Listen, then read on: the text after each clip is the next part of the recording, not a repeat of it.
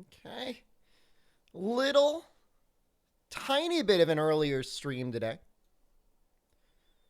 I did say I was going to gradually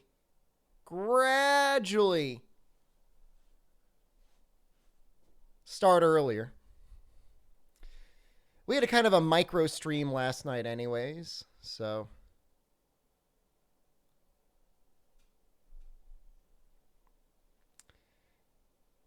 Yeah, I wasn't like... I didn't stay up super late. I stayed up a little bit late playing Rune Factory, but not as late as usually. You're in class, so you'll be lurking. Enjoy.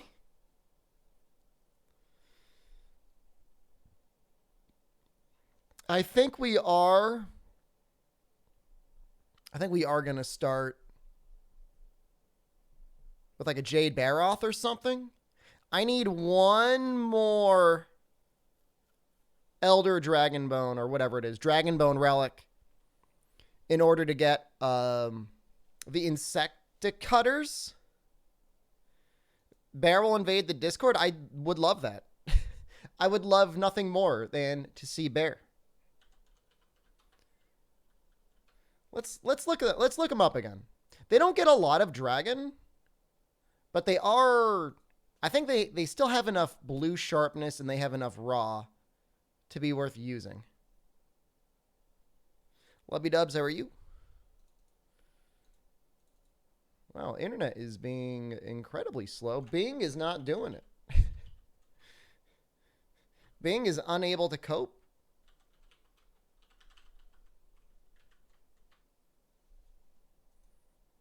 Yeah, no, Bing couldn't do it. Bing is going down, guys. All right, dual blades weapon tree. Humming Insectors, 18 dragon, 190 raw. Honestly, it feels like such like a mild upgrade. I mean, it does have a ton of blue, so I'll be in blue almost the entire time. I guess that's really the value of that weapon compared to, say, anything else, is that I'm going to be in blue. I should be in blue the entire time. You left navy bean soup. How did it turn out? It was excellent. It was delicious. Did it get the fire and ice dual blades in portable third? I don't think that. I think those are only in 3 ultimate. I don't think there's a cross element dual blades in the game. Gator, good morning.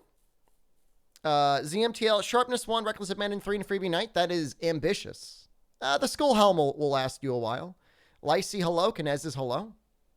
Time to torch your mouth on a Hot Pocket. I'd rather you torched it on a hot dog. Yeah, I mean, it's worth it. 18 dragon is not much, but on the things, like, compared to hard grinding out a Zinogre Emerald or a Zinogre Gem, I think it just makes sense. Yeah, it makes sense. It is potentially a pretty good upgrade on some things as well, only because we'll be in blue the entire time. 1.2, it's like, well, it's 15 more, so that'd be like, what, 15, 20? It's like 30, 220 raw. Well, plus the 2, it goes up to 205. It's one of our better raw dual blades. I don't think we're gonna do it. I don't think we're gonna do the Zinogre dual blades. I just don't like how many Zinogres will I have to kill? It's with dual blades, so like it's not easy to hit the heads. Like we can hit the heads. There's so much affinity on every weapon. I mean, as long as you're in, what is it, white or above, you get 10% more. The nice thing is we get to see another Jade Baroth, and we get to see another Secret Zone. So that's okay. I'm just going to get into it. I just want to play the video game. Sometimes I sit here and I talk to you guys for 20 minutes, but I want to play the video game. You already get 5 affinity on blue. I mean, it scales, right? It scales apparently to whatever sharpness you're currently at. The other slightly annoying thing, though, is we will need to get all these, like, swallowtails. I think they're swallowtails. All 5 Jade Baroth fans are happy. I mean, I'm a fan. I love Jade Baroth. What do these guys do? These guys all have something to say.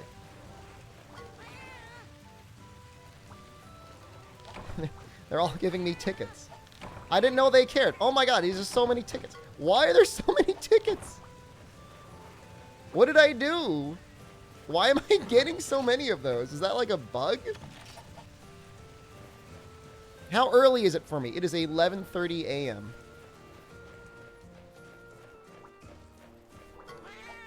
I'm not saying this is always going to be our permanent start time. But I'm gonna experiment with starting earlier and earlier. So, if you like it, come by. Make a weapon of those tickets? I don't even know if it makes a weapon. It might just make an armor. Hook thought I was gonna ruin my sleep schedule and start streaming later. Don't worry, it will likely happen. I guess we'll keep eating for Explorer. Oh, also, I want to use the Gathering Charm. We need one more Dragon Bone Relic. And I want to make absolutely sure that we get it. So we're going to use Gathering instead. If I could find it. I swore I got one. Oh, there it is. Are you going to watch State of Play on stream? I didn't even know. Is that today? I didn't even know it was happening. The answer is a solid maybe. When does it start?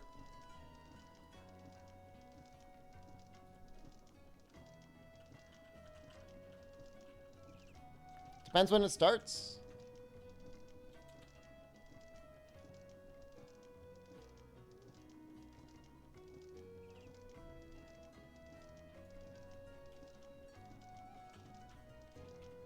I'm looking for it right now. Another State of Play already, I guess?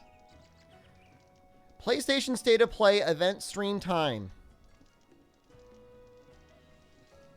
What is this? State of Play 10/27. That's today. Show's gonna be 20 minutes. Starts at 5 p.m. Eastern time.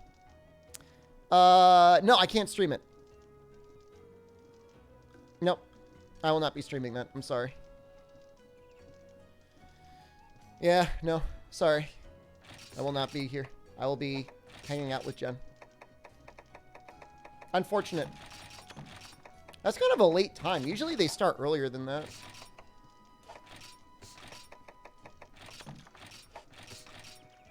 What are you going to do? Nothing you can do. We're all helpless. Early, boys? You're early. He comes strutting into the stream at 2 p.m. Jen will be mad if I stream it. Jen will not be mad. Well, Jen will be mad that I'm not hanging out with her. She's not specifically mad that I'm streaming Sony stuff. Punished by new schedule already. I mean, it's not really a new schedule. It's kind of an old schedule.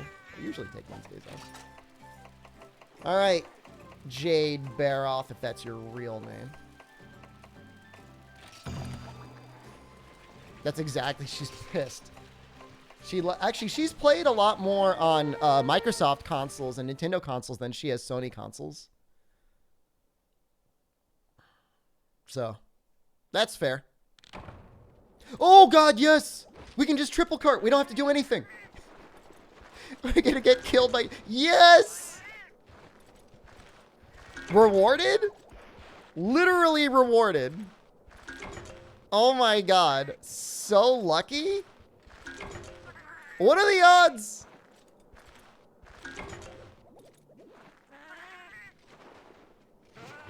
Take my life, Jade Baroth. Oh, I'm absolutely triple carding. Are you kidding me? I have zero need for Jade Baroth equipment. Oh, this saves us so much time. This saves us like 20 minutes. 15 minutes or so. No, hell yeah, I'm triple carding. It's just so I can get into it. Good morning, Metalmonger. Oh, I'm so happy. Oh my God. It's so nice. Oh, it's so good. People are going to come into this stream and be like, Shepard, what are you doing?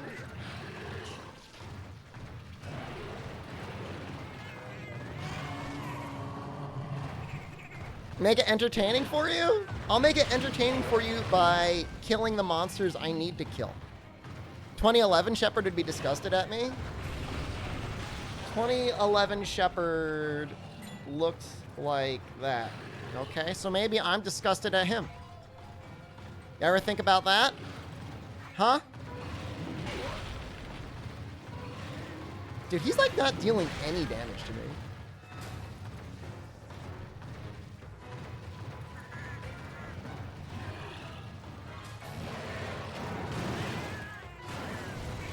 I want to die. I can't even die. I've just been standing here. You look like a State Farm agent. I don't know what even that means. I look so happy back then. I mean, it was a good picture, I guess.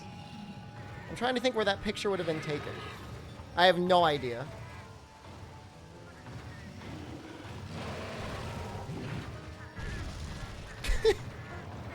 Do I have to help you out, Baroth? Crop out the mouth and eyes and put it over your face. What the hell?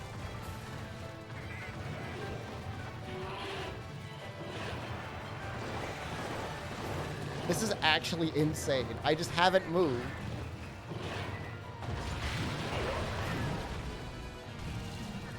Maybe it would have been faster to kill him.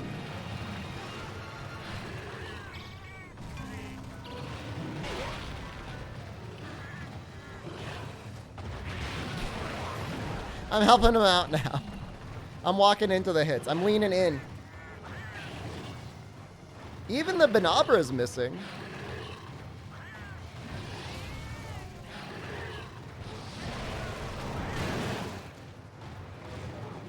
This is unbelievable. Thank you. There we go.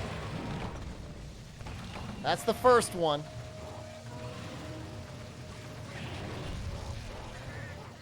I mean, is he trying though? Like, is he really trying? That didn't look like high effort plays to me.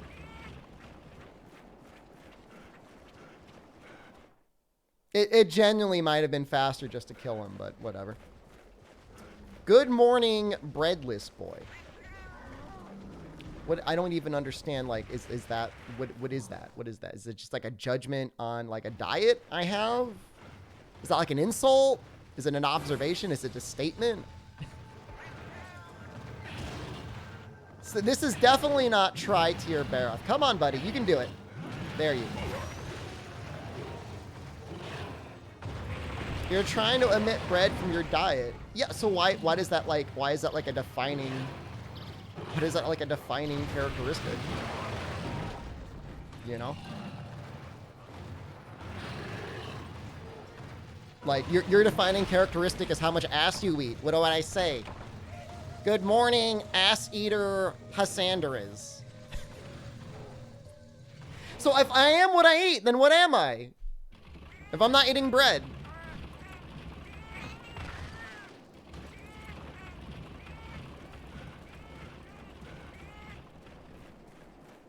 It's just a weird thing to focus on, somebody's bed.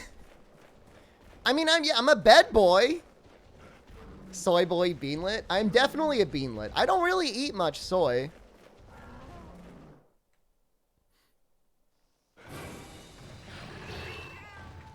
I eat a lot of whey. I eat a lot of cottage cheese. Why is this so hard for you? Please murder me. Oh my god.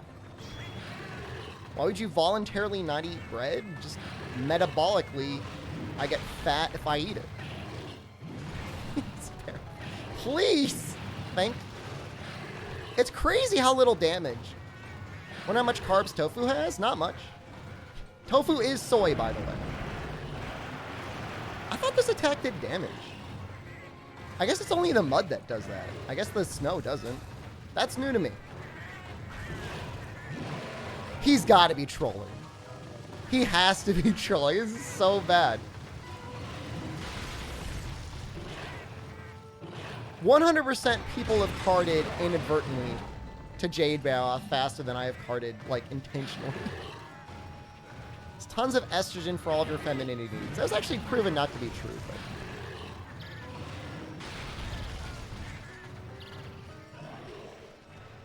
As people latched onto the idea and it just stuck around. I mean, the term soy boy is still funny because it sounds funny when you say it. but it's not. It's actually not true. Like, if you ate a lot of soy, you would be getting a lot of healthy protein. You would likely, if you did any sort of exercise, be getting more ripped anyways than somebody that's like, ooh, wow, soy boy, as they're chewing down on, like, breaded tendies and pizza and stuff, you know?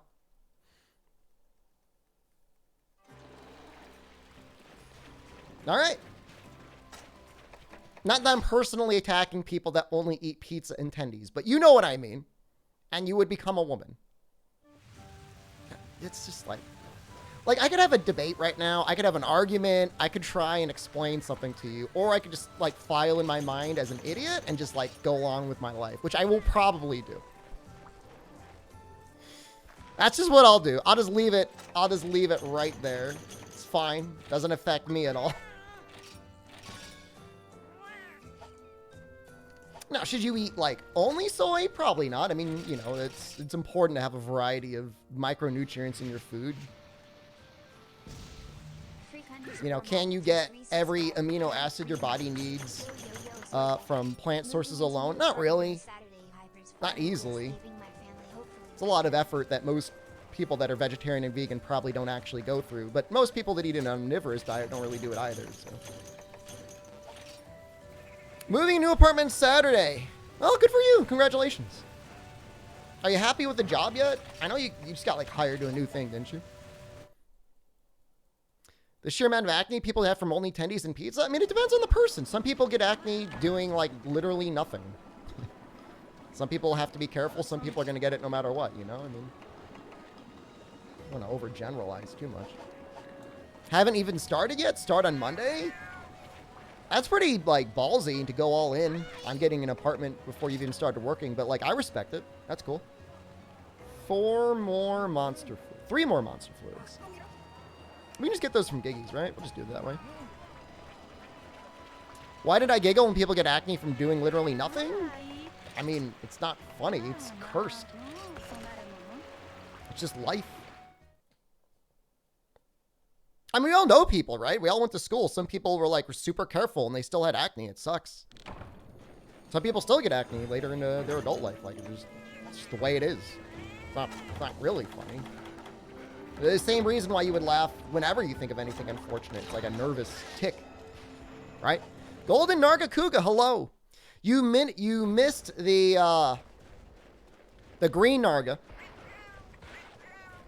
Although you are still technically in time for Lucent Narga, but that is going to be in, like, probably, like, 2 weeks. Probably? Maybe more. Lucent's, like, one of the last things you get to fight, right? Find acne attractive? Well, that's good. A little bit of something for everyone.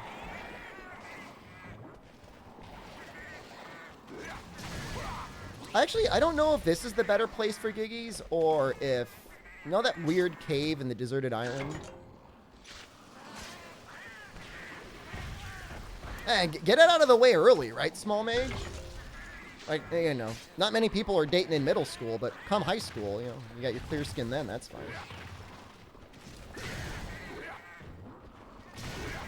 I just felt really... I had one friend that would get it... Like, I don't even know if you could call what he had acne. Like, he would get, like, the equivalent of, like, nearly cysts and stuff. Are these tiny Kezus? These are tiny Giggans. Were they able to slay any fish? No.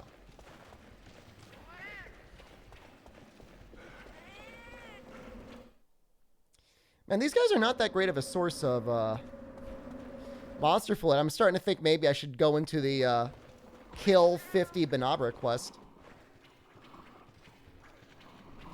Was on the list, or did you drop it? What is Hassandra's? Okay, here we go. Okay. This isn't for me. This isn't for you. This is for me. Okay, perfect. There we go. Much better start to the day already. How is everyone else doing? Famer, hello.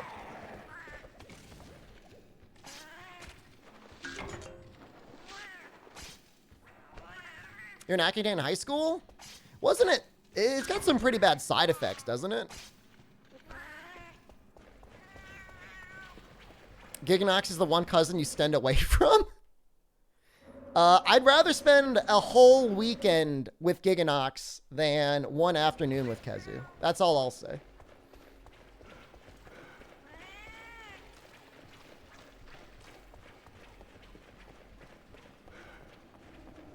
Accutane works, isn't it? It's like, gives you like depression or something?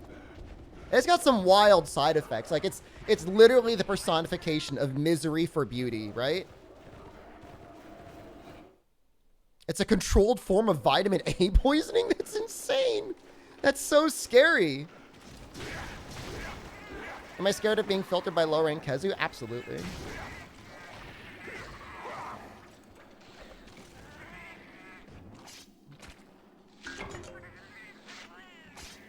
Everyone loves, I mean, so all I'll say is Giganox in and of itself is not really a great monster. When compared to Kezu, it's like a work of art. Like for the most part, Giganox just decides to just do backflips for like an hour. You know, he's not that great. The difference is, like, you can actually attack him, and he's got semi-decent hit zones that you can get in and hit a lot. Kezu, it's like, his hit zones suck. He's constantly covered in electricity. He's constantly screaming. He's Gen 1. I mean, he's kind of, for a Gen 1 monster, he's one of the more interesting Gen 1 monsters, but that doesn't make him good. What his problem is early on, is he needs to have like 50% of the life that they give him. He's got way too much life for anything other than like a fire bow or something like that.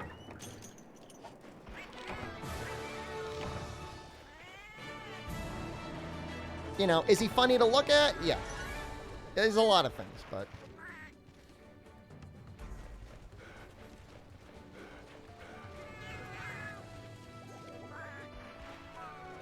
You know, if he was a bit... I would say make him faster and then just make him a bit weaker.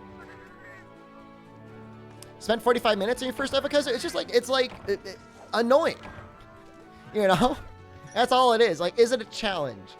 Kind of. I mean, it's literally a battle with your patience because you never have to really take damage from them if you're careful. But then things are just going to go slower and you're going to be annoyed. All right, well, we got this a lot faster. We're still going to need a couple more of those bugs, but that's fine. How are we doing? Doing really good, actually. We got very lucky with our Dragon Bone relics.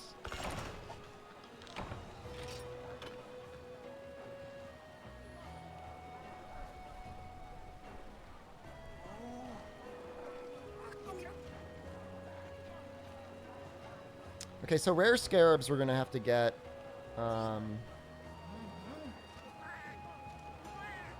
Just gathering, that's fine. Monster broth. See, the problem is there's like no... There's no high rank gathering.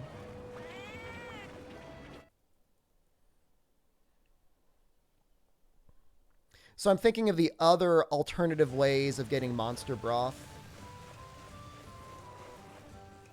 That do not involve the 50 Banaber quest. That would definitely get it for us, though, by the way. That would 100% get it for us, by the way.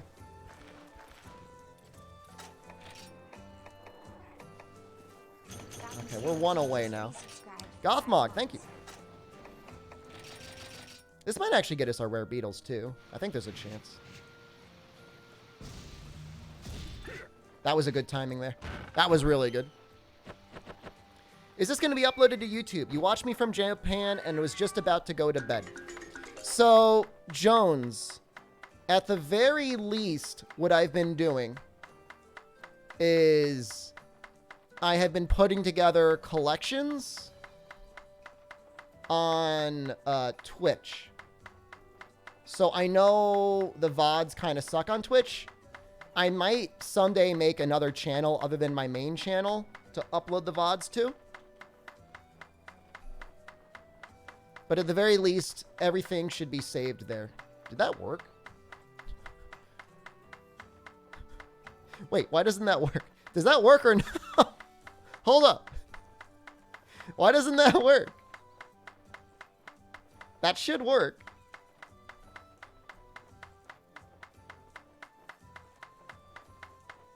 Let me check it under Chrome.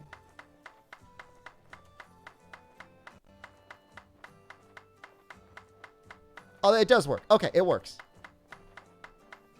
The collection should work. Does it work?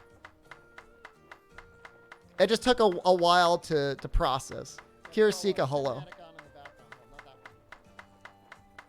And it's like, it should be sorted. Am I crazy? Someone help me out here.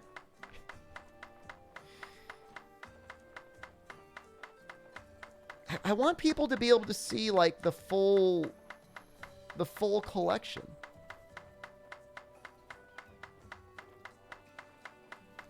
How do you skip through the video? Oh, there we go. Okay, there's a little thing here. All right, there's a little player that pops out on the side that lets you go through all of them.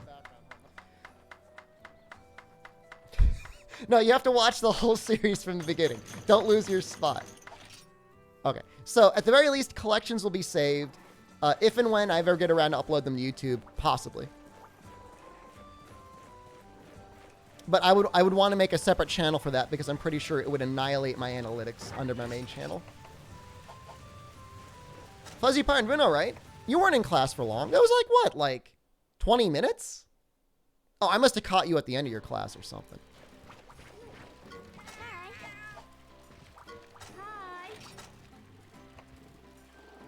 All right, so let's see where we could possibly get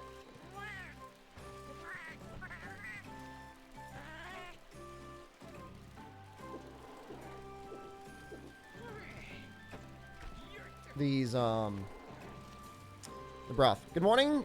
Excited to see the carnage. Good morning to you, Juicy Tenor. A lot of new people in chat today. I kind of enjoy the new feature from Twitch. It's nice to know. So we did Diablos, we did Black Diablos.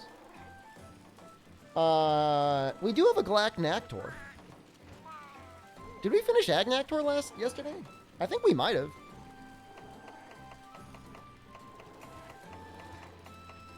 We did. So we have to do Glack Nactor anyways. So Glack Nactor could get us some giggies. That's a good start. No, we're not going to be watching the State of Play Fog. I might watch it off stream, but I'm not going to have time to watch it with you guys.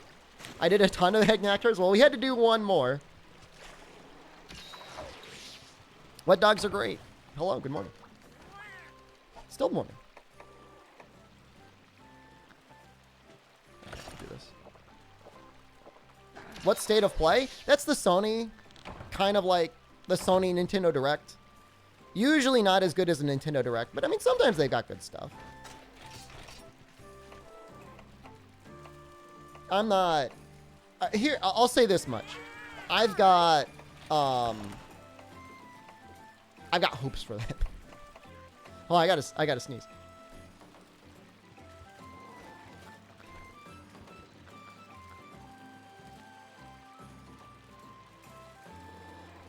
I'm feeling okay, like, head-wise, but I'm definitely still finishing the whatever's remaining of this cold. Nothing's going to top the last Nintendo Direct. It was pretty good. Yeah, hard to beat that one, right? Salute, thank you. Couple Sonic Bombs. You just wait for Nibble to list out the announcements? Hey, taking it easy on this one. Sony, stop censoring your booba games? That's not going to happen. Guys, I'm actually getting, like, steadily more and more excited for the Steam Deck. Am I just, like, a Valve shill now? Is that bad? Like, am I starting to drink the Valve Kool-Aid? It's just, like, the more I think about the device, like, the happier it makes me. Because I've been playing on my Switch recently, and, like, obviously the Switch is absolute butt cheeks when it comes to anything that looks good graphically. And you always got to pay, like, full goddamn retail prices for Nintendo games. But it's still, like, as a platform, like, it's still kind of nice. Like, I still like it. Oh, there's almost definitely going to be some 16 news Like, I literally typed in state of play, and there was just, like, a big thumbnail of Final Fantasy 16. So, like, I'm kind of excited for it, you know? Like, obviously, like, handheld isn't the best looking or necessarily best controlling way to play anything. But you can be really comfy. You can be really comfy. And then it's like, it's a good enough PC that if you hooked it up to a dock, like, it's going to be good enough. Like, if you want to do, like, some light PC gaming on, like, a 1080p or 4K TV, like, obviously you're not going to get 4K anything. Probably not. Well, I mean, I don't know. I mean, maybe some really simple games could do 4K. So it should be nice if you didn't have to replace the Joy-Cons 1 to 2 times a year. I finally replaced my Joy-Cons. Because, like, my old Joy-Cons were, like, just, like, so squeaky and awful.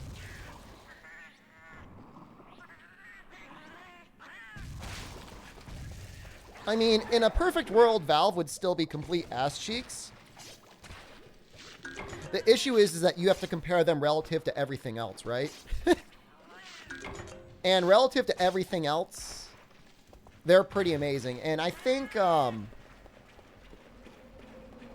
Gabe is probably the first large, major tech voice to be like, you know what? Crypto's a bad thing. And I gotta say, I really respect that, you know?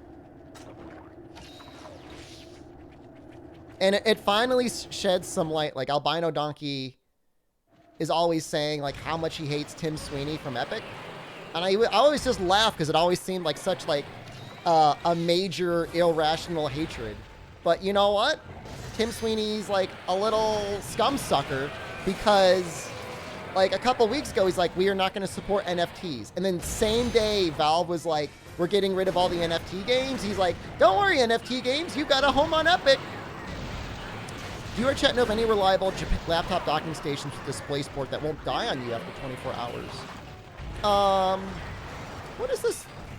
I got one device that was supposedly good, but doesn't always pass through power. So I'm not sure if I could recommend it specifically. There's like a lot of cheap stuff on Amazon that probably is not very reliable. What is an NFT game?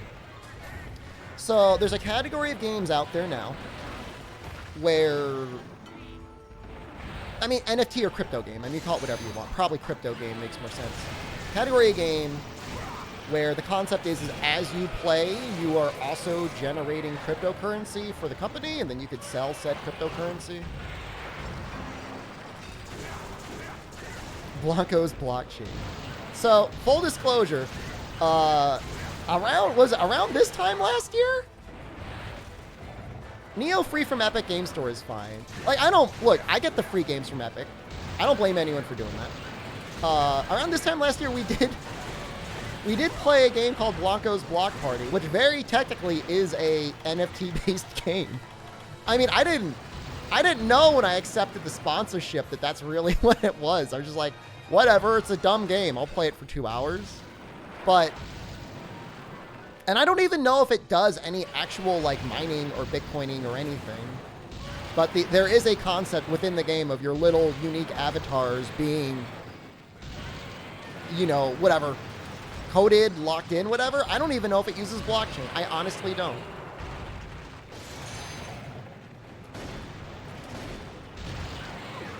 But we did play it. I have since been asked if I want to play it again, and I have said no. Even I got hoodwinked. Why does everyone have a hate boner for the Epic Store? I think there's a variety of reasons. I don't have any particular hatred for the Epic Game Store. There's a lot of things, though. There's the store itself, which is honestly just bad. You can only, like, buy one thing at a time. So, like, that's bizarre. Like, there's no shopping cart. I mean, it's just that's just strange. So there's no shopping cart. They pay for exclusivity, and then people can't play their games where they want to play them. Which is, people want to have all their items under one catalog on Steam, which is understandable. And so if you can't get it on Steam, that upsets some people. You know, some people just don't like Fortnite. You know, I don't necessarily demonize them. I mean, at the end of the day, like, if you hate them, or like, what are you gonna, like, how far are you gonna go? Like, you gonna boycott any game that uses Unreal Engine 4? Solak, hello. Good afternoon now.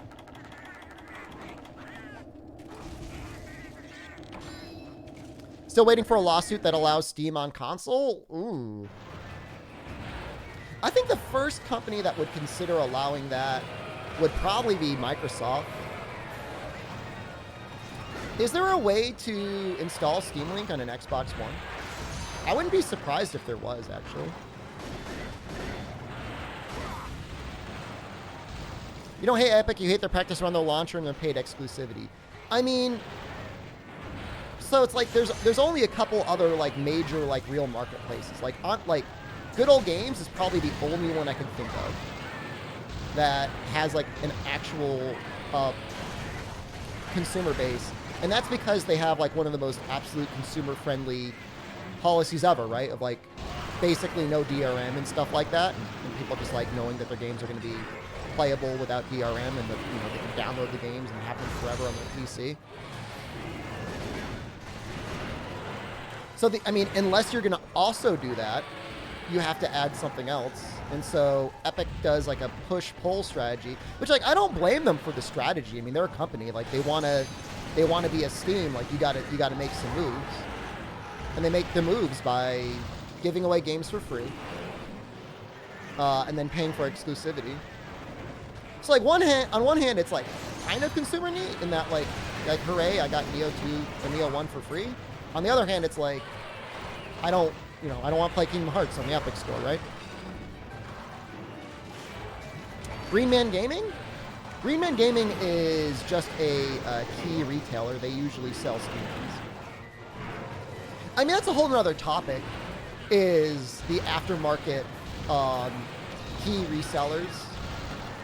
You know, as far as I'm concerned, that's generally a front for organized crime and money laundering, but I'm assuming sometimes, like at best, like the only way they're able to do that is they pick up a bunch of keys on sale or possibly get keys from like outside regions. River Pig, hello. So I generally do not take sponsorships from key retailers and stuff like that because I just can't. I can't be 100% certain that I'm not like aiding and abetting some sort of crime.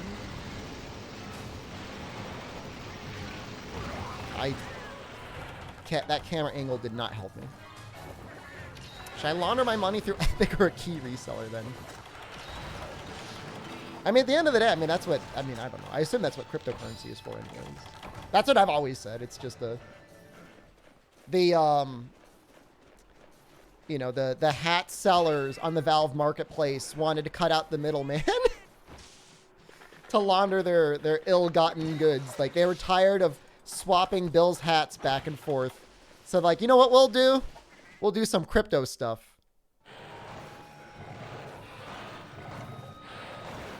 Any of you guys ever get messages by, like, porn bots or bots on Steam trying to buy your Bill hat? I know I have. I haven't sold.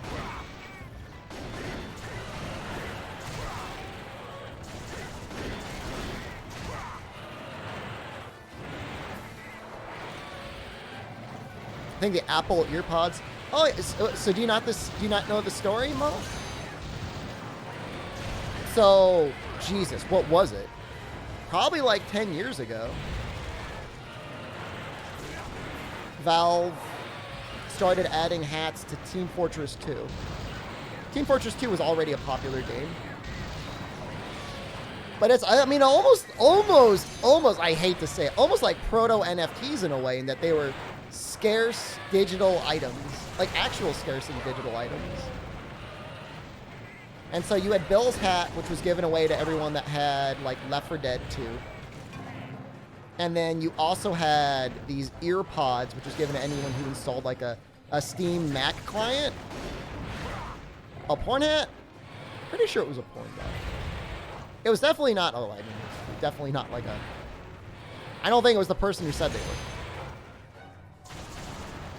Is the word dauntless still a timeout? Why don't you test it and find out? But there was a real marketplace for Bill hats. There was a real money behind it. I don't know if there still is. I assume there probably is.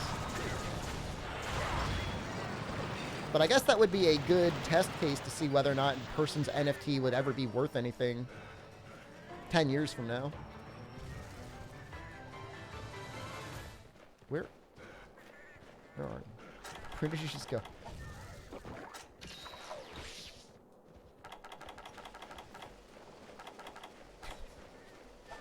Okay, hold on. Hold on, I'm bringing him back. Hold on, I'm bringing him back. What did you learn? What did you learn about the D word? What did you find out?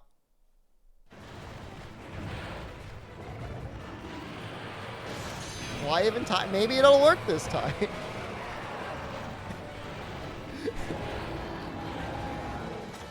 You don't know.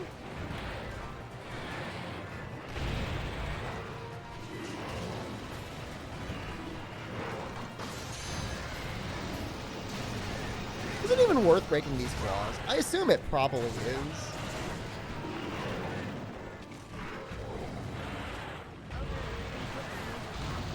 Maybe not, though. Maybe if you got a claw, you just, like, attack the body. He's gonna take a lot more raw damage. Fog, hello? Ola Mars. Oh, you gave a sub to Major Black. Major Black. Cool.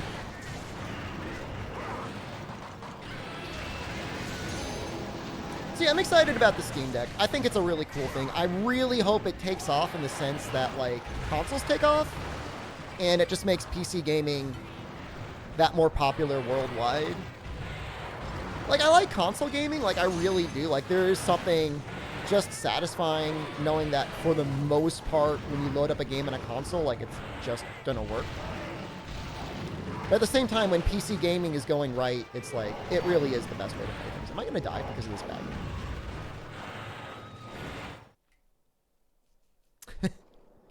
Display. Yes, that's the new D word. That's the D word you guys should be talking about.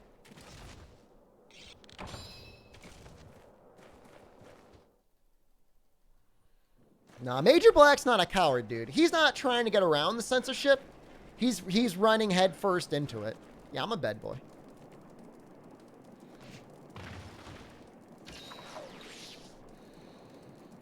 But if they can really make, like, if they can make the Steam Deck feel as good as the Switch, like when you turn it on, you know, quick boot time, easy charging, easy to start up your game and play, that's going to be really huge. And I would assume, I mean, obviously, like, that's their inspiration, right? Like, for 5 years, right? Has it been 5 years since the Switch has been out? 3 years? 4 years? How long has it been? I don't even know. 2017?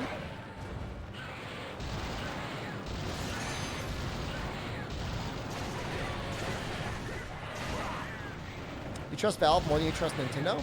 I'm watching some really interesting videos on joypad drift and what causes it, and then the controller designs that prevent it. So most modern controllers are built with like mechanical potentiometers that, just by the very basis of them being mechanical, means that there's going to be a certain level of wear on them. But getting the top tier Steam Deck, that's what I put my reservation in for. If for some reason I'm able to get a cheaper version much earlier, I would probably get one. Remember when Valve used to make games? They made Half-Life Alyx. That's apparently very good. So mechanical potentiometers, unless like very smartly designed, will almost always have a level of breakdown. Like the only other way to like make a mechanical potentiometer potentially be okay is if it uses like really durable components like stainless steel or something like that. Only the best Steam Deck for bougie streamers. Nah, I'm only 3066, man.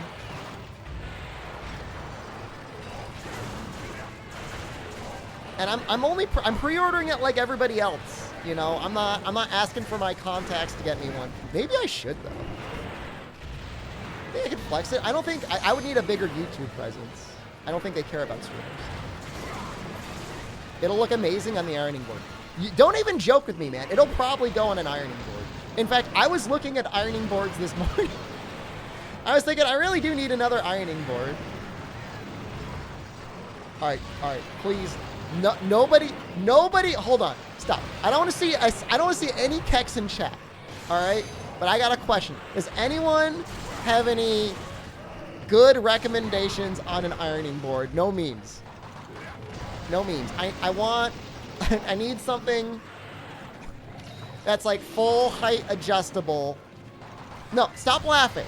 I need something that's full height adjustable. You know, if it's got a little padding, perfect. It doesn't need it though. Get one with hydraulic ramp? What the hell is a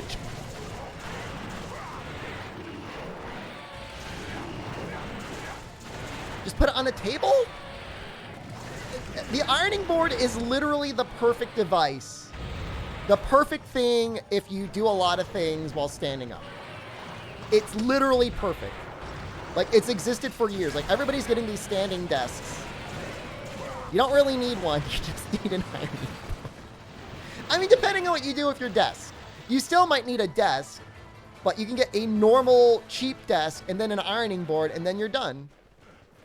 Put it in my second living room. Jen would not allow that. Landsaw, hello. Isn't it wobbly using keyboard and mouse?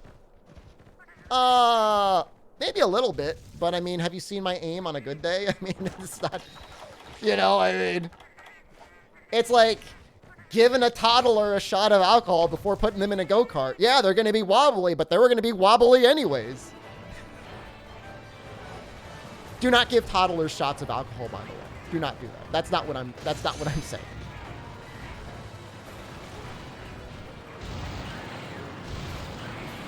Yeah, it's not going to be as stable as a desk, but it's like good enough.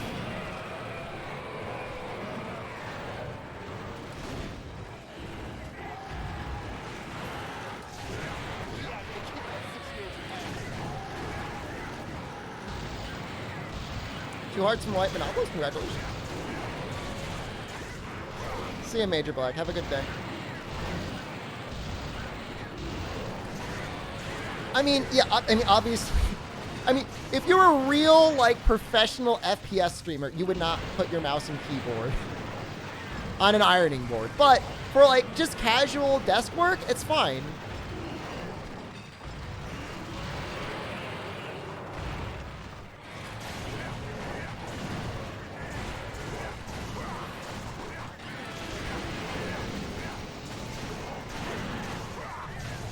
I love the infinite combo. I learned so much about dual blades in this run. I'm thinking we might actually do Switch Axe for 3 Ultimate. I was originally going to do Lance. We still might make a Lance, but I think we're going to go... I think we're going to go Switch Axe.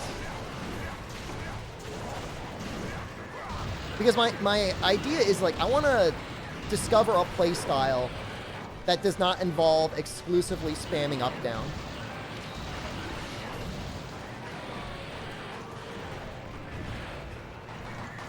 I think up-down is still valuable. Obviously, zero-sum is still valuable, but like I want to like really explore the axe moveset.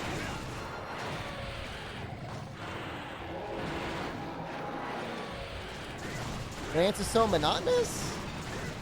It's more fun to play than it is to watch. I'm not going to disagree with that. For you, for Switch Axe? I think it's going to be.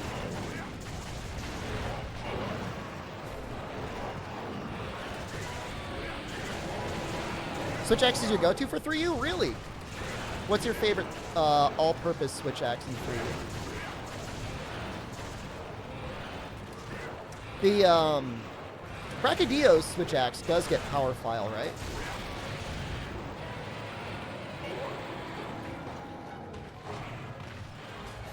So, oddly enough, Mars tip, I think I have to go to a Japanese wiki because I don't think there's any good Western translated resource that shows motion values for the weapons. There's a good resource for Portable Third. Is this for you? This is Monster Hunter Portable Third. I wish I could get for you to run this well.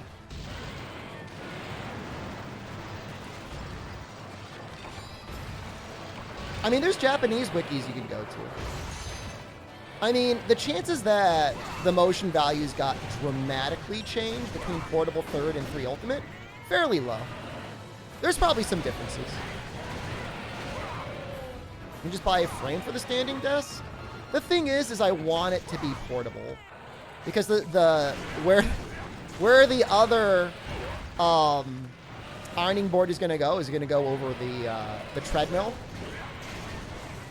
And I'm going to want to be moving it around a lot to get it out of the way of Jen. Because she's not going to use it. Do I have any Halloween plans this year? Are we getting a spooky stream? I have not gotten the final confirmation.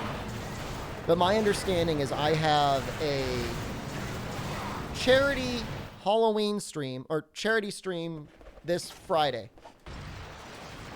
Of which I have a marathon of some spooky games planned. That's the plan. That's what I have.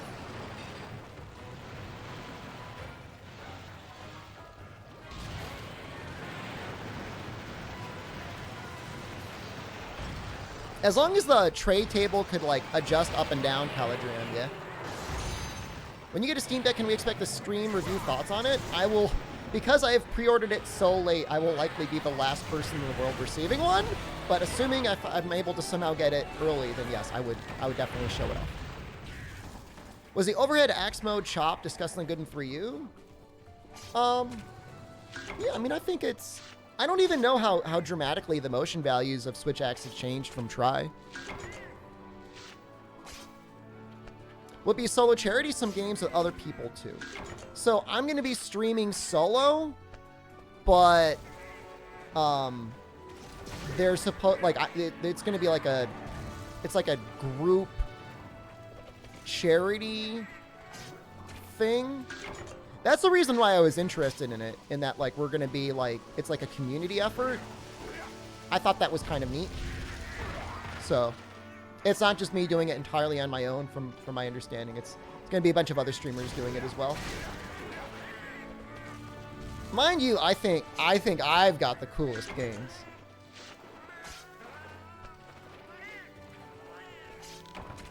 It's gonna be the is it Pogo Party? Let me see if I can find it.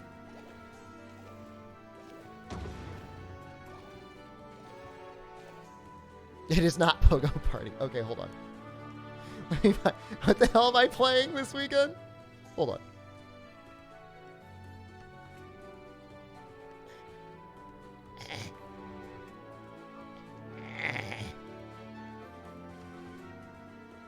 Puppet Combo. Okay.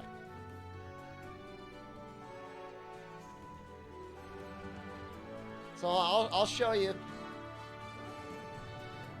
We're going to go through as many of the games as we can.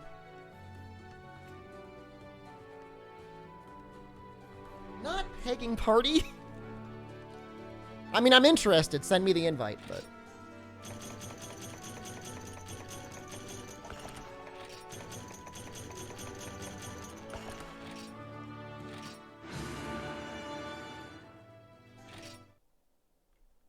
Hold on, I'll see if I can pull it up.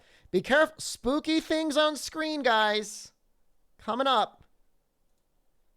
It's spooky.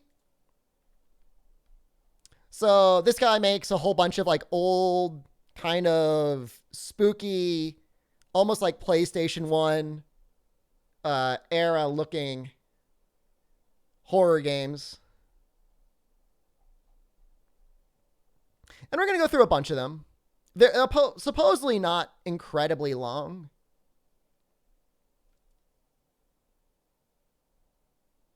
But it seems pretty fun. It's got a lot of people that like his stuff.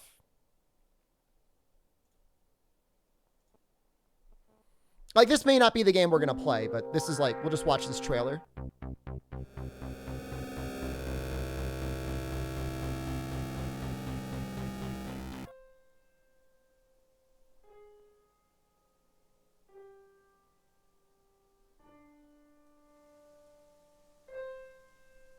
Just a slab of meat and beer?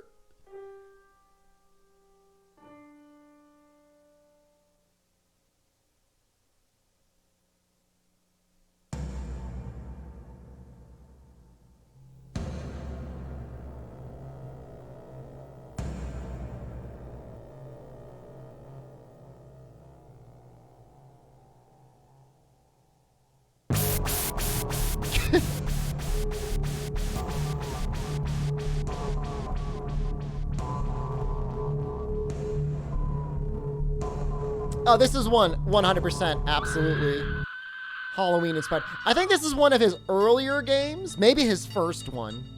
The later ones are a little bit more refined than that one. Pigfarmergames.com. So that was before he was even Puppet Combo.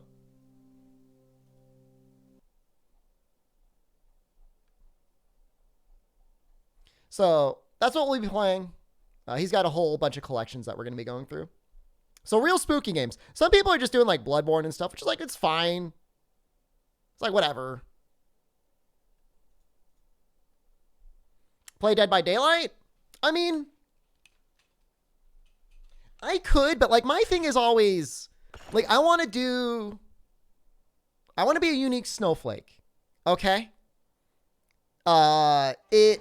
Turbopium told me about it, Fog. It's not, I don't think it's sponsored. I think they're going to donate, like they're going to have like a match or something.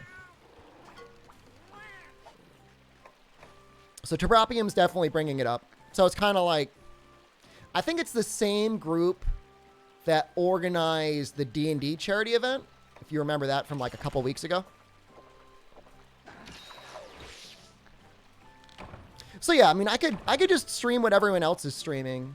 And like, maybe I would make that good, but I feel like I just like to do like an extra, like provide something that you couldn't see anywhere else because nobody else is streaming it. You know, if you want to watch Dead by Daylight, like you can watch me do it, but there's like probably like 1,000 people streaming that right now. You know, I might make it different, but like how different could I make it?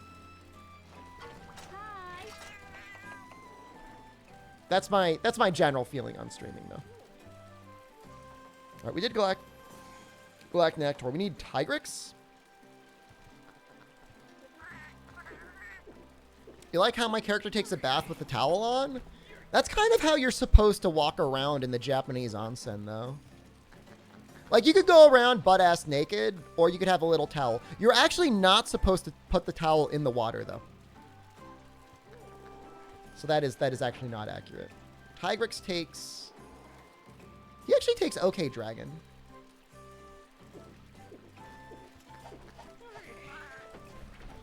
So I actually completely forgot to grab bugs. I think we got 0 monster essence. I do really want the dragon weapon. What am I going to do?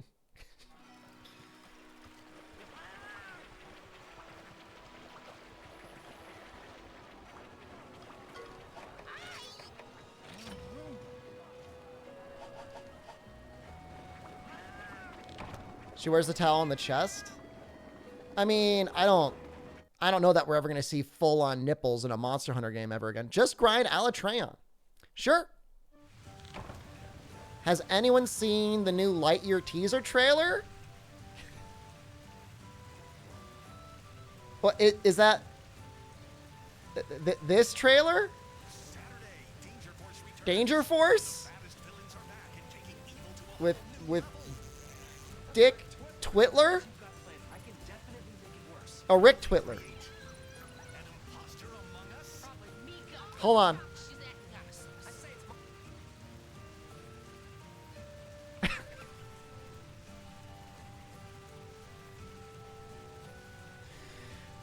Some might say,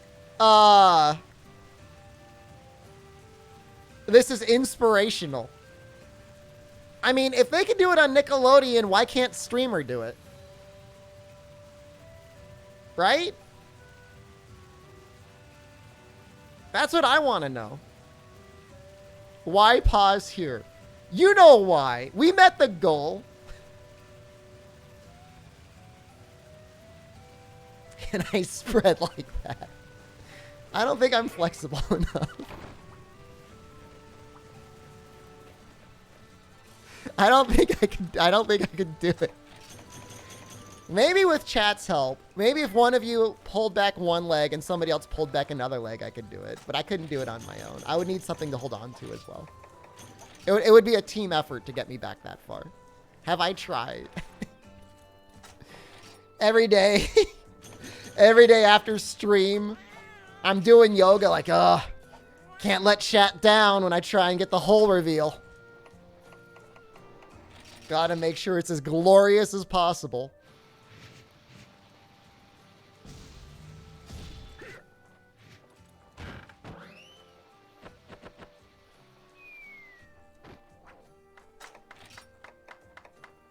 No rare beetles, huh? Nothing. Really. It makes me laugh. I'm sure the kids like it. I'm sure that appeals very strongly to a specific late tweens? Oh, there is Harvest Tours in high rank. What the hell? Why did I think there wasn't Harvest Tours here? So we could probably just go to the Tundra then, huh? I don't see why not.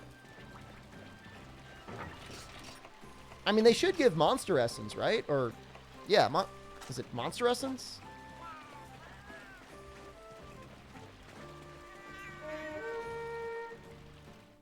Working on your flexibility so you can be a 3065 streamer? I believe in you.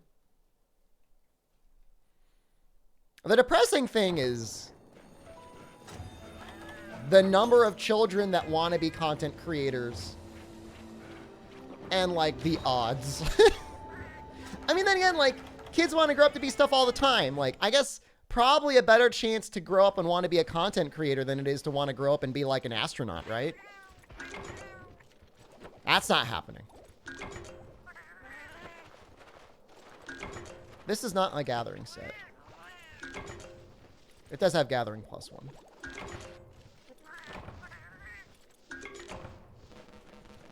Or a famous actor? A famous actor is... I mean, you could be like an extra in movies in LA. Afraid some kid will be 3065? No. Here's the funny thing, okay? Oh, I'm going to be such an asshole right now. Every time I would go and, like, volunteer to teach, like, finance at, like, elementary schools, it was always the tweaker kids with no attention span and work ethic that wanted to be a content creator or a streamer. And I just want to be like, look here, you little crap. If you can't sit down for like 45 minutes and crap out a YouTube video, you're never going to get anywhere.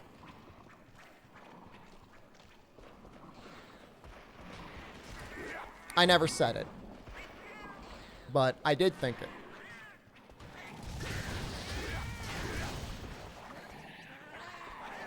Is that supposed to be like an Alec Baldwin joke? Too soon. That's not cool, dude. That's a sad time. That's just a tragedy all around. I mean, obviously he bears responsibility. He was a producer. And, like, you know, if anything, it shows even more why, like, bringing scabs on to do any job is a terrible idea. And why you should never cross the picket line, but... Did I ever plug my... No? No. No, I would never plug my channel out of school.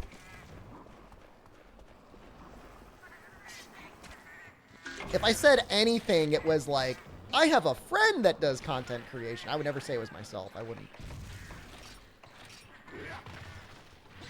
I get creeped out at the thought of, like, you know, anyone, like, I guess under, like, I mean, I guess you don't have to be 18 to watch the channel. I don't really know where the cutoff is. Do these things not give Monster Essence?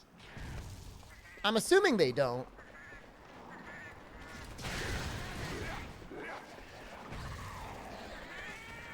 He could have checked the chamber before putting a finger on the trigger.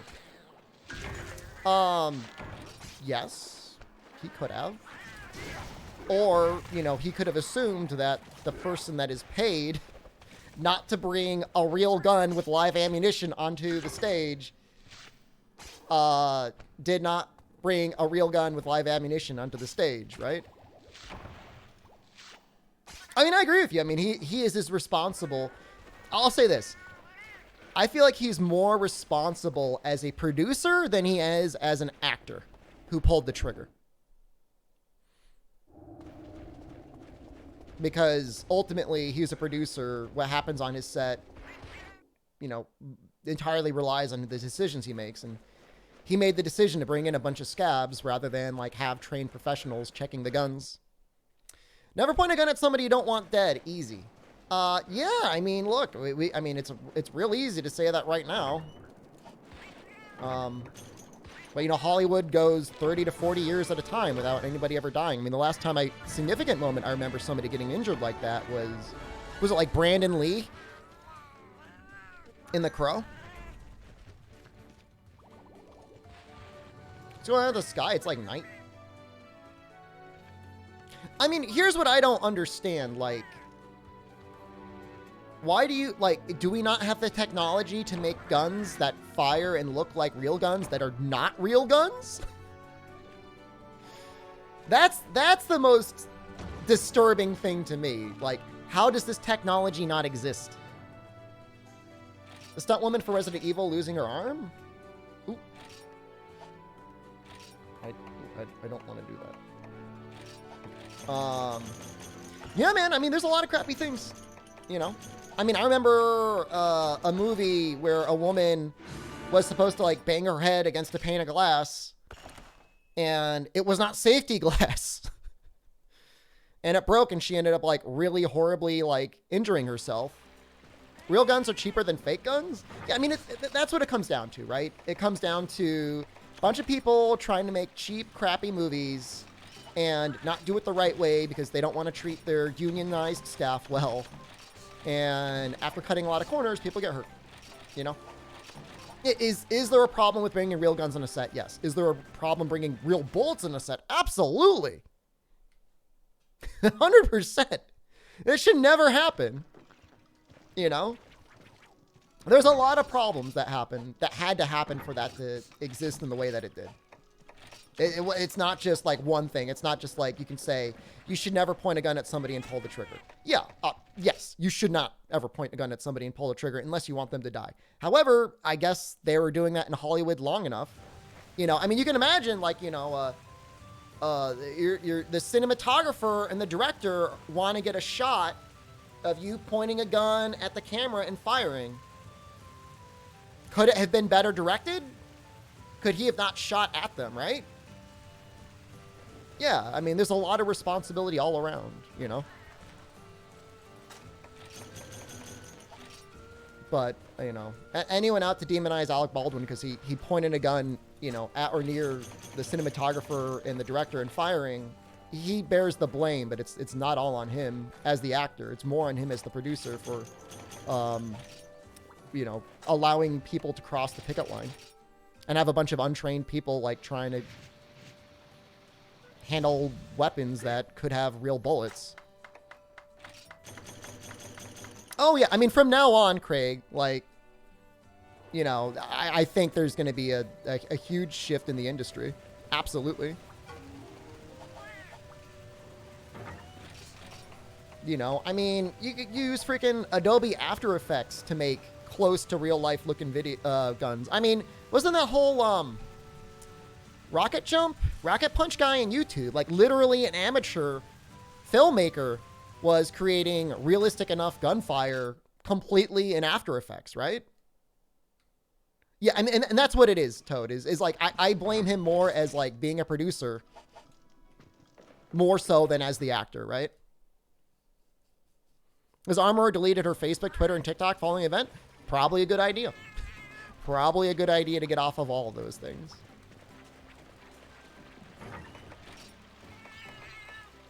Can I make a poison weapon?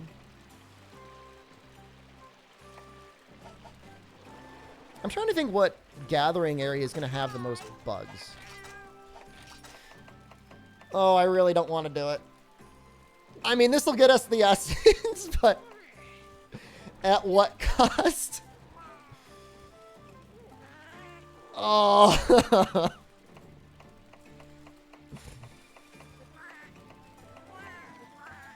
Oh. I mean, it'll definitely get it. Whatever. Is it just chatting stream? Fine. Just chatting stream. Let's do it. Just have no violence in movies? Like, obviously, like, people are still going to want violence in their movies. Didn't something happen in Bruce Lee's son? Absolutely happened to Brandon Lee. I think the really messed up thing is, like, people that are coming after Alec Baldwin in the sense that they don't like him politically, and they're just turning this into an opportunity to dogpile him on as a person when it's like an actual tragedy for everyone involved. Like, that's kind of screwed up. Like, you may not like him, you may not like his politics. Like, obviously the guy's had like anger issues in the past, like what famously, like, he tweaked out on an airplane. Although I think that did cause a change in the industry, right? And they suddenly started allowing people to bring their devices on startup and stuff like that. Well, you may not like him as a person, all that stuff, but, like, you know, he's obviously personally devastated by it. I guess I'll just make this. Because I'm going to have to kill some things, too. And I'm not going to want to go after them with, like, a really crappy gun.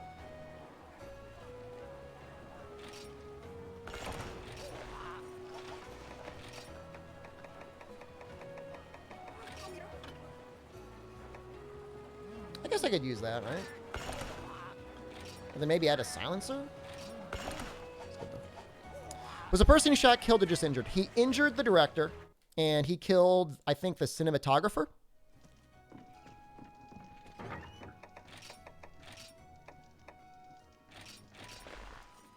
There's something along those lines. It was something like he shot, like the shot actually like went through one of them and then struck the other person, and one of them ended up dying. Yeah, it's sad. It's really sad. It's a genuine tragedy. And all you can do is just hope that, you know, in the future, like, they, you know, don't bring real guns, don't bring real ammo, don't use scabs, you know, untrained people on movie sets. You know, part of the issue is, you know, there's this, like, almost, like, insane, desire and push for, like, endless cheap content and all these streaming services. Like, you can really tell, you know, the direction that things are going in, like, content-wise, in that it's, like, less about having good content and more about just having, like, non-stop, never-ending content. Was he arrested for it? So he went to the police station. I mean, obviously, he provided an affidavit. He's not been charged. You know, I mean, obviously, like, you know, he's not like hiding, like, he hasn't fled the country.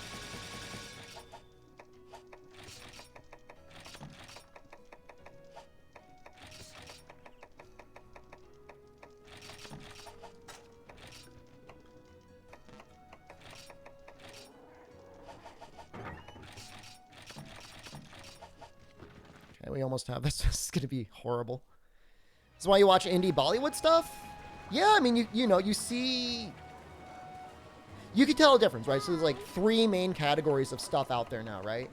You know, you've got the major Hollywood-produced stuff with a big budget, which is almost invariably, nowadays, either 3D cartoons for children or live-action superhero stuff for man-children. It's really like one or the other nowadays, you know? There's not really much of an in-between. It's one or the other. Are we entertaining children or man-children? The gun talk made me pick up light bow gun. No, we need monster husk. Oh my god, you monster. Okay, that's all I'm going to say.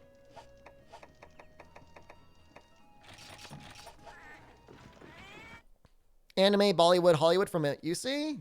I mean, there's some good... All right, so there's the major Hollywood stuff for children and man-children. There is the occasional, like, indie thing that is either, like, a very well-run documentary or an actual, like, good, like, character piece with a low budget that gets made as this, like, one person's passion project. And then there's just, like, the swaths of crap that just get made and produced just to put new content up because people just want new content. And that's what you see, like, flooding Amazon Prime and Netflix and probably a lot of other streaming services. And it's like, on one hand, it's like great. I guess, like, somebody's getting paid and then presumably somebody's getting entertained. But it doesn't feel like, it just feels like a waste. Like somebody's making money. I don't know how. Somebody's making money.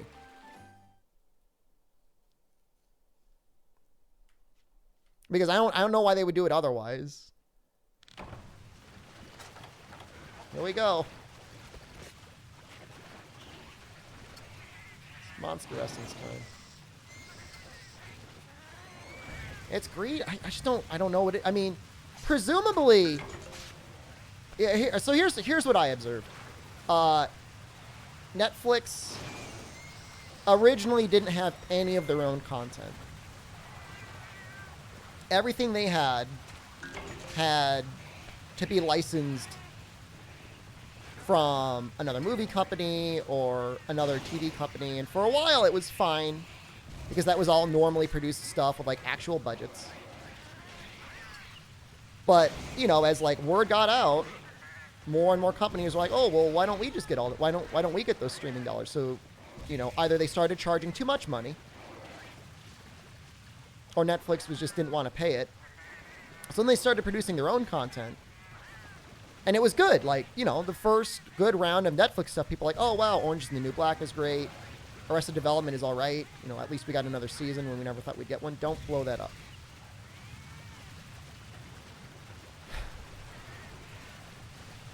But then I think they started noticing, wait a second, people just watch anything. People will just watch literally anything that we put out. And, like, just the quality went down and down and down. All they care about is whether or not somebody will turn it on and watch it. And, if you can make a show for half the money, why wouldn't you? As a profit-seeking company. Has Netflix made any decent shows recently? The Korean Netflix, in my opinion, has had some okay stuff. I mean, obviously, like, Squid Game, lol, like, everybody's talking about that show. But, like, the reason people are talking about it is because it's, like, got actual production value. There's some other stuff that's okay. Like, Alice in Borderland wasn't great, but it got me to go over and read the manga, which was pretty great. For Netflix, Alice in Borderland is like a magnum opus. Queen's Gambit was okay. I think that came out with about like a year ago. It was okay.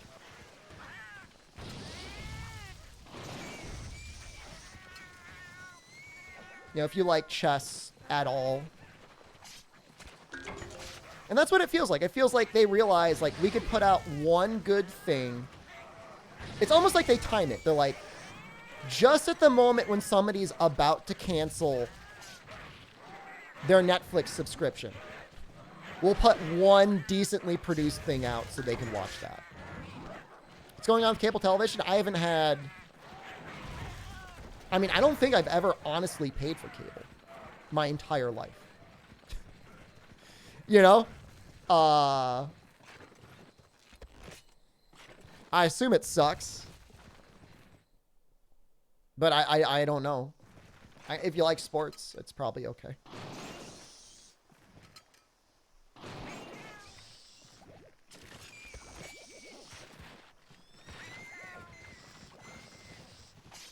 Next season, The Witcher? I mean, next season, The Witcher is going to be all right.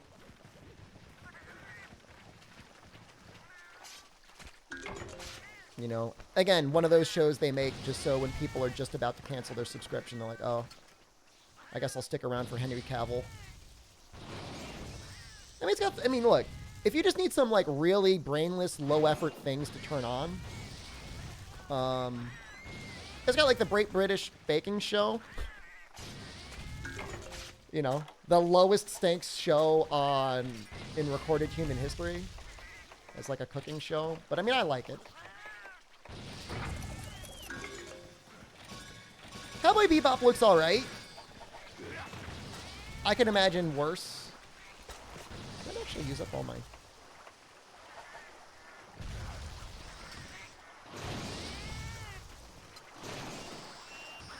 Cats, don't... You describe Witcher as brainless, low effort? 50% of it is very good. The other 50% of it feels like it's wasting my time. But any scene with Henry Cavill in it's great. Such a doomer discussion. I mean, look, it's not like there wasn't swaths of trash TV out there before Netflix. It just feels more magnified, I guess.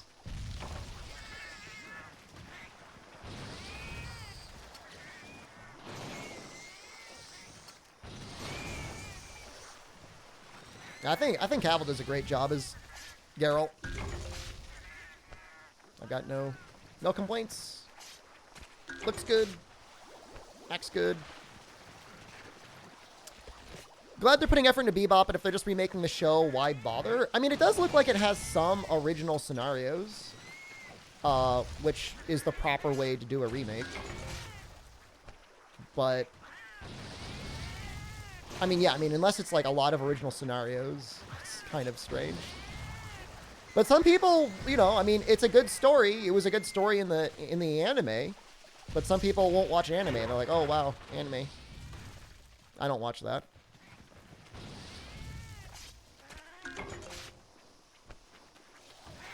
I mean, that's the issue is like, if you have a proven IP that has worked before, if you're making a profitable film, then you know at the very least people will talk about it because you'll either be like, oh, that looks neat, or you'll be like, oh, that looks terrible because it's not the original.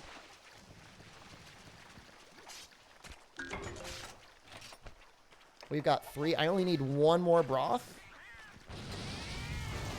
I'm feeling optimistic.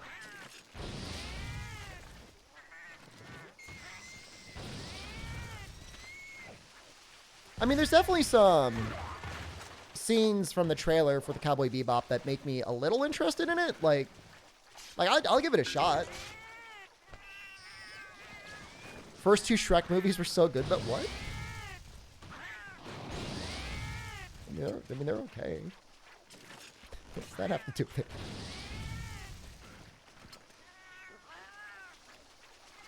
I mean, usually, you know, the CGI movies for the kids, I mean, they usually get a decent budget because they make so much money. Like, the 2 most profitable movies or genres in the world are children's animated features and horror movies. And it's on different ends. Like, the children's stuff takes a lot of money to make because you got to pay for all the CGI. But then all the kids go to see it. And then for horror movies, you don't have to spend any money, so you only need a small audience, and then you've made some money. And again, there's people out there that subscribe to services. There's literally streaming services that exist just for people to make and distribute their crappy, low-budget, low-effort horror movies.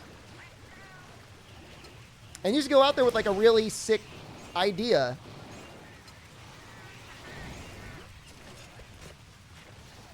You know, you just come up with that idea, like, my concept for a movie is, like, the pooper. He's gonna poop on you, and Shudder might give you $1 million for that movie. And then you've made a profit.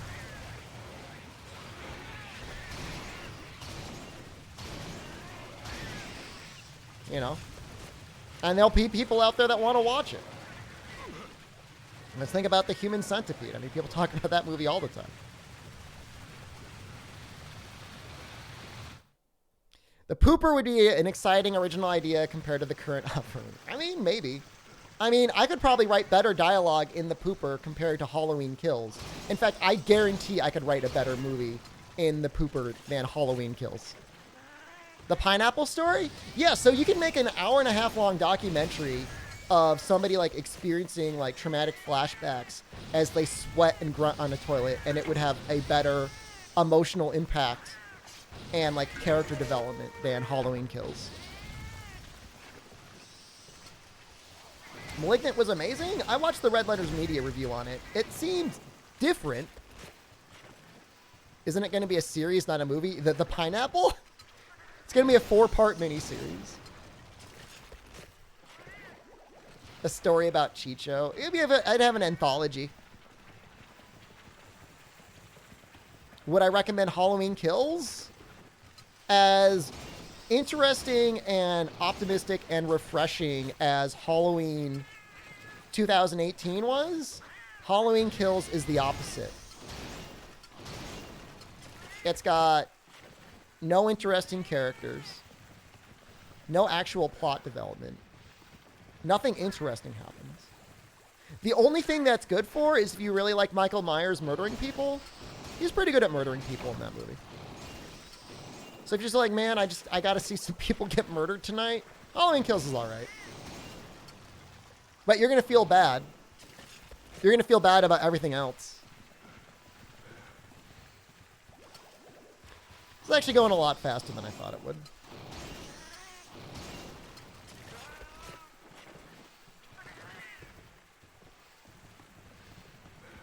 Yeah, it's just a disappointment. You know, to me, like, the overarching feeling I had when watching it is it felt like they recorded 2 movies at once, and then they just used all the footage that they didn't want to put into the good movie into this movie. Like, I'm assuming the sequel will be, like, a bit better because it was supposed to be a trilogy or whatever. But this was the low effort one. This was like the cutting room scraps were put together to make the middle movie. When does Banabra Queen show up? I'm looking forward to it.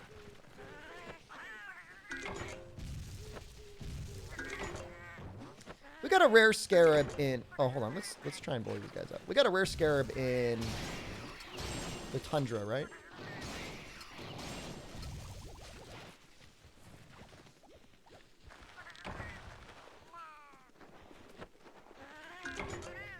Oh, is it just going to be honey? Oh, we got a monster broth. Oh, so lucky. Well, we're good. Don't even have to worry about RNG anymore.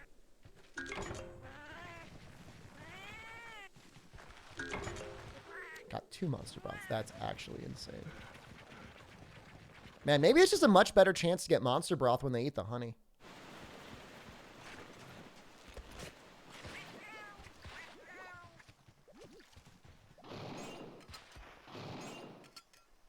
How much do I have to lead my shots? It's probably really, really bad critical distance there.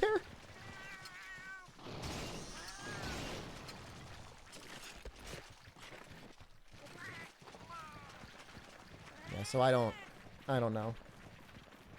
At least in terms of value, HBO Max looks okay. Like, they actually are getting, like, semi-decent movies on a regular basis.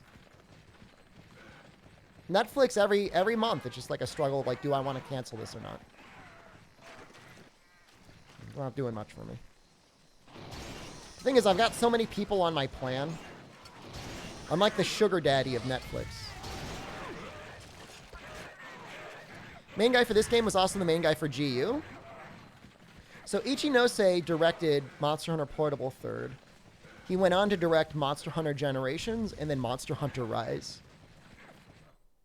An argument could be made that Generations Ultimate was much better than Generations, and I would agree with that statement. Ichihara came in and really cleaned up Generations. Generations Ultimate, I don't think was planned. There was a lot of people that were not thinking that a Generations Ultimate was going to get made, but I think they wanted an extra year or so of development time to really iron out Monster Hunter World. And they brought Ichihara in to do that. And I guess they were so happy with his work on Generations Ultimate that they put him in charge of Iceborne. Ironically, Generations Ultimate sold very poorly. At least Double Cross sold very poorly in Japan. And Generations Ultimate didn't even get a release until, you know, Monster Hunter World already did gangbusters. So like, holy crap, I guess we should release that game. People are going to gobble up anything Monster Hunter at this point. Lamestream, hello.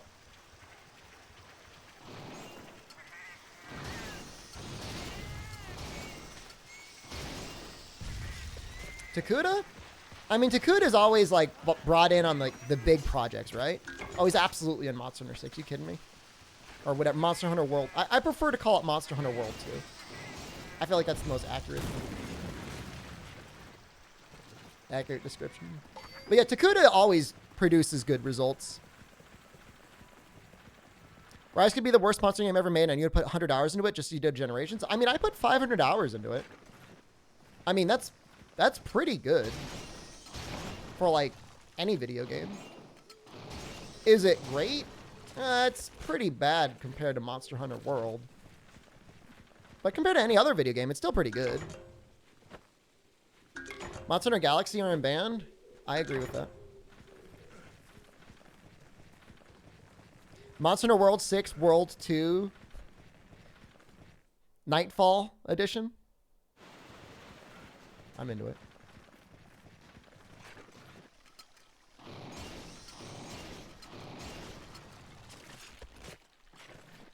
For you 3. I mean, the reality is we're not getting a. I want a 4U HD, but I'm at the point where I'm pretty convinced that 4U HD is not going to happen. Maybe someday. Frontier 2, maybe? No way. No way. How many we got left? 3.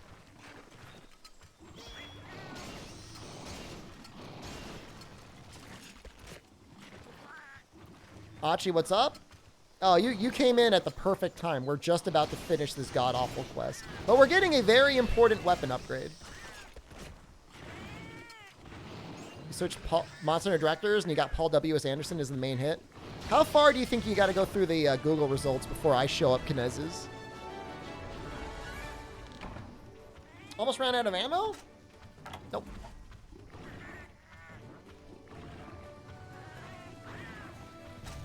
And then, like, double nope because we had needleberries.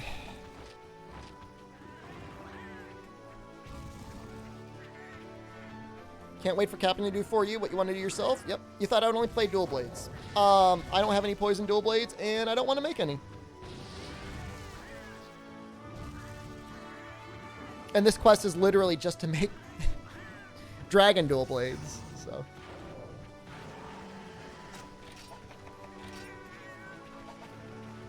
We're getting there.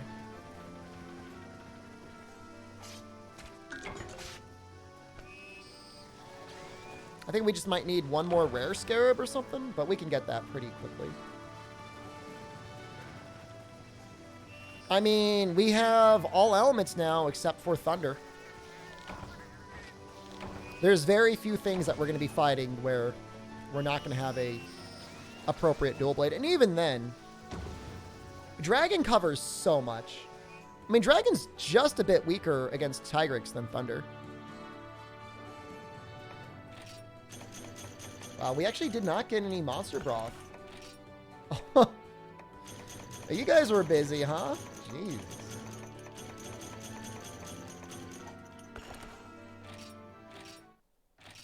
Still only 15 minutes. That could have been a lot worse.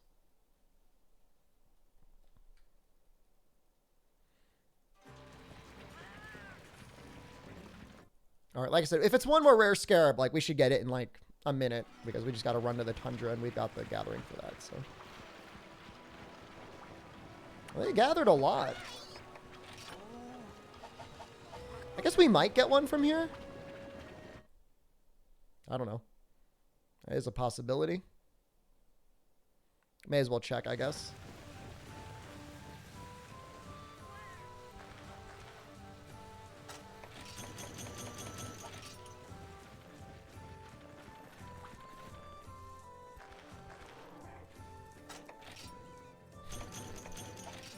Did I forget to give you anything?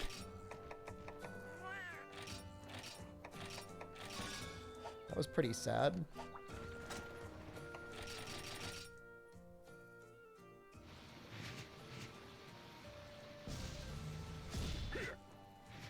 I'm getting pretty good at that timing. Geocats better than portable third cats? Kind of? Oh my god, so lucky. They're more customizable. I would assume their high-end probably deals more well, I don't know. You gotta remember, this game ends at high rank, right?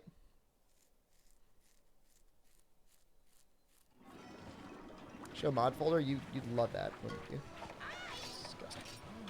Look at all that blue.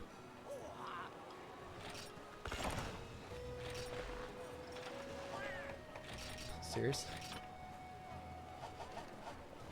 Can't even upgrade it?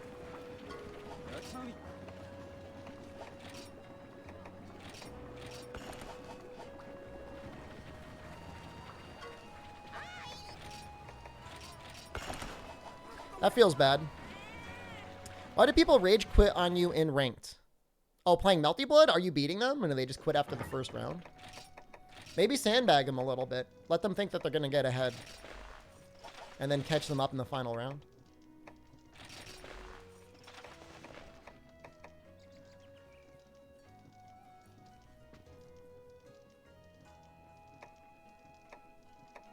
I guess these are technically the Imagine play games that aren't Monster Hunter. I play some non-Monster Hunter games.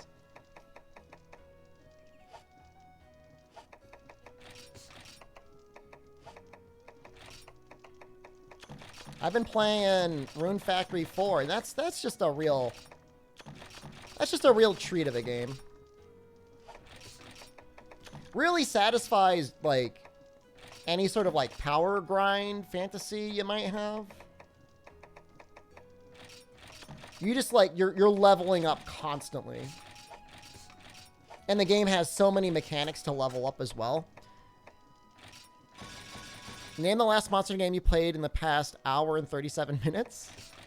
I was playing Rune Factory 4 last night.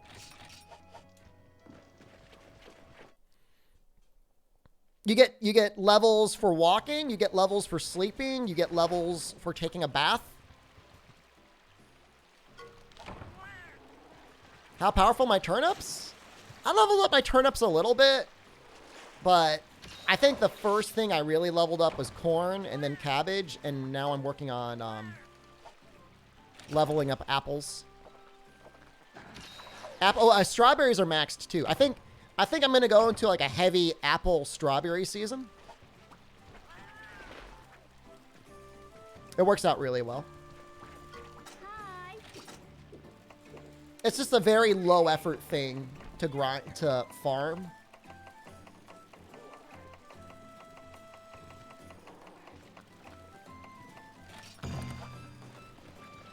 Because you don't have to plant it that much. And that's really it. Like, I'm just trying to set up stuff that, like, doesn't take, like, a lot of babysitting from me. And that I could set my monsters out to, like, take care of.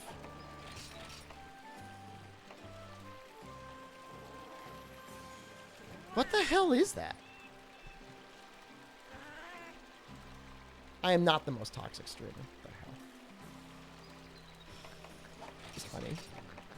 Hot drinks.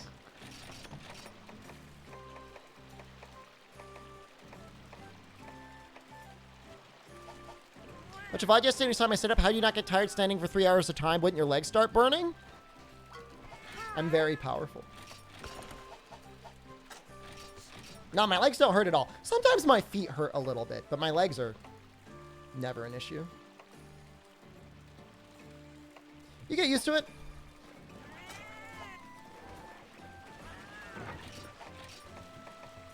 I'm trying to think if I need anything else. Potion, mega potion, herb, honey, redstone. Why do I feel like I'm forgetting something? I guess I'm not. I'm standing while I'm playing? Standing right now. Can't do that in a chair. Canned toothpaste, hell yeah.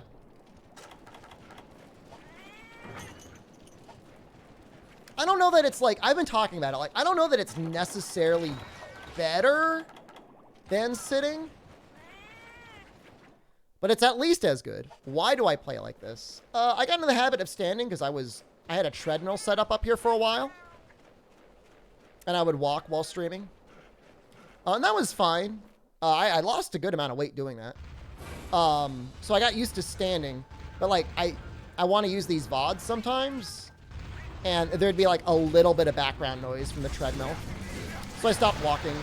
But then I just kept standing. It's like a halfway point between sitting and walking. Well, that's not good.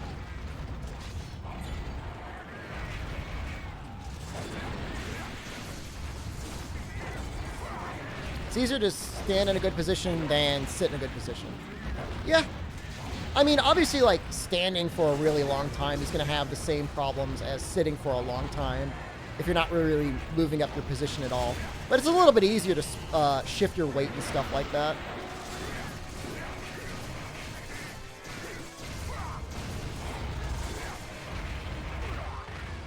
It's pretty big Tigrex, yeah.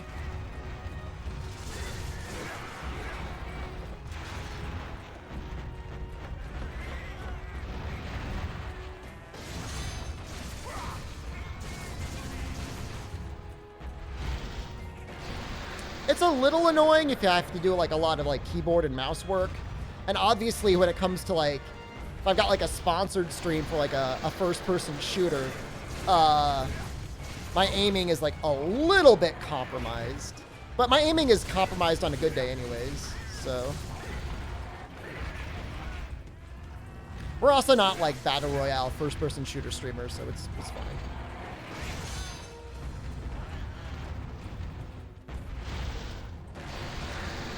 Not slow hands. Accurate. That's what it said. I liked Blood Hunt. You know, it seemed like people kind of enjoyed Blood Hunt too. Nefudis, hello. Thanks again for those videos last night. Nefudis sent me some cool videos on Monster Hunter Frontier. Bo had this, like, ramp-up ability where if you kept doing well with it, you would get this buff that basically gave you infinite stamina, and it was pretty crazy. I don't know if it was like shots landed or evasions done or whatever. You can dodge the roars. I mean, it's a lot harder than it is in Monster Hunter World. You have a lot less frames to do so. Both, like, from when you're going to push the button, as well as, like, the amount of frames you just get from evasion anyways.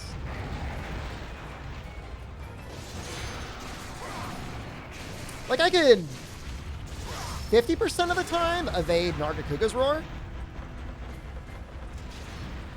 Imagine dodge rolling roars in Rise. Like, I could do that. I mean, but you have more iframes in Rise. Although, at the same time, like, the irony there is, like, every weapon has a counter or an iframe ability anyway, so, like, why would you even bother?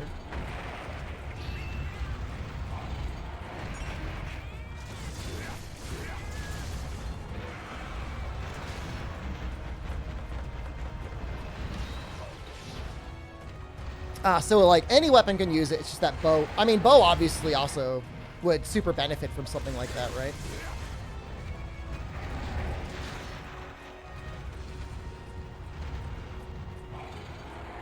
I would imagine there might be a certain style of dual blades that would probably benefit as well.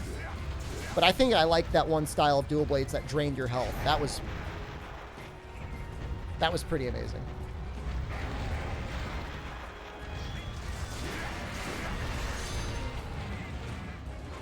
Please, please.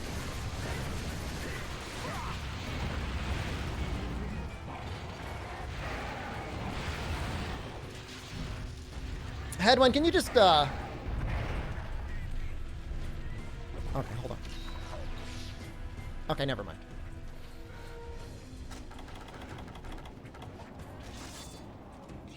Never mind. I had questions, and then I answered them in my own head first, so. Don't worry about it. Don't worry about it. I mean, so I don't know if you ever saw... I've got some old Frontier VODs saved, MHK, and one of the styles of dual blades made it so that rather than draining your stamina, it, like, drained your health.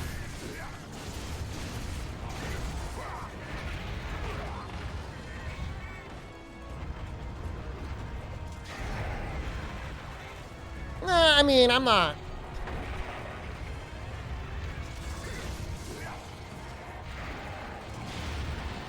going to dwell on it over Urban, neither should you.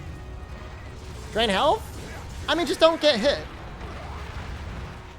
I'm pretty sure you could regain health if you landed hits. I can't remember. I'd have to go back and double check. But I mean, you had evasion +2. You dealt damage while evading as well.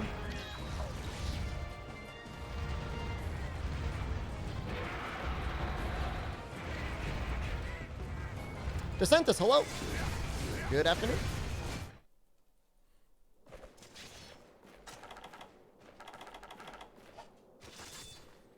You forgot Tigrex showed up in 3rd gen at all. He's like a surprise appearance in this game. He is not in Tri, nor is he in 3 Ultimate.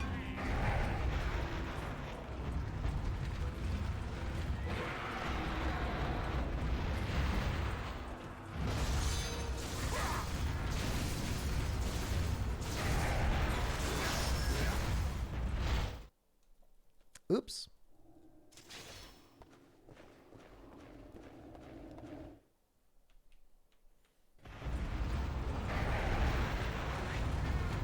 That sounds bonkers. I mean, Frontier definitely had some very interesting skills and styles.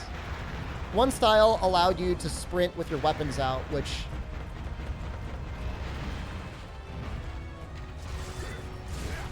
Honestly, I'm surprised we didn't get that in the mainline series because of how often people complain about having to sheath your weapon to use items.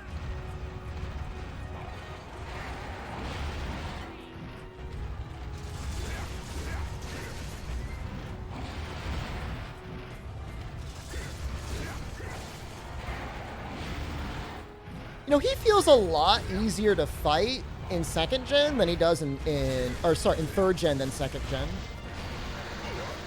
Like, I'm feeling like there's a lot more opportunities to actually evade him when he's in rage. Although, my timing is pretty, impeccable as usual. For the most part, he's a lot easier. I stood in the wrong spot. No, it's true, though.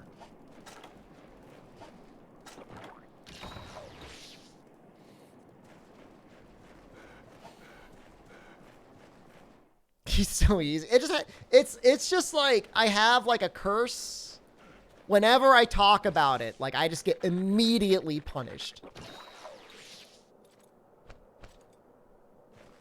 It's fine. Baby game, not baby game. Baby streamer, maybe.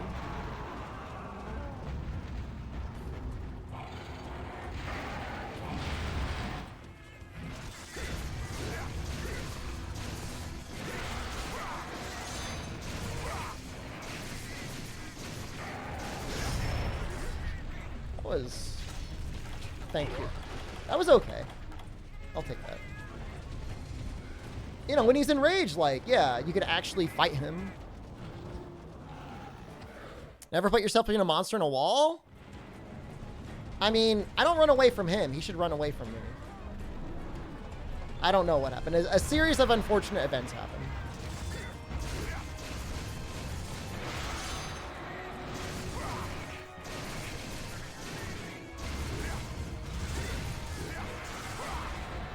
Is he exhausted?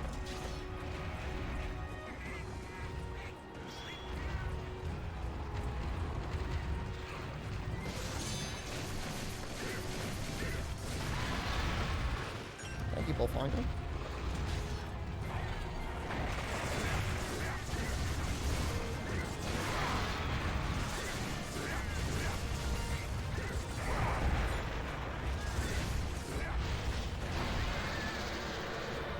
No, I feel like I understand the dual blades so much better now than I ever have.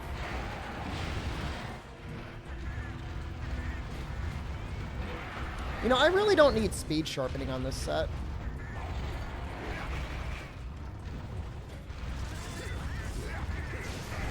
It's got like so much blue sharpness.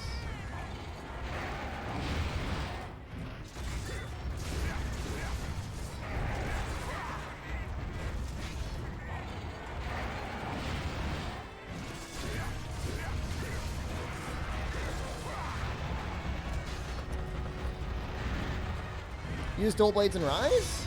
I like dual blades and Rise.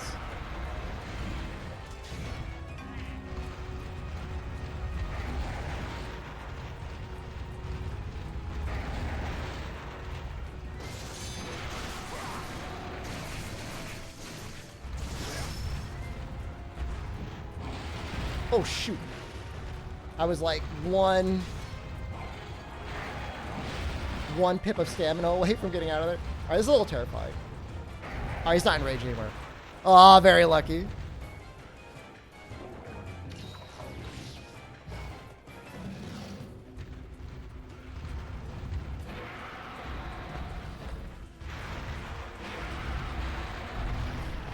I knew he was going to fall over, but it looked like he was going to walk a little bit more.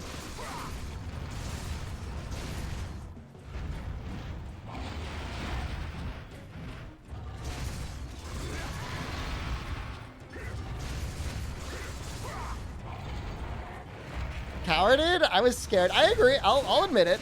I was a little afraid. I mean, there's actually... So, I just did a full 3U playthrough Leam streams. There's not that many underwater quests in 3U. Like, it's really not that bad.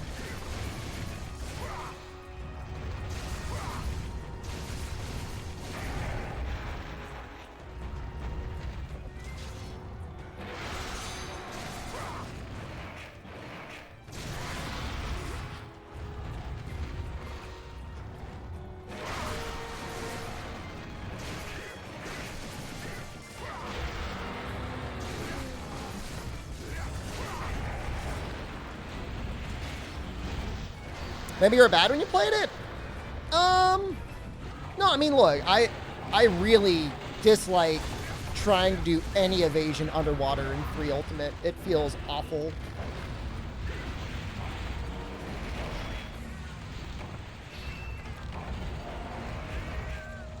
Filtered by Legambi. Filtered by Legambi. Not even the Tigrex hit. I'm confident. Fine. You know what? Let's make it interesting. Got a lot of laughers in chat? Got any doubters in chat? Here. Put your money on the line. Why not? Why not? You think it's gonna happen?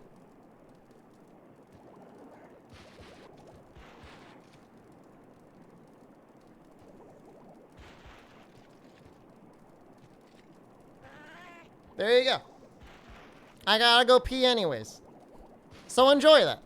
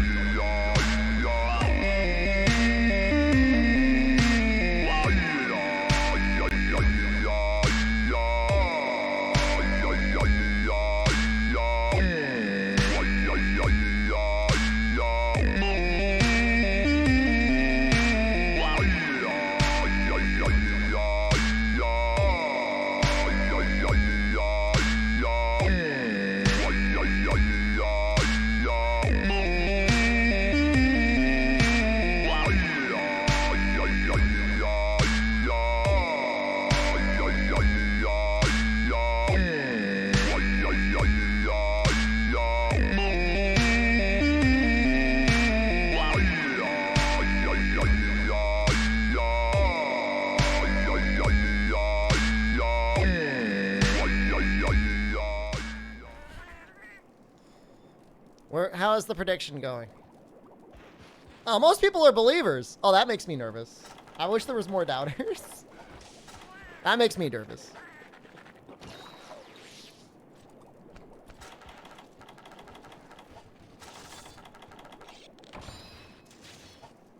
What are you joining into?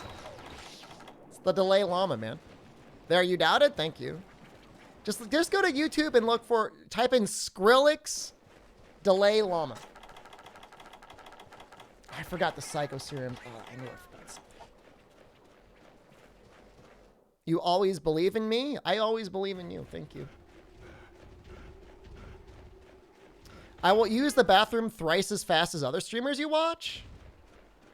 I mean, it's just like one room over. It's not like I gotta go far. This New World DLC is looking crisp. Looks good, man.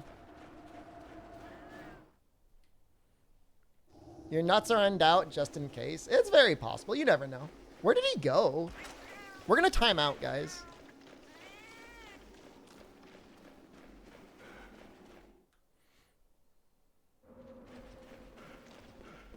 There's Lagambi. He goes to like 3 and 2. Where else does he go? 4? You watched a stream where they peed with the door open and you could hear everything? First of all, what sort of microphone are they using?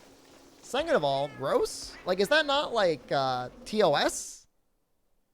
And they did not wash hands? Yeah, at least gotta rinse your hands. Or at least pee directly on them to sterilize them.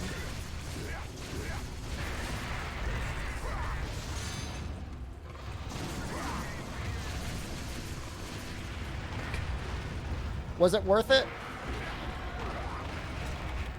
Was it worth it? Oh! Definitely a Yeti. Oh, a Yeti could hear like a mouse fart the next room over.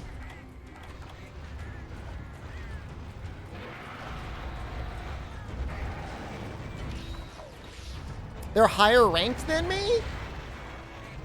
And they're using a Yeti? That's insulting.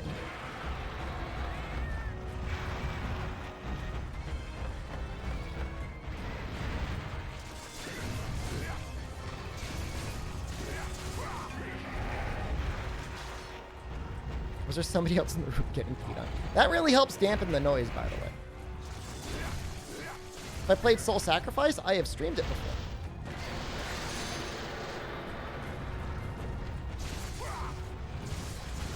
I mean, Yeti's a very good just chatting microphone. If you're just like just chatting, it's fine. But if you're playing any sort of video game or there's any sort of background noise, everyone's gonna hear it. Did I like it?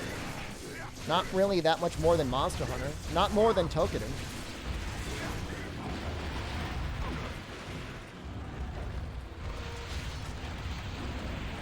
It has some good music. It has some interesting mechanics. It's got an interesting setting. Outside of that,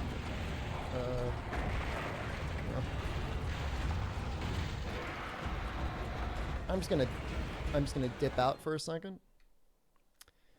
Has there been any more news about the viewer call-in stream? I think I got to do that on Saturday. Why are you gonna call in for advice or are you gonna call in on meme on me? I guess it's fine either way.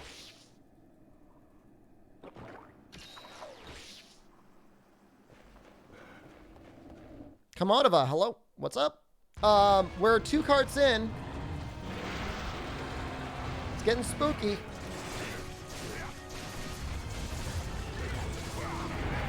This Lagambi is looking particularly bloodthirsty. God damn it. Is a Tundra secret area in this game? Yep.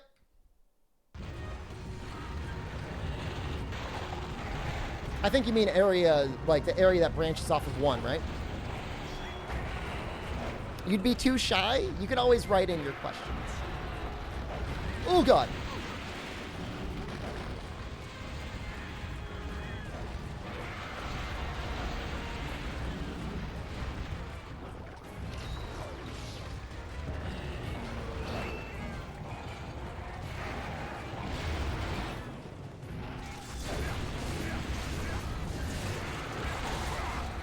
Woo!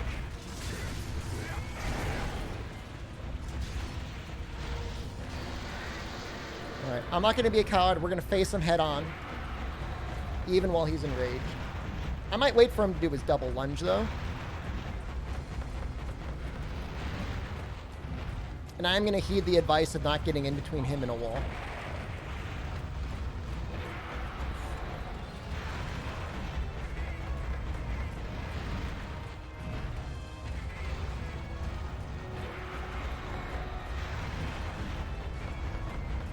Do you think them being enraged uses up like more of their stamina compared to like normal? Do you think it like puts them into an exhausted state faster? It would make a lot of sense, right?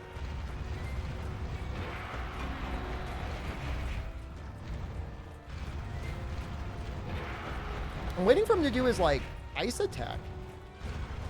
He's moving too much. Okay.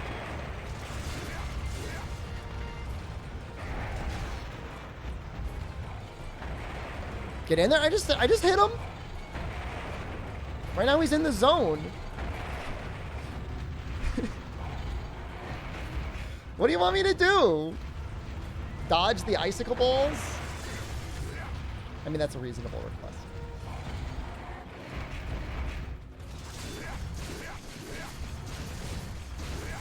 He didn't do his double jump once. You're grateful for all my old try videos? Was nostalgic watching my Baroth video? I'm sure it emotionally resonates with some people where that video kind of helped the game click a little bit.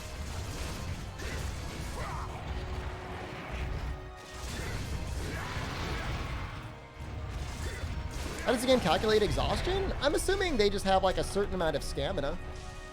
And every attack they do, or as time goes on, their stamina goes down. And when they run out of it, they just get exhausted. Turns on the exhausted state. That would be my guess.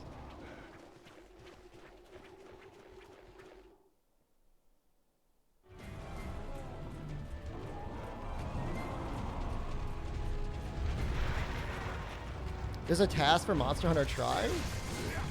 That's kind of amazing. What weapon do they use? Favorite Tigrex? 3rd gen Tigrex is pretty great. I mean, I'm not going to be a complete hipster. I guess 4th gen Tigrex is also pretty great.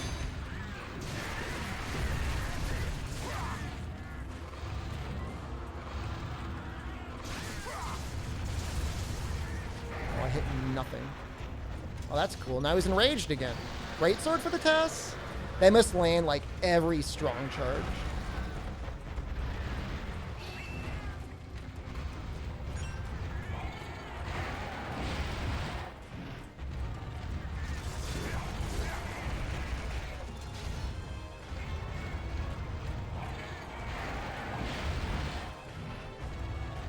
Like, I could barely reach him in time before he's already charging at me again. And the problem is like his claw when he moves does a little bit of trample damage. Does Tigrex have more than one sub? So he's got Brute Tigrex as a subspecies. He has Molten Tigrex, which I don't know if that's considered a subspecies or like a rare species. He's got Grimclaw, which is a variant. Or deviant, that is. Oh, maybe Molten is a variant. And Grimclaw is a deviant? Those are all the main ones. It's a rare one? Well, there you go.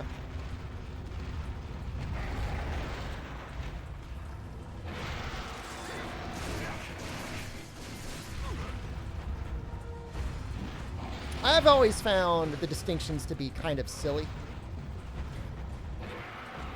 Like, no major reason to get yourself worked up over it, because Capcom does not care nearly as much as the fans do about classifications.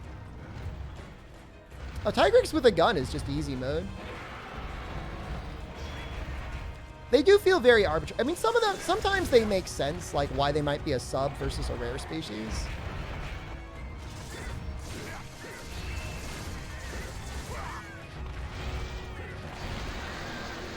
Barioth or Nargacuga? They're both really good fights. I honestly feel like Nargacuga feels best in Freedom Unite because he feels like more of an actual challenge. A lot of games make him baby monster.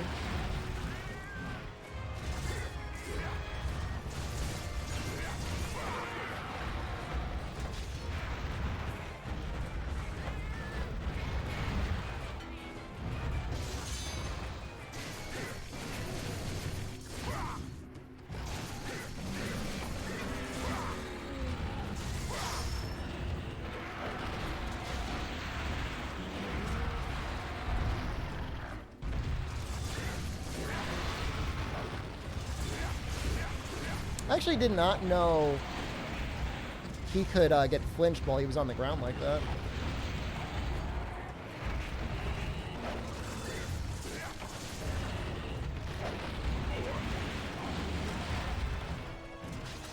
He's got to be limping soon. Please.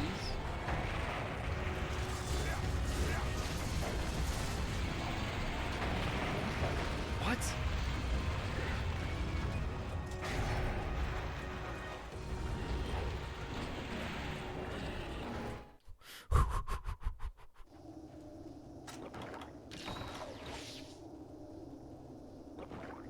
Origami will cart me again? It was close, man. That one claw push by Tigrex is kind of crap, though. Jesus, this quest has taken like a million years. And this is with Raw and Dragon.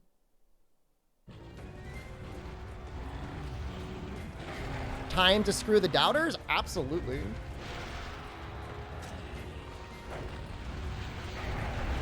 I could have done different maybe. Is the Gami beating?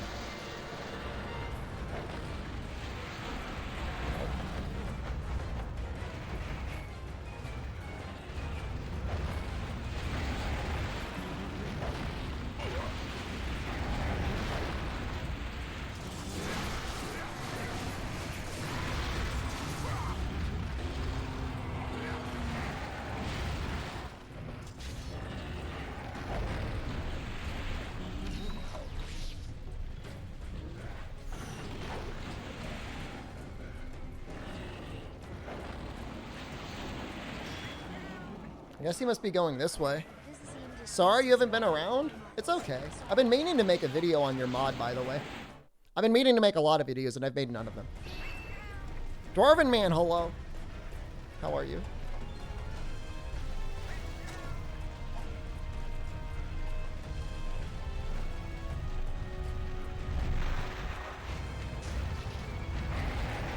Is Cat Tantrum like an actual mood for you, Dwarven Man? It's very on brand. Don't.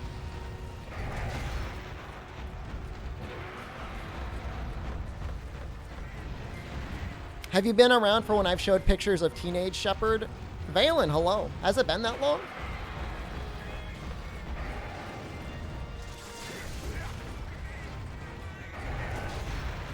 Can't tell what's happening in that email. The cat is having an absolute tweaker session. 2 liters of Pepsi mood? Is it like 2 a.m. in the morning over there or 1 a.m. in the morning over there? Did you have any snacks too, or did you just have Pepsi?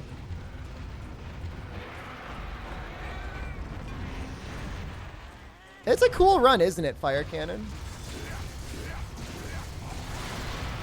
Imagine how satisfied Olay was when he figured out that there was a very specific pattern and timing to smoke bombing Elatrion and Slinger Burst True Charge Slash.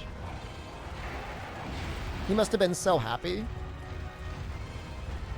Well, we're doing a better job at saving the VODs, Valen. Not saying I want you to join the VOD squad, but if there's a particular section of interest for you, I've gotten better at saving things on Twitch so they no longer get purged. There's going to be a little moment here.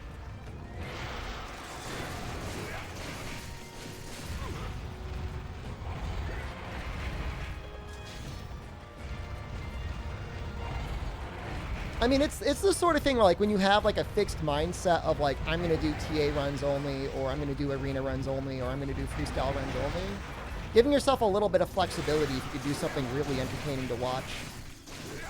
I feel like that's what it comes down to. Because a lot of people might dismiss out of hand like, oh, you know, not TA, not fun to watch. But, you know, watching somebody absolutely like obliterate Elatrion with Feline Heroics is pretty neat.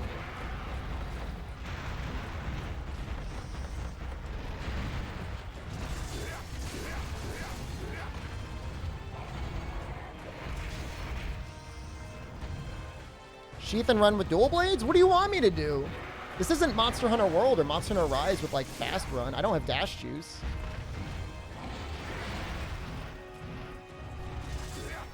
You think I can just waddle around after the Tigrex? Is people tired of 4-man heavy bowgun runs? Well, God knows, I mean, is that a run? Oh, I love Alatreon. I think he's one of the best fights in Monster Hunter, period.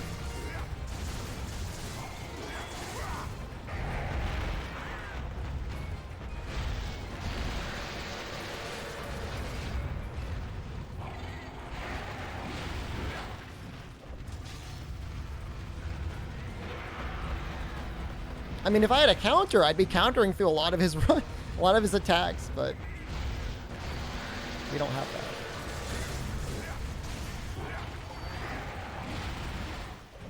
What flavor monster is this? This is Monster Hunter Portable Third World HD.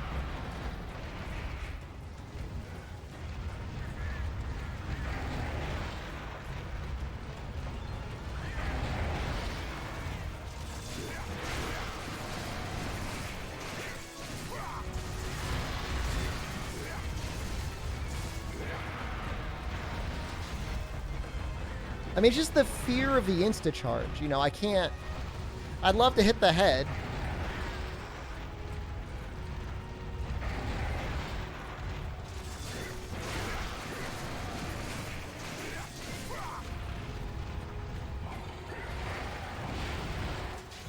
Weak anus. You just want those points.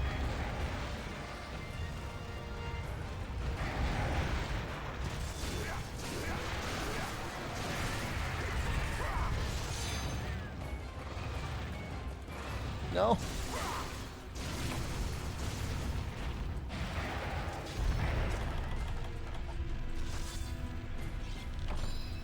I mean, again, like there's a lot of people that want to grind out 4-man cluster runs. I mean, there's an audience. Like, I'm not saying there's not an audience. Like, there's an audience out there that lives just to see the lowest possible time, just to see the monster get like absolutely bullied. You know.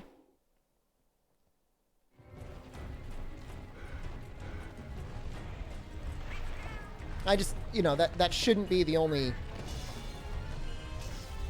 thing in your repertoire, I feel. Waiting for Lagambi. I mean, what if Lagambi like strutted in and took that trap out from us?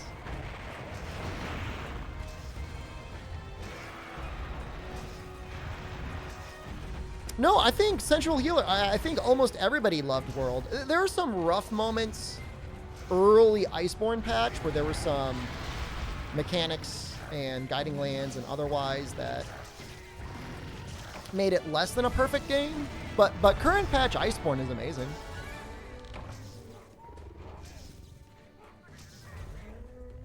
You'd live to see the Monster Hunter speedrun, the streamer. I mean, RTA runs are fun.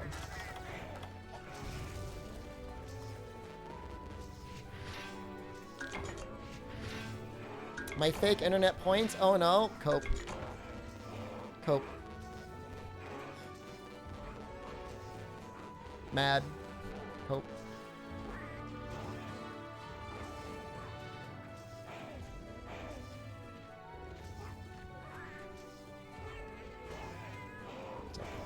You'll get him next time. That was a long Tigers. What went wrong there? What do his back legs take? Hind legs. 40 slicing, 5 dragon. Okay, that's pretty miserable.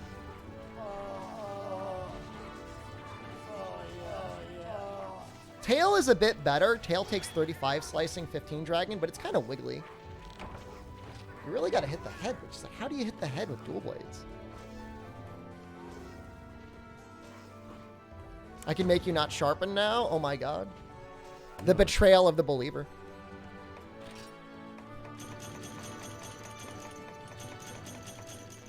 Die a believer, live long enough to find yourself become a doubter. The funny thing is the hind legs technically take 5 water as well. But the thing is like, when I did hit the head, it was 15 dragon. If I hit the front legs, I guess it was about the same. It's really on the tail that you get the more dragon damage, I guess. What went wrong is I run in circles not attacking for 20 minutes in that fight. What do you want me to do? Huge Tigrex. Tricky Lagombi. And then I was double carded, so like I couldn't play aggressive anymore. And I had a bet on the line. So rude. Let's take a look at the Brute Tigrex. I bet Brute Tigrex is going to go faster.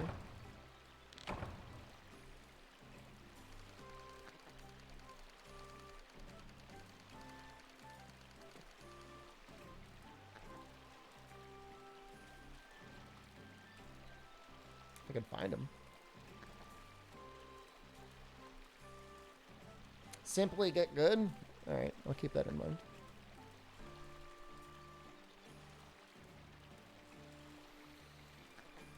Hind legs is 10 water. Do you have a main weapon or you play everything pretty equally? I can say I play everything equally, but I definitely do not have a main weapon. If that makes any sense.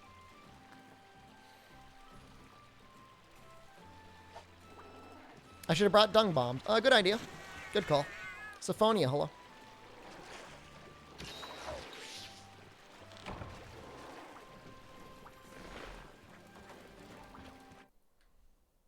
Not maining Hammer? I love Hammer. Hammer's one of my favorite weapons. No. I'm gonna say that's cringe. What the hell? Excuse me, that's very based. Not cringe. Cringe is limiting your mindset to one weapon. Seem comfy with dual blades? I really don't have one. Like, I really, really, really do not have a main weapon. I use everything. Depending on the game, I find some weapons more fun than others, but, like, I would never say I'll never play this weapon versus another weapon. Switch Axe really only warmed up to me a little bit in Double Cross, and then World is when I really enjoyed it. But I think we're going to try and do Switch Axe for 3 Ultimate, and I'm going to try and find a way to love that weapon. A Lance lover as well. I love Lance, but like 100% streamer curse. Nobody likes watching Lance, so I rarely play Lance. Lance is like, I'll play Lance all day long off stream.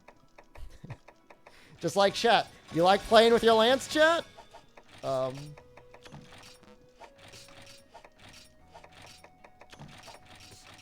But on stream, people are like, oh, boring weapon. Wow, don't want to watch Lance. So. A light bowgun main? I don't mind light bowgun. It can be a little boring to watch, depending on the game. Maybe in every game it's boring to watch. I don't really know. GU with Adept Lance is probably the best it's ever looked. From like a viewer standpoint. Like if you're constantly like nailing the counters, I mean, that's just awesome to look at.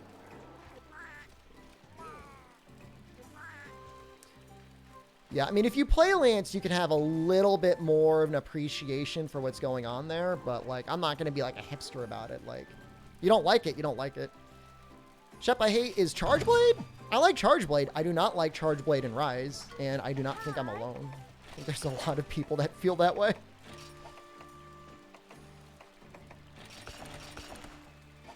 Medium bowgun main. We played some medium bowgun last time we went through Try. Medium bowgun's sick.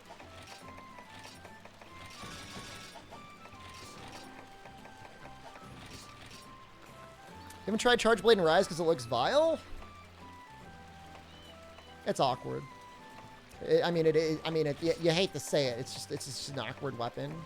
It needs to just be like 5% faster. Like, I don't care if that would make it OP. Or right now, it's just not that fun to play.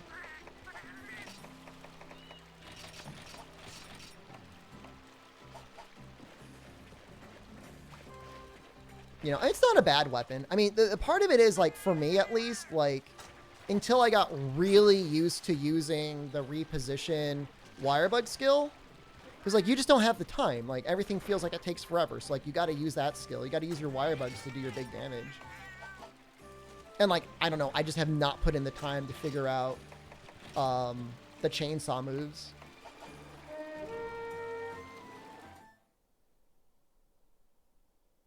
You know, Rapid Morph doesn't do enough.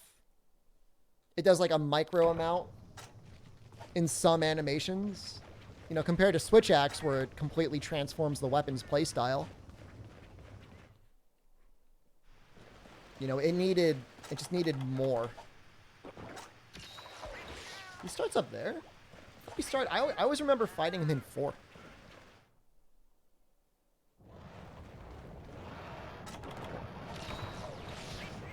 Only have time for one bad weapon in Rise, and that's Gunlance? See, and here's the thing, like, this is what I always say. Like, it doesn't matter if a weapon is good or bad. To me, it matters is the weapon fun to play? You know, secondarily, is it fun to watch if you're a streamer? You know? If it's fun to play and it's fun to watch, as Gunlance usually is, then does it even matter if it's getting the fastest possible clear times? Not really. People are still always like going to have a good time if like you're nonstop shotgun slamming things because it looks fun. You know, Charge Blade on the other hand, if you could have a really good run with it, it looks great. But it's just so painful to get a good run with. Bow is good and fun to play, absolutely. I mean, it's maybe a little bit... So, bow is an interesting thing in that in some cases, it's so powerful, it might not even be fun to watch because the monster just gets deleted. Does that make sense? Like, I think it's actually kind of a problem with the weapon.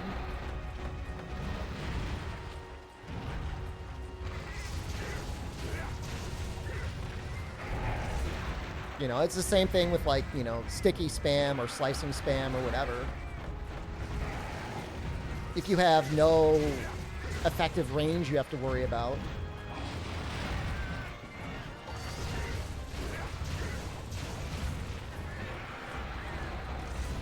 Your bow would be fun to watch because you're bad at it? Perfect. With guard points and counters, Charge Blade is always fun to watch. As long as you're not getting completely bodied.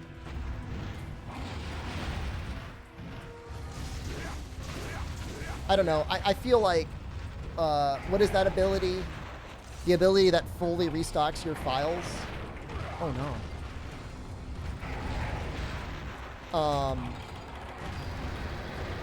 I feel like it could get a little old watching somebody spam that ability and then non-stop land SAEDs. I don't know. I guess it depends on the fight. Remove sticky, buff normal free. I mean, the funny thing is, like, all of the other ammos are good. It's just like you could do the same thing with less effort with a lot of other ammos. That's the problem. Is this well done, Tigrix? He looks a little toasty. How we doing? Star 6, hello. We're doing all right. Which elemental Charge Blade is more viable? Elemental SAEDs are really annoying, right? Depending on the monster, they can be really, really bad. But you can still do good damage with elemental Charge Blade. I think you got to get a lot better at doing like the Savage Axe playstyle. Jeez, he is just jumping everywhere.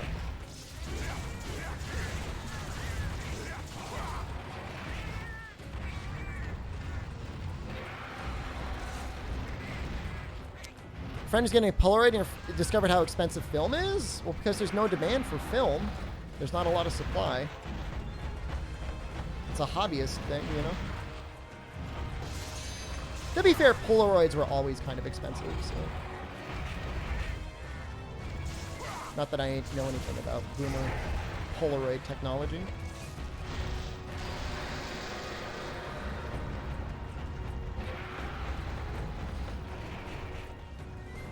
Yeah, counter peak performance it just feels weird. Like, obviously it's powerful. Obviously, like, it helps Charge Blade a little bit in a game where it kind of needs a little bit of help. But it does feel like it diminishes a lot of the playstyle.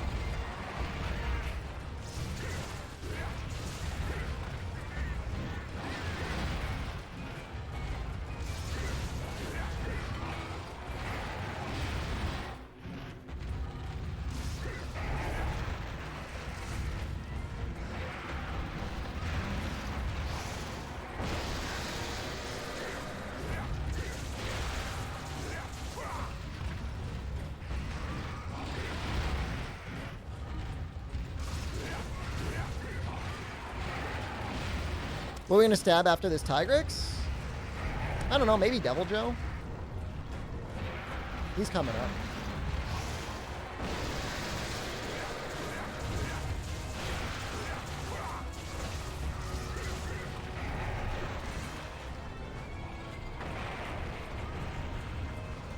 We've got a Rathalos and a Rathian quest that we have to do. No, no, no, no, no.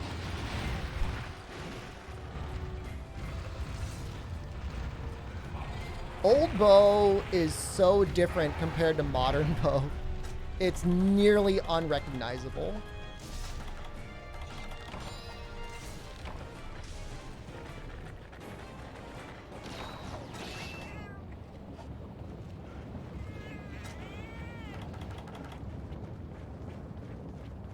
Jesus, it's running far. Oh, Farcastering would be faster to get to this thing.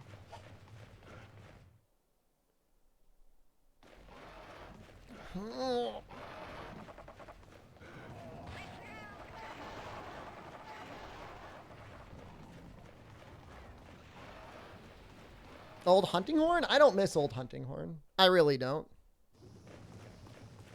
I thought he was going to be eating. Old Sword and Shield can stay in the trash? I don't know. I really think old playstyle is better on Sword and Shield than Rise playstyle. World playstyle is cool.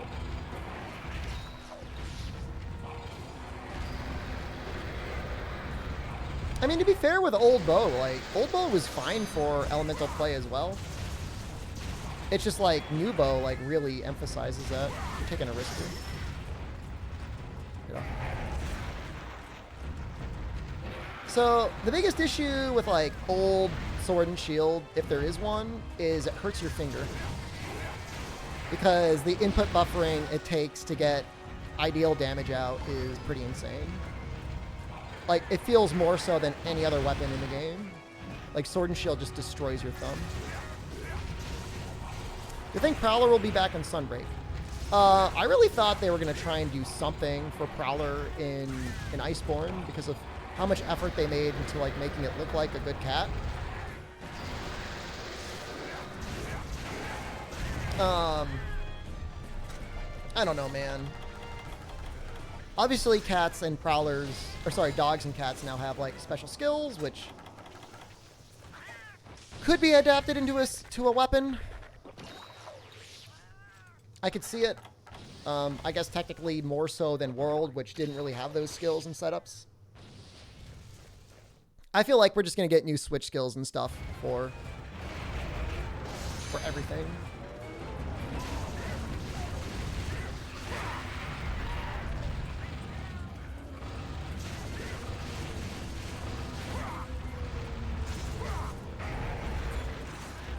Is he enraged? You want cat to ride dog? I mean, it would look cool.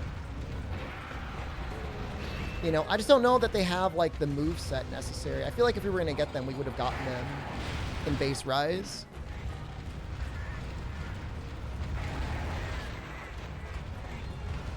Does he still do the double jump taunt?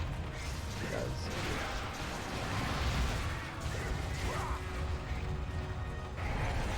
Get him, Miguel.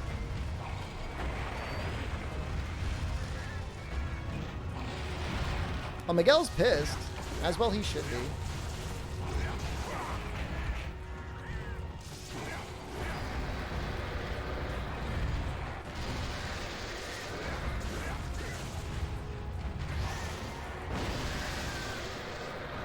What would Prowler get for Wirebug moves? I mean, they've got special abilities, right? Imagine just being the Prowler spamming the endemic life move that inflicts statuses and blights on things. I think that would be the issue, like, right away, is how overpowered something like that would be.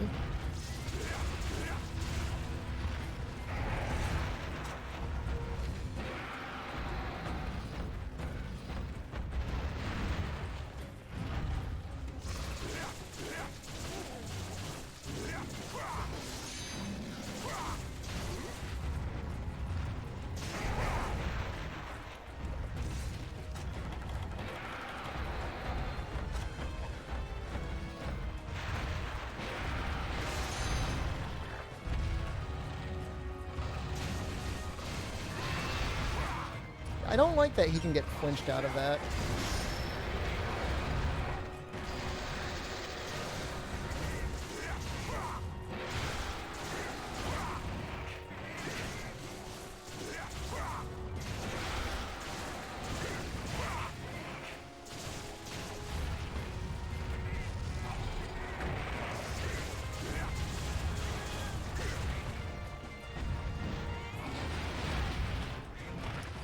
Barely.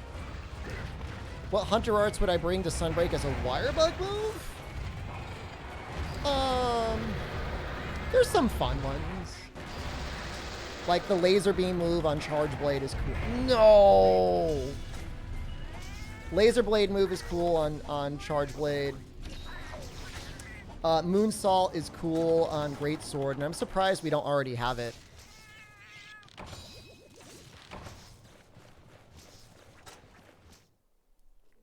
Well, I mean, in some ways, Laser Charge Blade would fix a lot of the issues people have with Rise Charge Blade.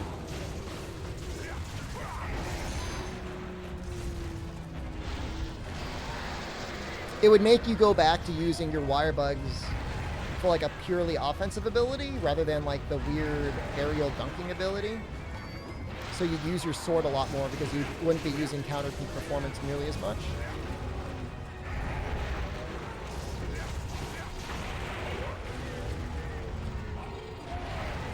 That arm reaches back so far. So I was playing the demo the other day, and obviously Hunting Edge is not great, but I found that at least in multiplayer when the monster has a lot of downs, if you're trying to just get out of like an animation quickly, Hunting Edge was actually okay.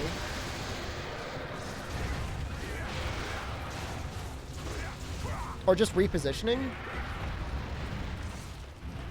Like I don't hate it.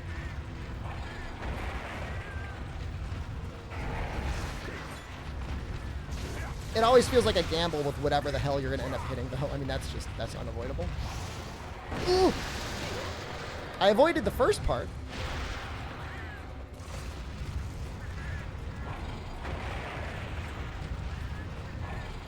Stop.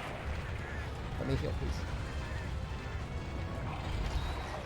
The Lance grappling hook move? I mean, I've seen that move used before. Like, effectively. Harukin, a Japanese player who's, like, basically maining TA Narwa, uses it to catch up with her a lot faster. Hunting Edge is just strictly worse than Adamant Charge? I think it covers a larger distance, though.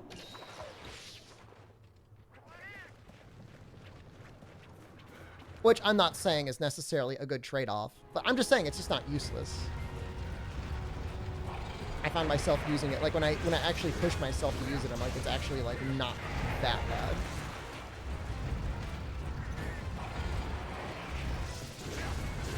The real issue is what they've done to Rage Set. I mean, it's not like you're really using wire bugs for anything else. You know, like, I don't think it's a long cooldown. You're not going to be aggressively using the special sheath. You know, that's usually going to be up. It's also not something you're going to be spamming either. I mean, really none of the wire bug moves on Great Sword you find yourself spamming anyways. I mean, I'm not saying I'm going to use it over Adamant Charge. Don't get me wrong. I'm just saying when it's available in the demo, it's not that bad.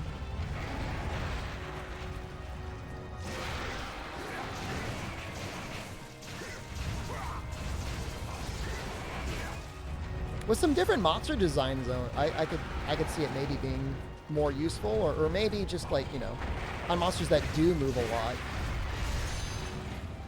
it could end up being worth pulling out and giving it a shot.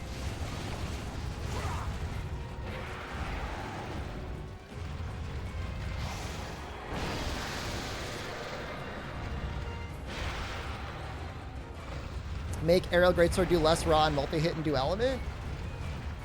I'm into that. Oh, God. That tail has a hitbox? Guess so.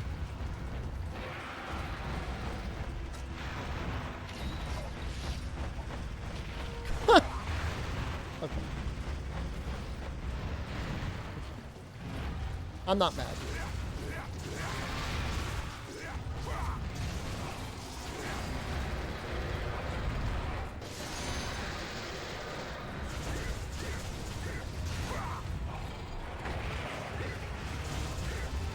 Okay, I'm about to be mad.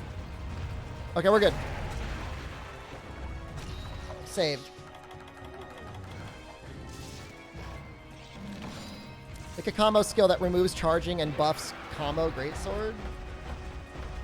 We don't live in a perfect world, and that's how you know. That's how you know we don't live in a perfect world, because that does not exist. Nice! Oh god, now he's attacking!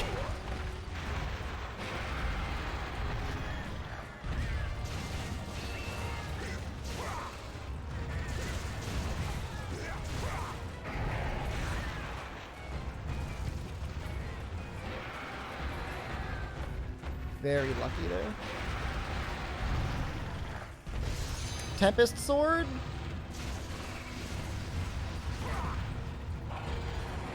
I don't know what that means, but it sounds cool.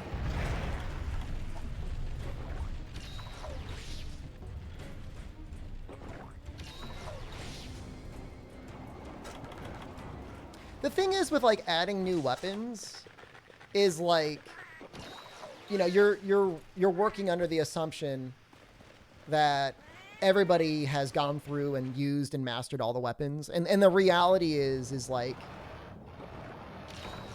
roughly 50 to 60% of the player base only plays like longsword or dual blades, and then they just ignore everything else. You know, maybe greatsword, and they rarely switch. And then there's this concept of like you have to be a main, like you got to main something. Main issue with greatsword is how the hunter holds it. It looks so goofy. I guess when you think about the physics of the greatsword, holding it forward like that would be like absolute murder on your wrists, wouldn't it? What do I think about the shakalaka? I mean, I like them.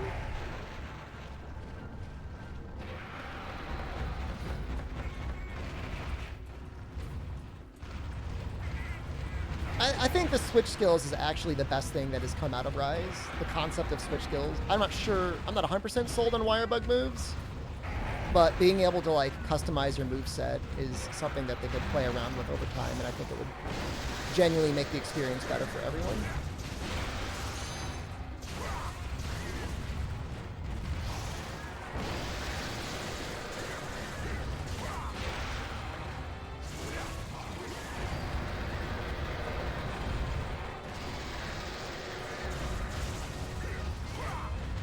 On hit.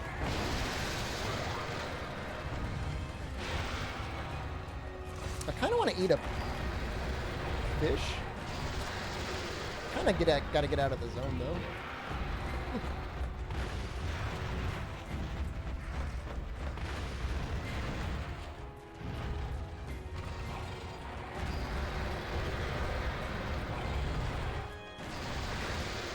This Tetrasteel blows, even if you want to do element. I've seen 4-person meme runs with like paralysis insect glaive with Tetrasteel.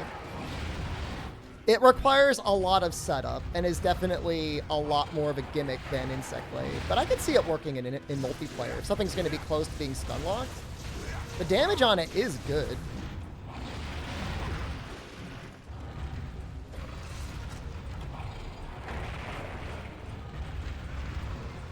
And it does some pretty wacky things with your bug.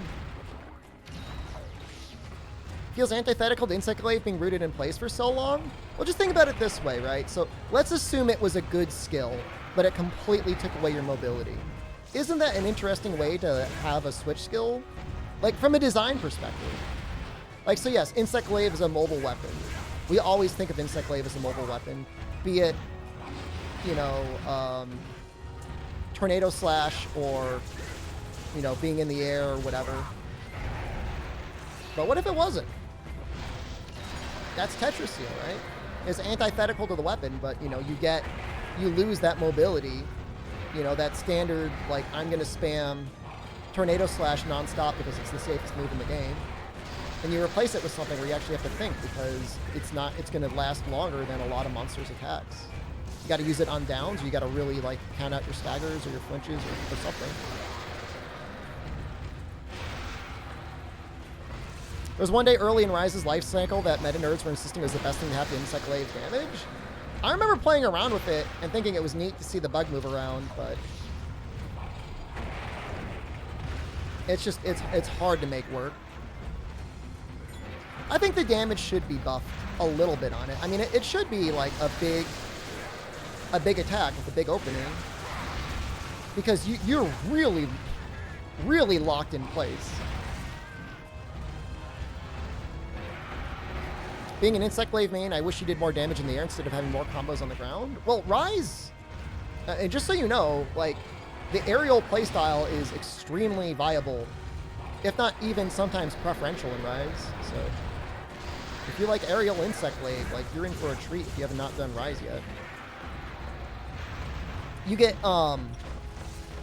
increasing damage as you're in the air, and it scales up to a certain point. I think it scales up to like 2 or 3 times for the final hit, and then you just combine like a long aerial combo with the downward thrust, and you can just do that on everything pretty much.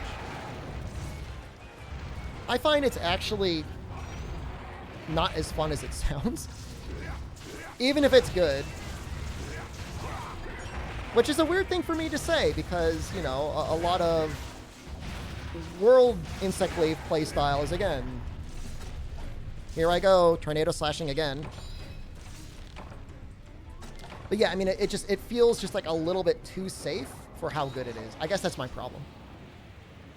And at the same time, though, yes, Symphonia is correct. Even as safe as it can feel, at the same time, you can sometimes get messed over because aerial hitboxes in Rise can be sometimes a little suspect. But it's definitely good.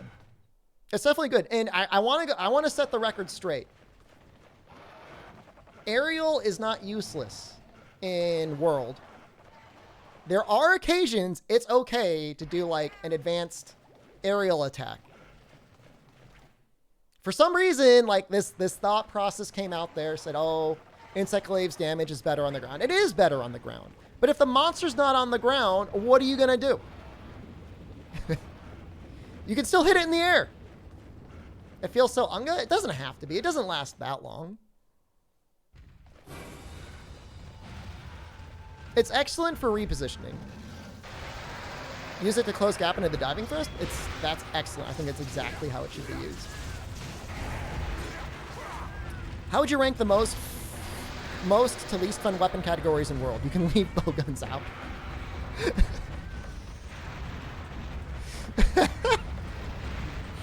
Well, you've already made the list for me now, haven't you?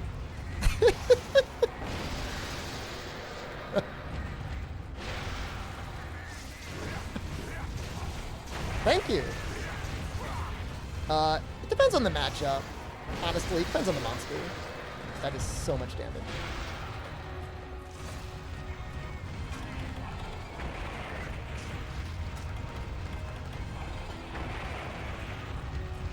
So, the thing that I enjoy the most is when it feels like a weapon has a diverse enough moveset with balanced enough damage across the moveset that you feel like you want to use every little bit of it.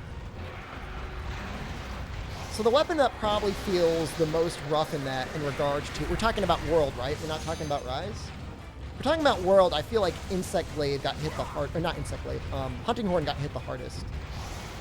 Because Echo Note is extremely good, and it's extremely spammable.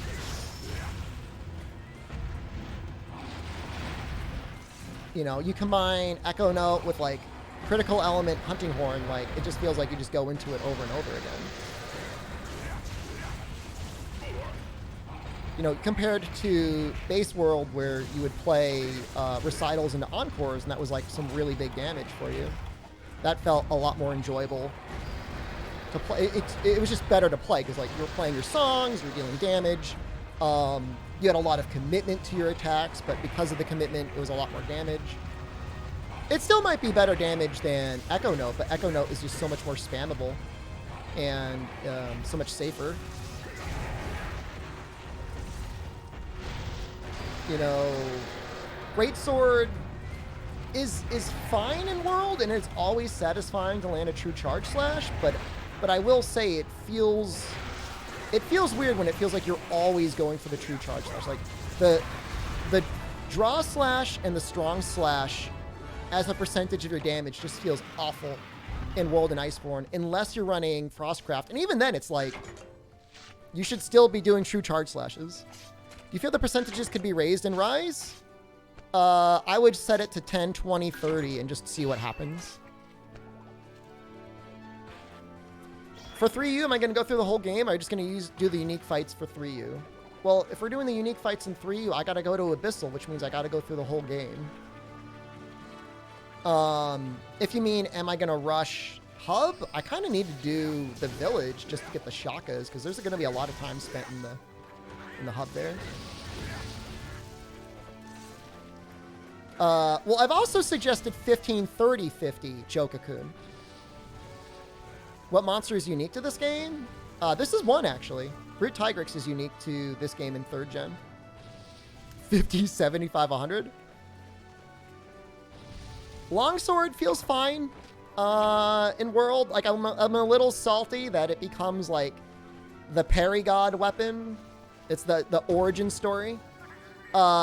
We're going to have to grind some HR for Abyssal, but, like, I'm going to be willing to do some amount of multiplayer just to HR grind for that. Unique? I mean, lots of things got put over into Generations Ultimate.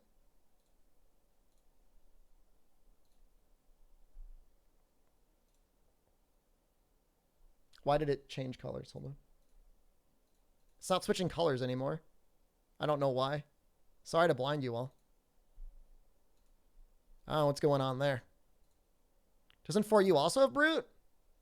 For 3rd gen, he's unique. We're kind of trying to do each unique fight in each generation, guys.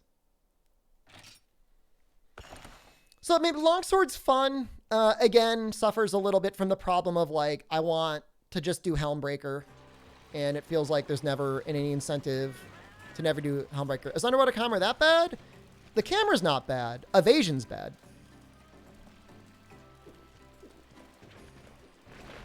You think some ways Longsword Valor Parry will show up in Sunbreak? We already have it, though. You know what I mean, Procure? Like, the special sheath parry is, like, basically already that.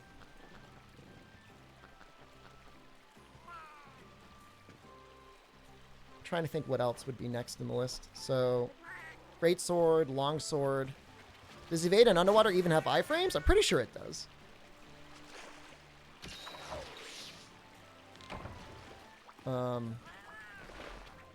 Hammer feels fine. Hammer feels great. Maybe the best weapon in the game. Hunting Horn I already talked about.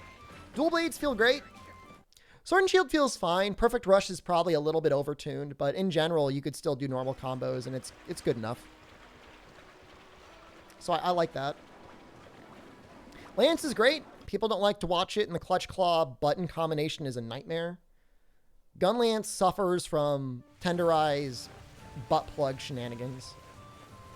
If you're going to have 4 people bullying a monster, Gun Lance is great. Otherwise, it just feels like a lot of work. Switch Axe is amazing in World. Best it's ever been. Charge Blade is fine, I guess. Insect Glaive is fun. Feels balanced.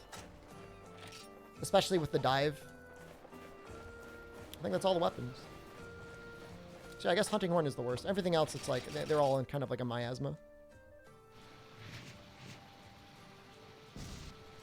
Does anyone use Serene Pose for Longsword and Rise? I don't think so. I think everybody's just like constantly trying to save their gauge for Helmbreaker. Insect Glaive is diaper mode. Baby mode? It is an easier weapon. I mean, Serene Pose is cool, I guess. It just feels like it uses a lot of wire bugs. And a lot of resources for, like, not necessarily no reason, but... Oh, we did Glacial Ignactor. Okay, hold on. I fixed the screen. Glacial Ignactor.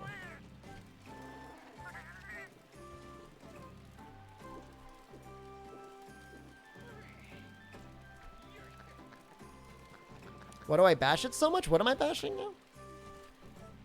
I'm not trying to hurt anyone's feelings. Devil Joe, Rathalos, Rathian. We've got 4 quests left.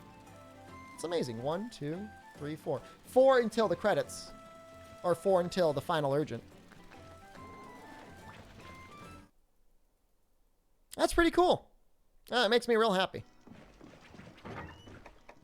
Serene Pose is fun for me. I mean, if you enjoy, I mean, look, more important to have fun, right? Permanent 3 wire bugs in Sunbreak. They actually talked a little bit in the development cycle about adding, like, having more wire bugs, and they found that 3 was too much.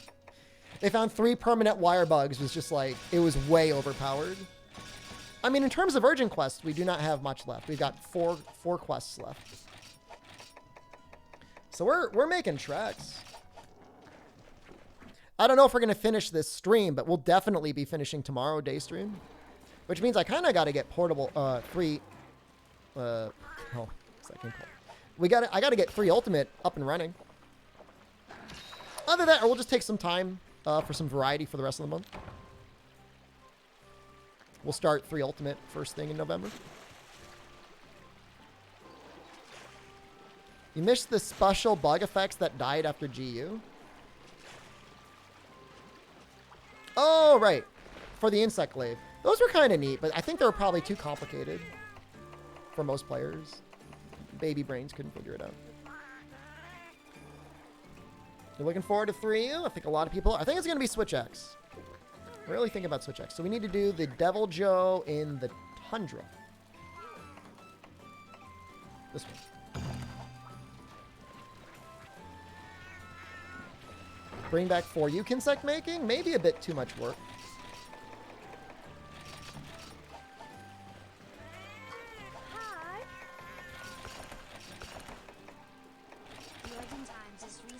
Morgan time, thank you. The subscription. Hope you're having a good day. Is there a reason to not spam zero-sum discharge using Switch Axe and Iceborne? It's good damage. It's safe damage. But it's not necessarily the best damage.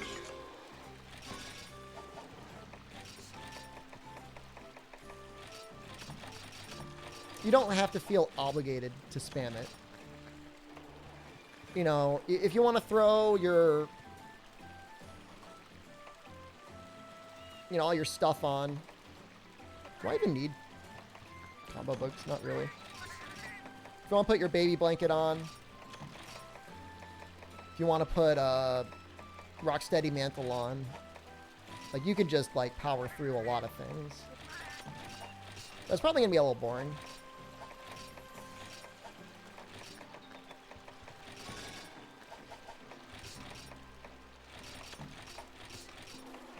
How many sleep mates do I have?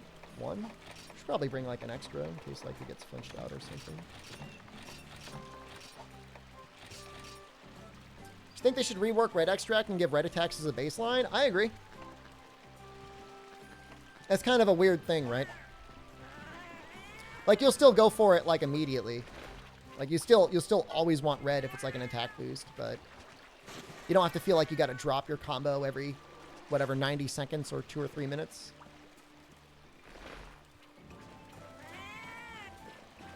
Well, this is going to be a lot more exciting to watch than the Tigrexes. I got to rate the Tigrexes as kind of low in 3. Portable 3rd. I said I was enjoying them, but they were only slightly better than Freedom Unite ones. If anything, they felt like at times their attacks kind of reached kind of a wide area. Insect Glaive no red moveset exists just to annoy people that have Insect Glaive on their gathering sets. It really feels that way. And then, yeah, you will occasionally find a player that's like, wow, Insect Glaive, that's a weird and unique weapon. I'll try that out. And they don't understand how extract gathering works. Like, why punish those people?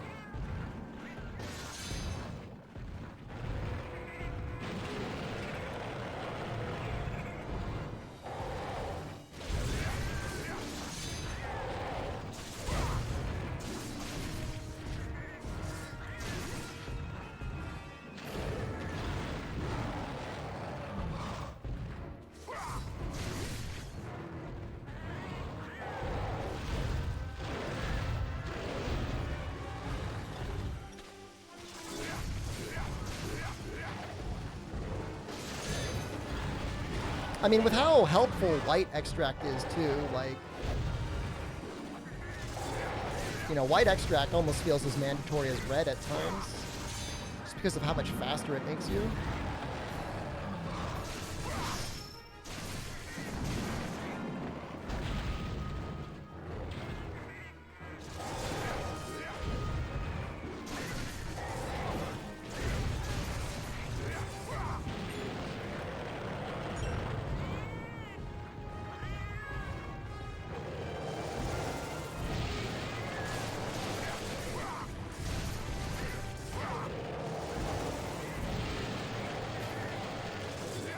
You didn't give me much choice there other than evade that, huh?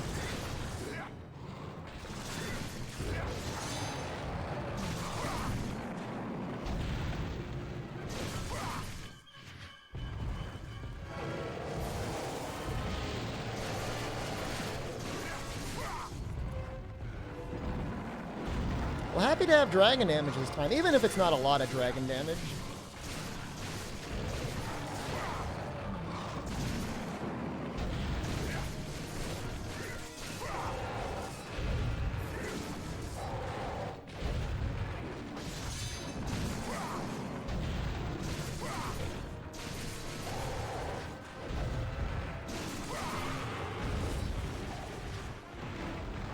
Go into the stomach.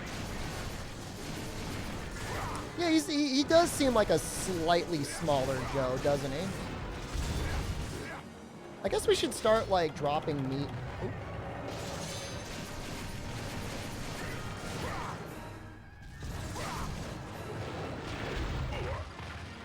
Wow. That didn't actually hit me. There's no reason necessarily to drop the poison meat to start. I just figured I would. Good job, cats.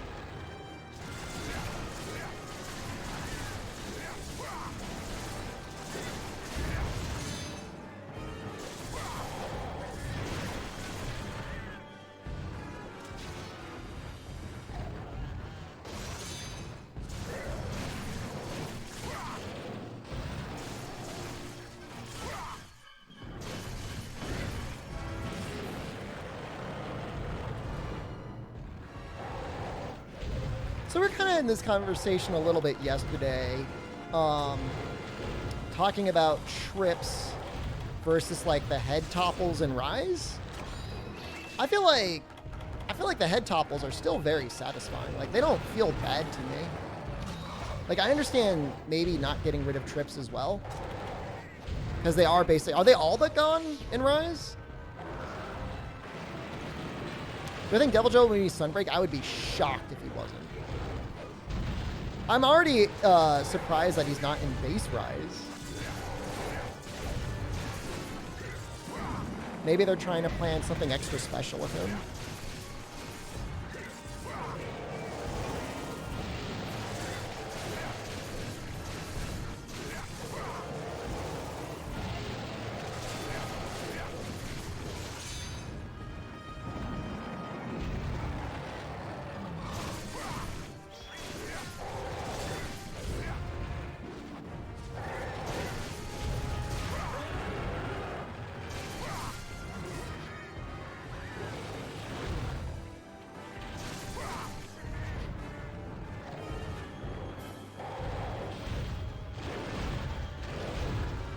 Such a good monster.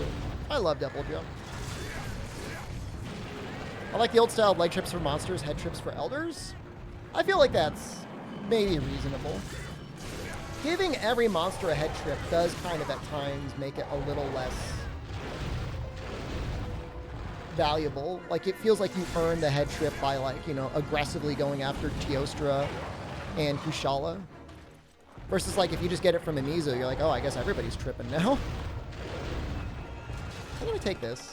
I might take the gourmet fish if I got time. It's Baines! Thank you! Hey, Procure, thanks for the 500 bits.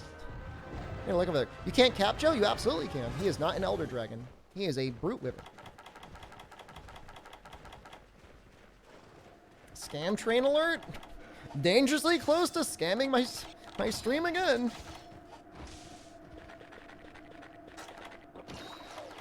I mean, that's the whole point anyways, right? Like, if you can't get a trip by hitting the wings or the legs, why? Why even have those things, right? You know? From a balance perspective, from a design perspective, it makes sense.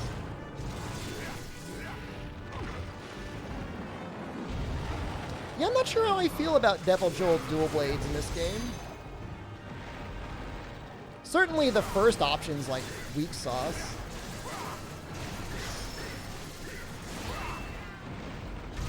You hit them when you need a part break? A little bit? Doesn't happen that often though, does it? I don't feel like in Rise I'm usually like, you know, looking for anything other than a rare drop.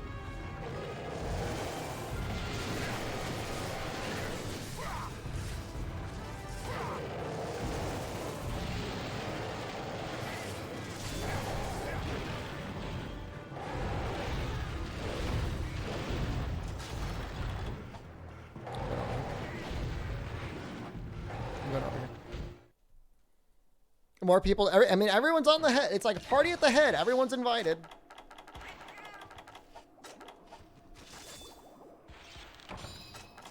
Yeah, there's, you know, back in my day, you wanted a tail, you had to cut it. I mean, that's not true. I mean, there are some old games that do reward tails through capture.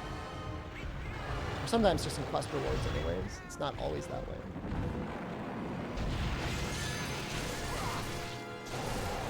You don't understand the problem with attacking the head? I mean, the game's supposed to, like... I mean, obviously the head should be where the most danger as well as the most damage should be. I don't think there's anything wrong with that necessarily.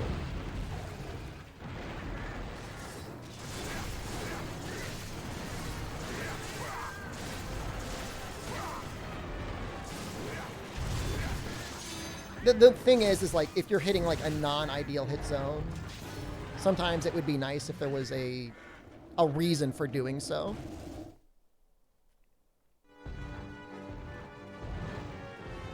Like, Nargacuga is a fairly good example because, like, you know, there's a lot of games where you want to be attacking the wings, because even though they're a bad hit zone, because you need a part break there. And that remains fairly steady throughout the series.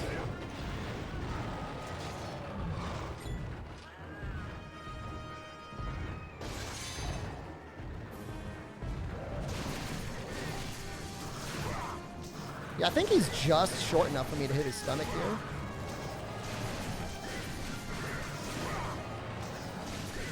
I used meat versus Joe already? I used the poison meat. I have not used the tinge meat. And I still have the sleep meat as well.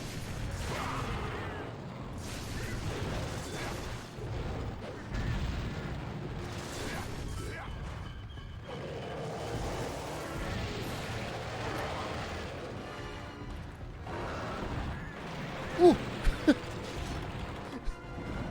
Too spooky for me. It seems like I'm nearly done with Portable Third.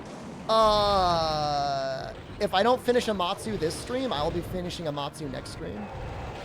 And after Amatsu, it's just Bucanlos, Cantor, and Elatrion.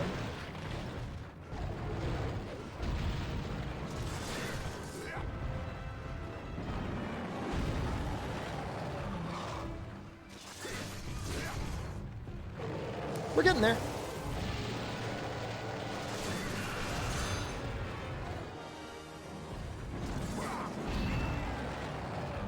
Scary. Let me hit you. I need more demon damage.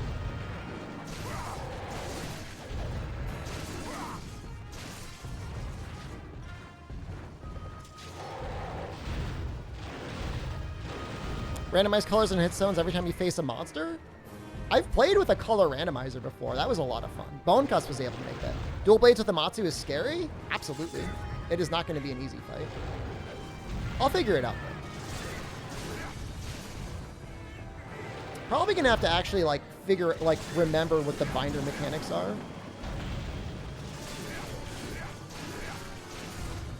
Or just do a lot of the spinning attacks. I mean, spinning attacks are fine.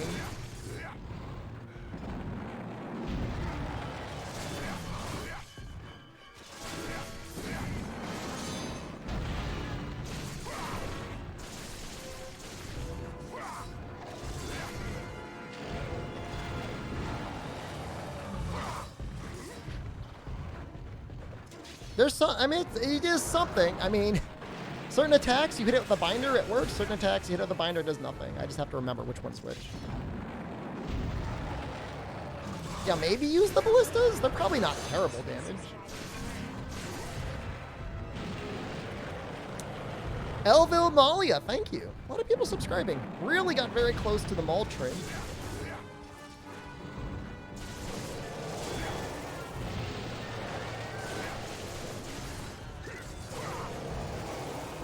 Joe's taking a beating? Oh, we're doing okay. Certainly better than my first attempt at Devil Joe.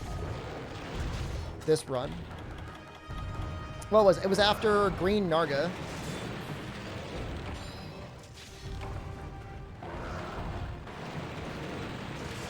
He has a shield when not attacking. You'd bind him during. So just any attack you can hit Elatro or Amatsu. That's good.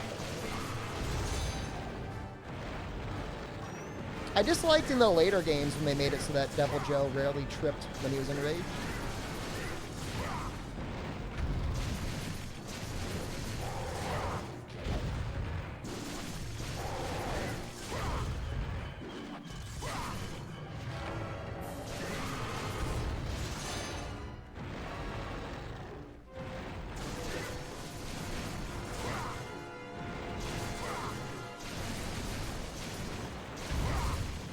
Bracky not tripping in a rage is probably the single thing that bothers me the most. Oh, wow, I actually got hit by that? That's shameful.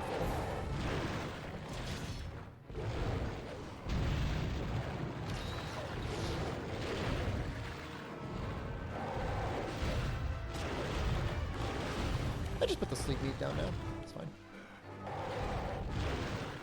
I got some things I gotta do.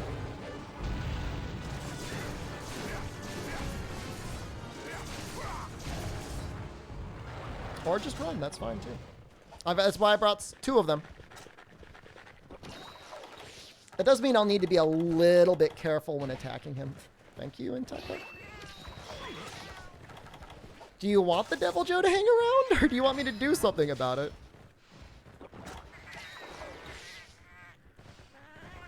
Stop, what the hell?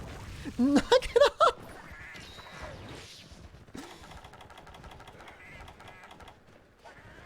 That's actually really funny.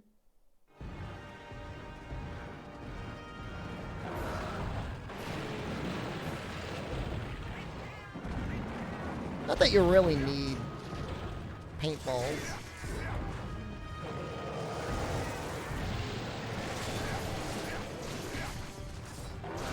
How would I feel if Monster Hunter Super Smash Bros. Brawl tripping it?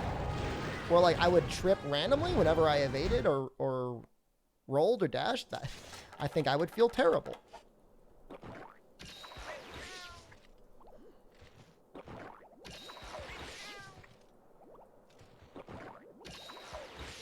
I should have probably updated your guys' weapons, huh? Oh well. What emulator am I using? The one and only. I don't even know how many PSP emulators are there outside of PPSPP. Like, it's literally the perfect emulator, so I feel like there's not a lot of competition.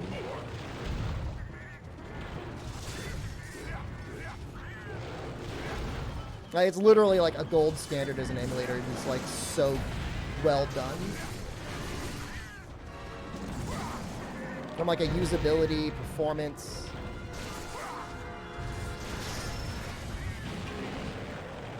Everything. It does everything perfectly. Optional features.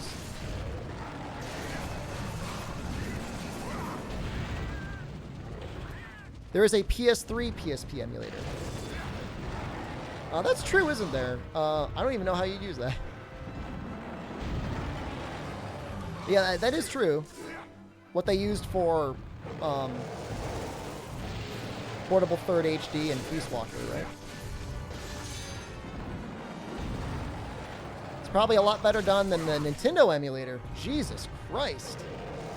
Everyone's familiar with the fiasco that is the Nintendo Online experience with Nintendo 64. $50, by the way. Nice that Dragon Blight isn't a thing in this game.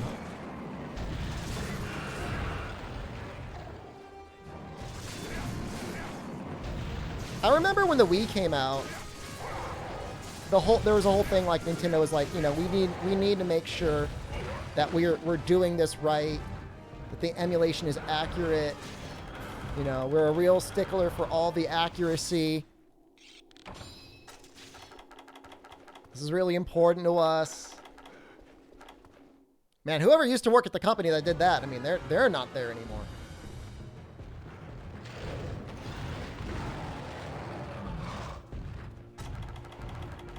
I don't know. I mean, you could have taken... I don't want to be like hyperbolic or something, but you could have taken an emulator from like the mid-2000s and thrown it on the Switch, and presumably it would have run better. Why even sell stuff when it's a normal emulator? It would be fine, in my opinion, actually, if it was a normal emulator. The issue is, of course, it is not a normal emulator. It is a broken emulator. You know what I mean? I mean, I understand the anti-epilepsy filter. They want to make sure that somebody doesn't actually have a seizure and tie it back. Like, they're concerned about a lawsuit. And like, and I look, you know, I get that. I understand that. What I don't understand is like, how are you, like, how does this, like, I just don't understand how it happens. Like, it's not like N64 thing, like, N64 emulation's like not perfect, but like, it's still a known quantity. And it has been for like at least 10 years. They should buy a Dolphin license. I don't even know what emulator people use to emulate N64. Dolphin's like GameCube, isn't it? Dolphin's like Wii, GameCube, Wii. I mean, unironically, they should probably hire some of the Dolphin emulator people. Probably save them a lot of trouble. They go downhill once they put Mario on mobile. It's an interesting timestamp to consider. Guess you can't go to the side there. Yeah, be careful like that. Project 64, is it good? Well, hiding 240p behind a button combination is also fine.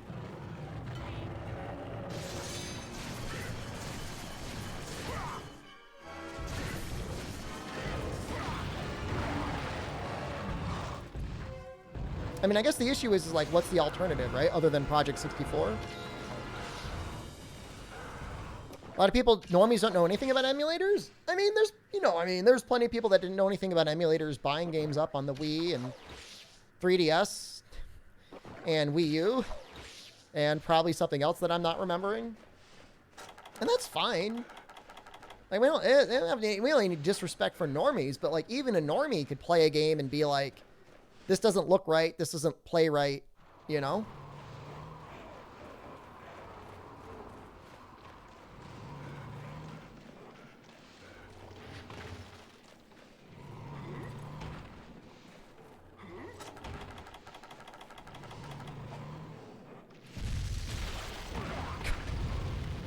Neat.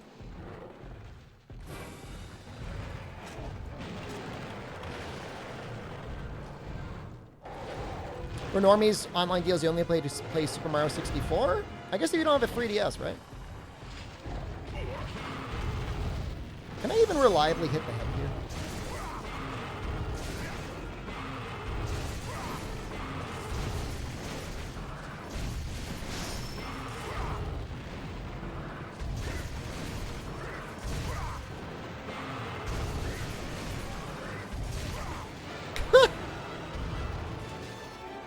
The stomach would have been more damage, but I was just trying to see if I could squeeze out the final break. Don't we need the talons? Jesus Christ, I need a talon. Please give me a talon. Please, I need it. I want to upgrade my weapon. Thank you. I am not going to risk it.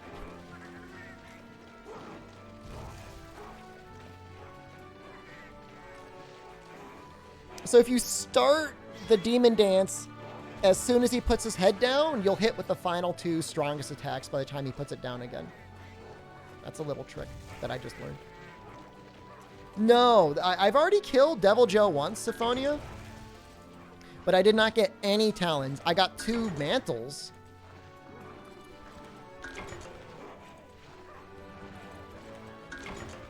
How many channel points for you to risk it and combine the talon without books of combos? None. Literally none. A mil infinite.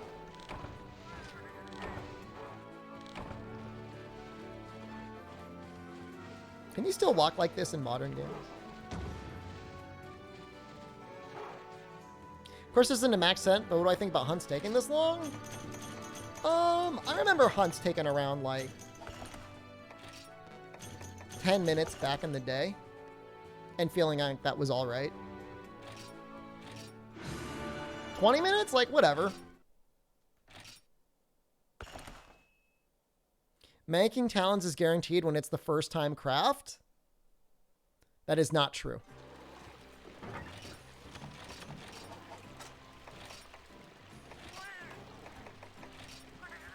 Oh, there it is. Never mind. It does say 100%.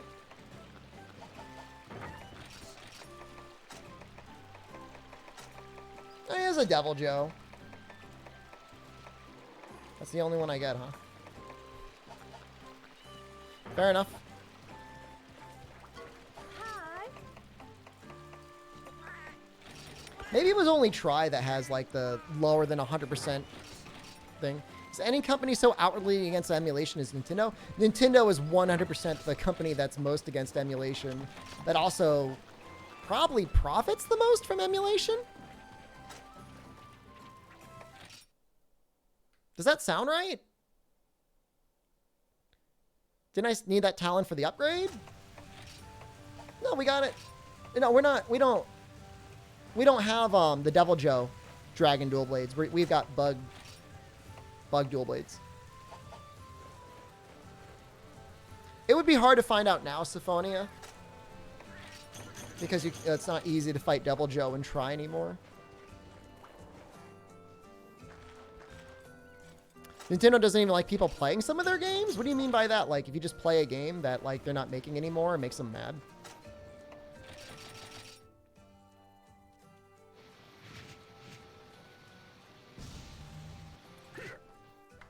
Oh, Melee? They just want them to move on. I mean, make the most accurate Melee creation ever. Cycle perfect. And people will probably, like, gladly buy it. I mean, they would never do that. They want you to buy the new one. That's crazy.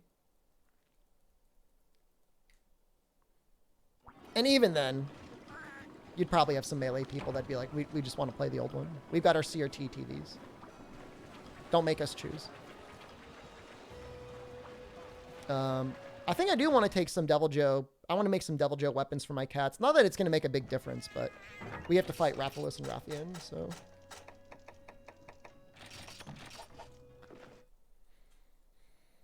Nintendo seems to disapprove of competitive Smash in general. You know what it is? It's probably because, like, they don't want to encourage something outside of their control.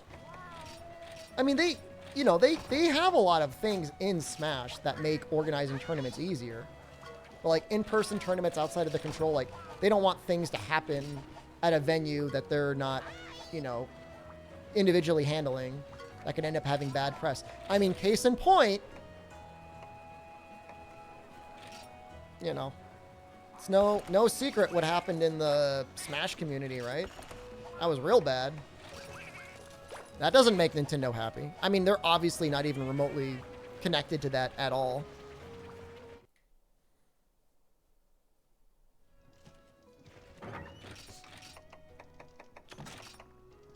But, you know, I don't necessarily agree with it, but I kind of get it. Why they might be a little nervous. Nintendo ran some of the tournaments for the game with those players played, though. Well, there you go. Last year was wild. It's a non-stop, man. Non-stop railroad to Hell Dimension. Is there anything if they sponsored an oversight for it? Things like that would have never happened? Yeah. I think that's an argument you could make, right? Is this for you? This is Portable Third. We will be playing 3U soon.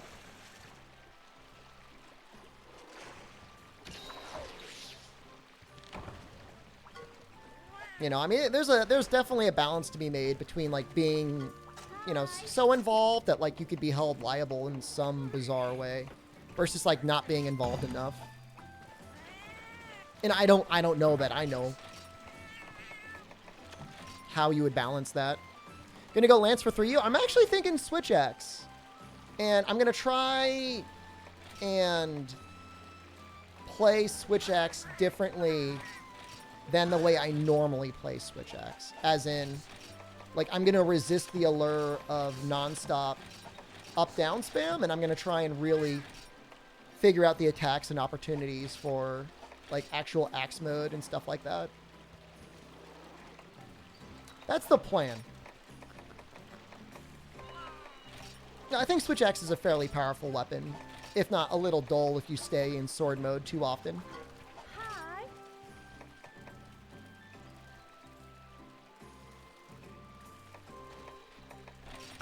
You've done axe only, it's not too bad. Like, I'm not planning to do axe only. Like, obviously on a big down, like, it makes... Like, I'm not going to gimp myself. Like, obviously I'll do a discharge or I'll do some up downs there.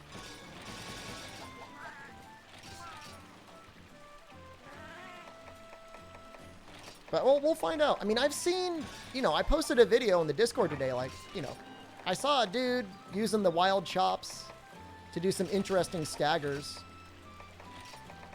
on Silver Rathalos in this game. So it can't be useless. I'm going to bring this. I'm going to bring this.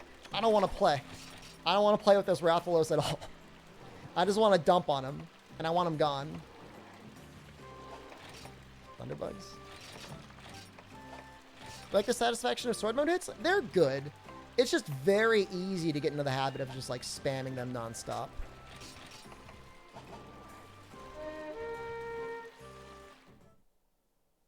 Oh, I didn't bring paintballs. Oh, god damn it. The thing about Switch Axe and Rise for me, best Switch Axe so far, mobility's insane. I love Switch Axe and Rise. Switch Axe and Rise and Switch Axe in World are some of my absolute most favorite weapons.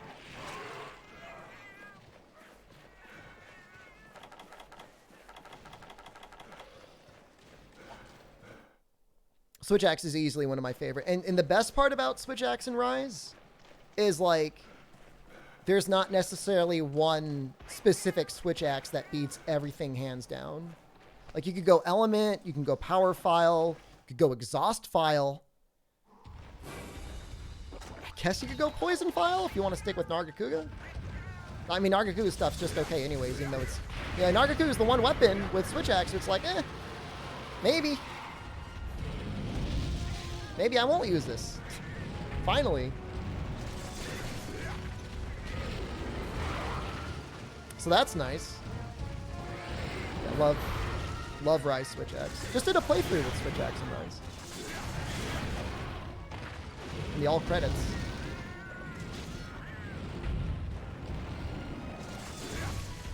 BTS got in trouble for running their Dragon Ball FighterZ tournament? I mean, if by trouble, like, they yelled at them, like, who cares? I mean, if they threaten legal action, that's one thing. But if you're like, don't do that, like, what are you gonna do? Switch Axe and Rise doesn't need wire bugs? I mean, there's some nice wire bug skills. But, yeah, I agree. Like, it doesn't... You know, you can get plenty of stuff done with the zero-sum ability.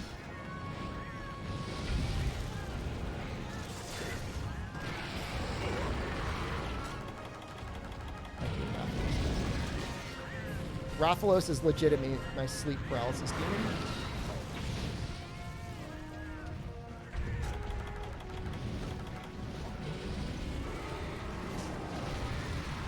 Well, Narga was the best option, or among the best from 1.0 to 3.0. It was always among the best. I think 3.0 in a lot of situations, if not all, but in a lot of situations, I think Rampage ends up beating out. Which is nice because you might like layered, but it's also sad because, like, Rampage. You know, I mean, it's... If you don't like to grind, it's great, because you just need to get some very specific tickets and guaranteed drops from the Rampage itself.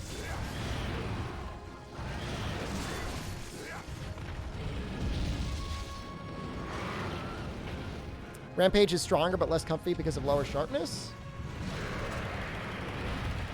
I mean, I guess Ibushi for things that are weak to dragons also kind of okay too if you're okay with just that. Like, I've seen Harukin's been running, I think, an actual Ibushi Lance against Narwa.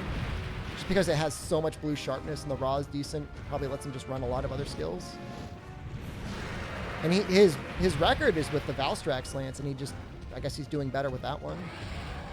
Maybe it's dependent, like maybe if you run Spiral Thrust or whatever it is, like maybe something else comes out better. But at least with Guard Rage, I hate you. I hate you.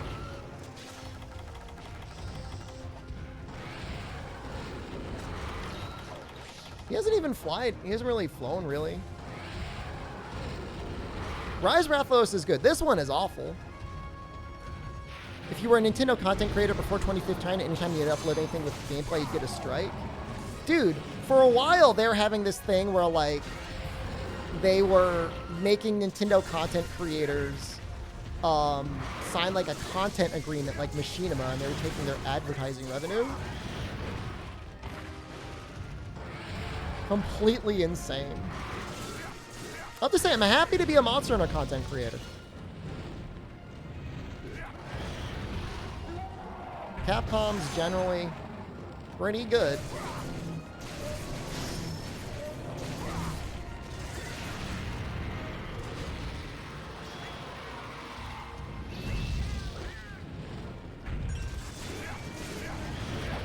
Nintendo Japan? I mean, they just probably have like a lot of lawyers that are hired by the company that need stuff to do.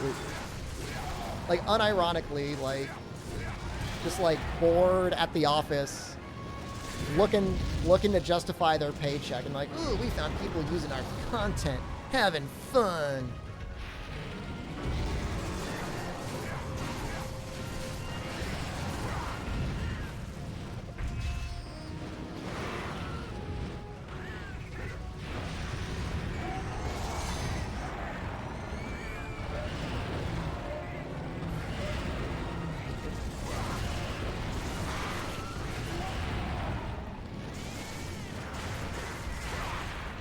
I'm just going to Demon Dance right here.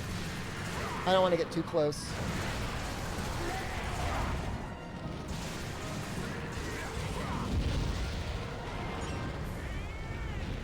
Don't do it.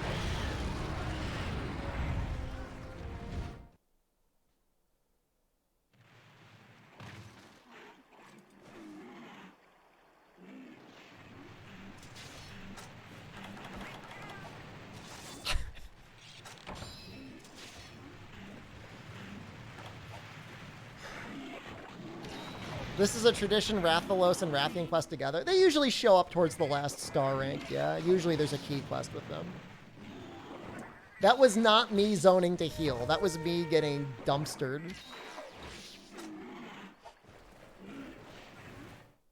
I'm going to lose the Rathalos. It's going to wander around. That's fine. I'll just go up top. They'll both show up again. It's not a big deal. Hopefully we got some okay damage on his leg. I hopefully healing... Like, does he take, like, 10% dragon on the leg? That would be 2 damage. That'd be 2 damage per hit. Okay, here he is.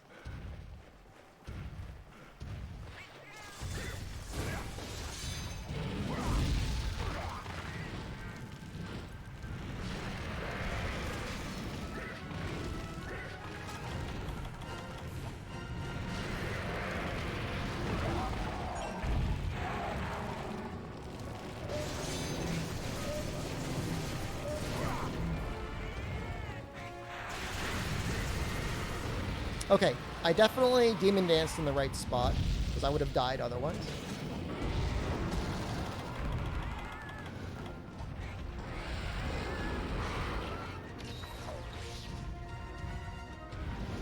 You can't zone and heal in Dauntless. Is that true? Because there's like open maps and stuff, right?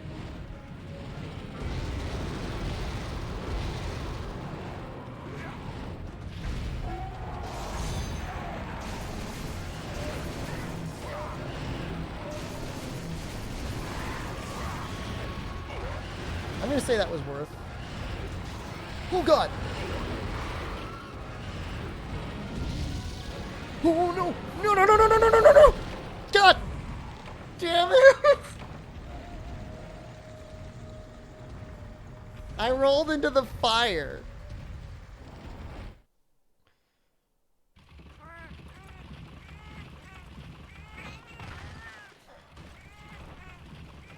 A little bit of a meltdown.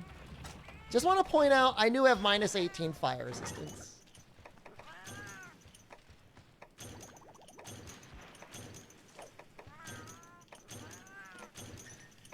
That's not me zoning to heal. This is just me dead. This is me dying. I'm going to choose to believe that he's close to dying. I've landed several combos on his head. I guess my issue is like I don't really have any damage skills. I've got attack up small.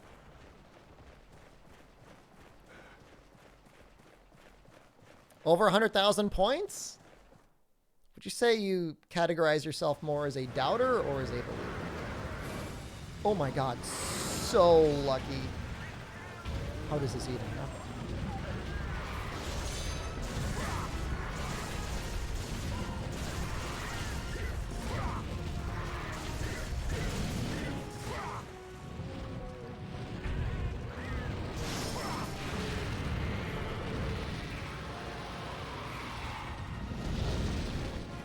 Sounds like zoning to heal to you. Because I left one zone and I came back with more health. Okay, fair. Yeah, the logic checks out.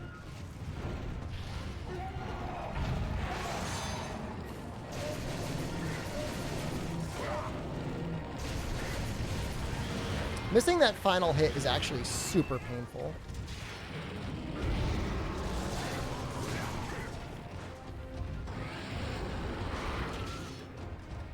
Does breaking his wings make him fly less, or is that a myth? You can topple him out of the air.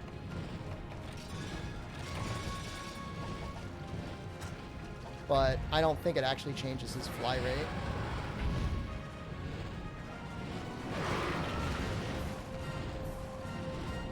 Can't say that I've noticed it. Biggest thing off the top of my head is obviously in World, Rathalos does get an animation where if you've broken his wings, he struggles to fly. And then Dread King Rathalos, if you want to knock him out of the air from flying, you have to break a wing, and then you can flash bomb him properly.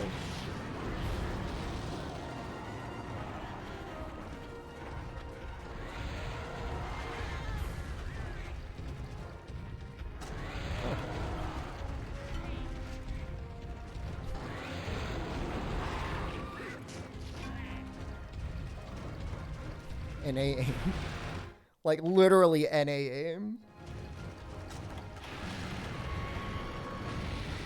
That's so bad.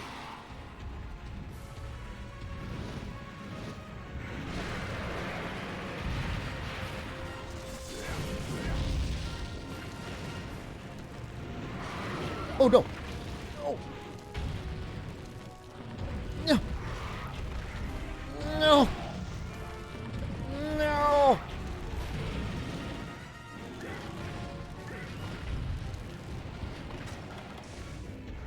Aren't you almost dead?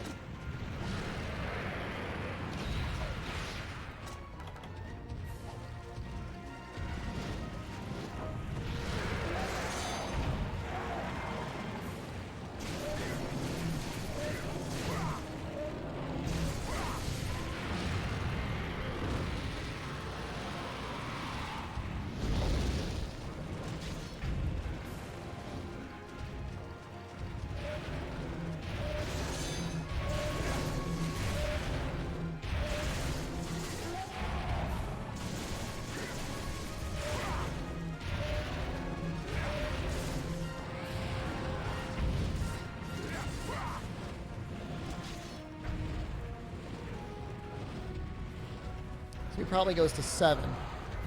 Pumpkin, hello. Chaos is here. He's just unable. He cannot reach the phone right now.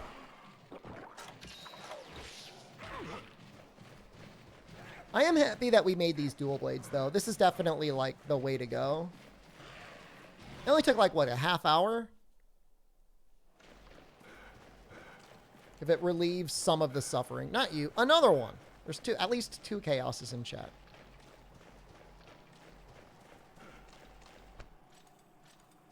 You need to anus someone in chat. Anus me. Pumpkin's only here for the list.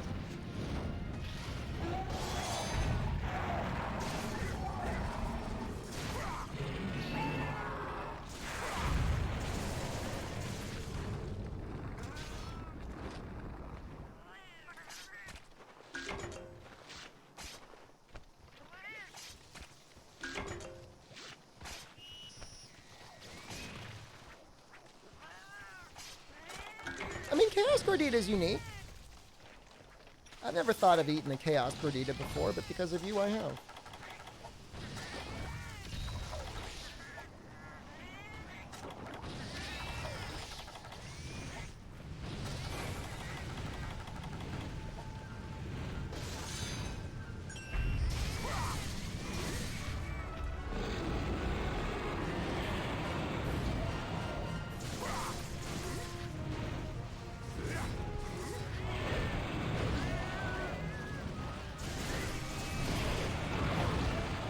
I forget why I said it was a good idea. Maybe it was a better... Was it actually a good idea? I mean, it's not a bad idea.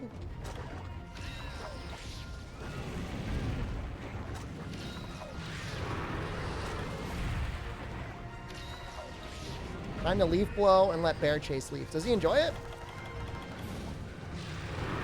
What dual blades are these? These are the insect dual blades. Called Wandering Roga?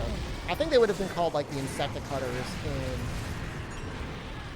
in Freedom Unite.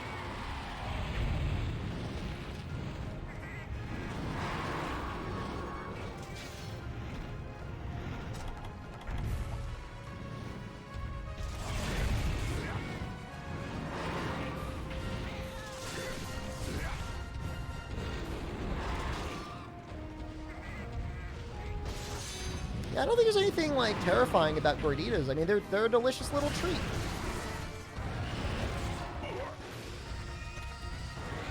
Speaking of delicious treats, though, you guys hear about that lawsuit against Pop-Tarts? Some lawyer in New York is suing, I guess it's Kellogg's, whoever owns Pop-Tarts, because they say the strawberry Pop-Tarts do not contain enough strawberry. Technically, they've got more pear and apple than strawberry. No, there's real strawberries in there. It's just that as a percentage of food, the lawsuit is alleging that there needs to be more strawberry than pear or apple. Which is kind of fun. Like, I kind of get it, but like, that shouldn't be a lawsuit. There's still if there was 0 strawberry in there, maybe. But there's some strawberry. And like, there's not a person alive who's buying a Pop-Tart and has eaten a single one and thought to themselves, man, I'm sure glad I ate this healthy Pop-Tart this morning.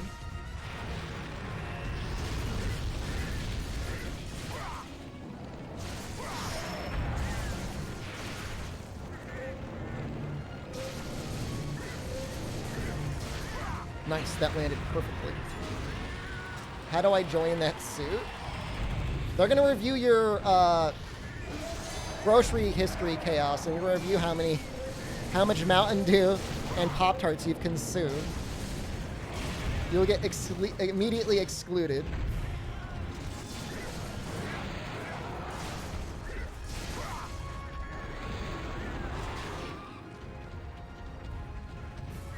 Dude, the Egg and Cheese Hot Pocket, I'm happy it doesn't have egg. I just think they could sell more Hot Pockets if they advertise themselves as cheese and bacon. That's all. That's my only... I don't even have beef there. I think they're great.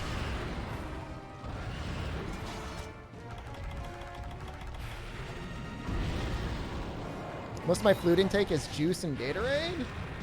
Sounds like a good amount of sugar, but I'd at least try to have like some actual water occasionally. Mountain Dew was originally made as a moonshine mixer. That is true.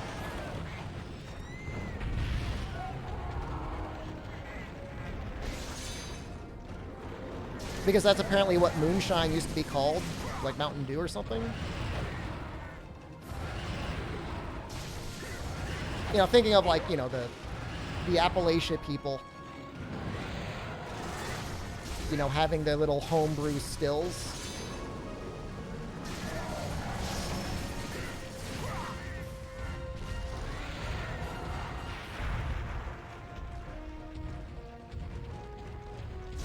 I'm sure it's a fine mixer. I'm sure people still probably use it as a mixer, although probably more people use Coke and stuff as a mixer nowadays than like actual Mountain Dew. I don't know if that's ironic or not.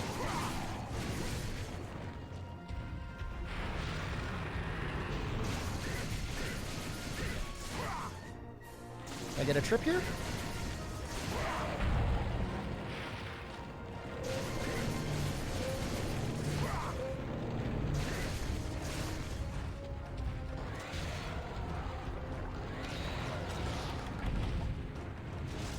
I pronounced Appalachia wrong? Found the Appalachian. Was it Appalachia? How do you pronounce it?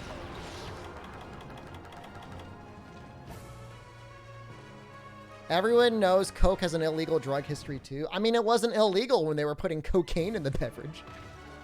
They claim, like, they really, like, insist super hard that there was never cocaine in the beverage. But, like, you could see the labels. The PPs are silent. Alacha? Appalachia?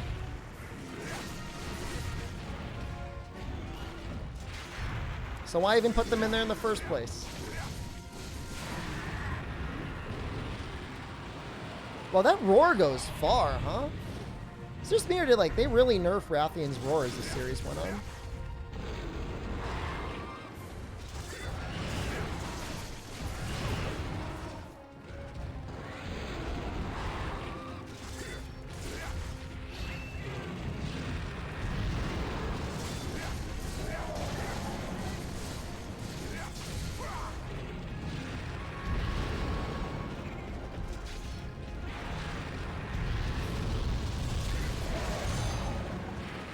Appalling chia pet.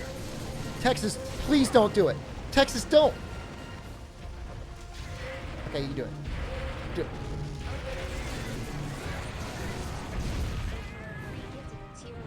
Over Herb, thank you. Chaos Crypton, enjoy. That's a lot of gift subs over Herb. For as punished over Herb as you've been, you've gifted a lot of subs over time. The Appalachians shall never forgive me for the slander. Fun story. In college, I went on a volunteer trip to the Appalachia Mountains and did some repair work with a group I was with to fix up a guy's trailer that got flooded out. The sad thing about that was even though we were trying to clean it up from the hurricane, it was debatable whether or not it was even in remotely livable condition before the hurricane, which made the cleanup post-hurricane even more difficult. Did I kiss another goat there? No.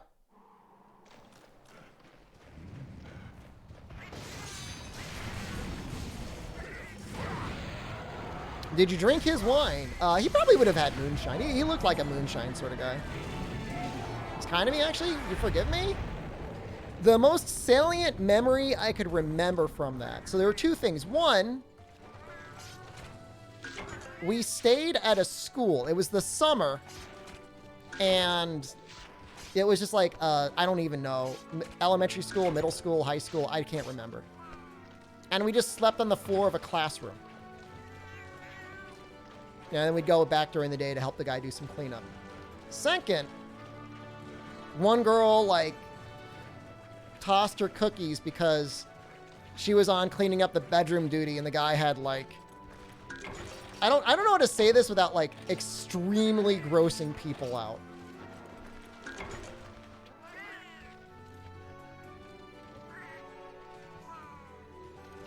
Not safe. Not mine safe. Very close, Dwarven man. Basically, the guy had a lot of used contraceptives just laying around his bedroom. Just put it to you that way. Who does that? It's so gross. Oh. Oh. Oh. Oh. Oh, yeah. Yeah. Ah.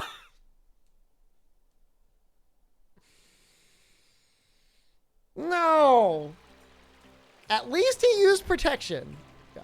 How do the cookies play? It's she was vomiting. Sounds like your average mountain man with no girlfriend. I don't know. I'm not an expert. I was only there for maybe a week one summer. I did not go back. Another time we were cleaning up, actually fixing up some homes after Hurricane Floyd. And it was really depressing because we went there one year to fix it up. And we came back the next year and literally nothing had been done. Like somebody had left like their water bottle on like a banister. And in 1 year, we came back, same water bottle, still on the same banister. So like, who are we even cleaning up the home for? The owner? The bank? Apparently nobody cared. It sat abandoned for an entire year. All right. Dating myself? That was, my dad told me that. He did that. That's his story.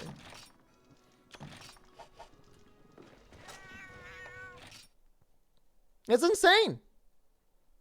It was actually kind of depressing. Like, it was sobering and depressing at the same time. Nah, I'm not going to be streaming the State of Play. Nah.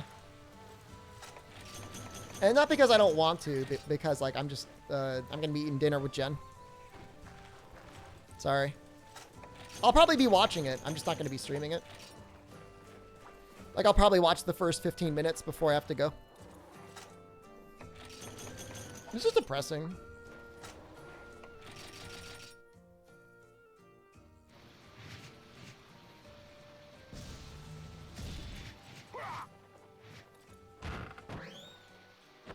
Yeah. That was a good one. Not that we even need bugs anymore.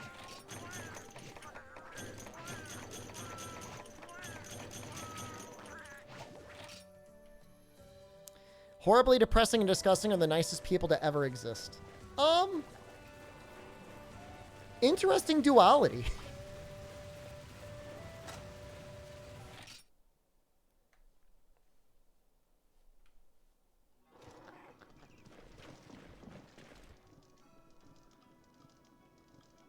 So wait, what do people want more? Pepe hand rub or Pepe hands?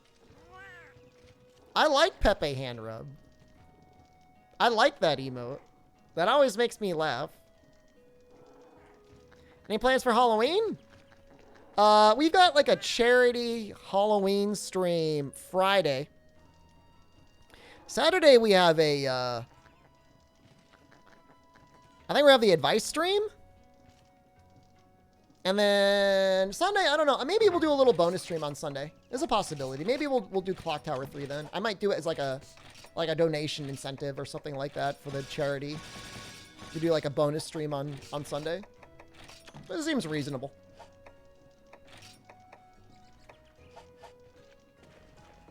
I think it's time for the urgent. It better be time for the urgent. I think that's everything. Why is that not everything? Did we not kill Black Diablos? Hi. Oh, Durumbaros. You're going to a party dressed up as Neo from The Matrix? He's getting kind of old now, isn't he?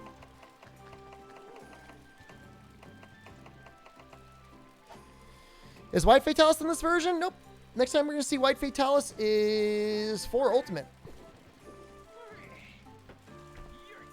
Yeah, it's Duramboros. Alright. Alright.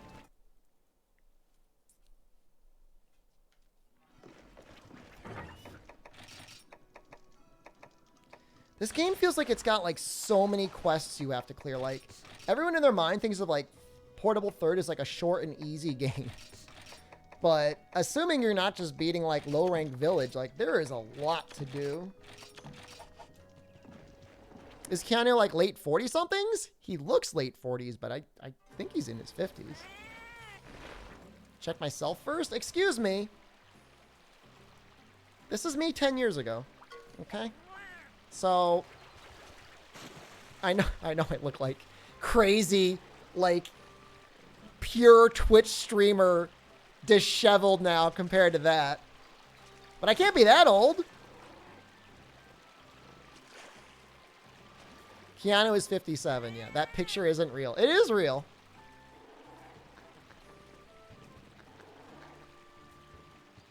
You look older in that picture. I look like 17.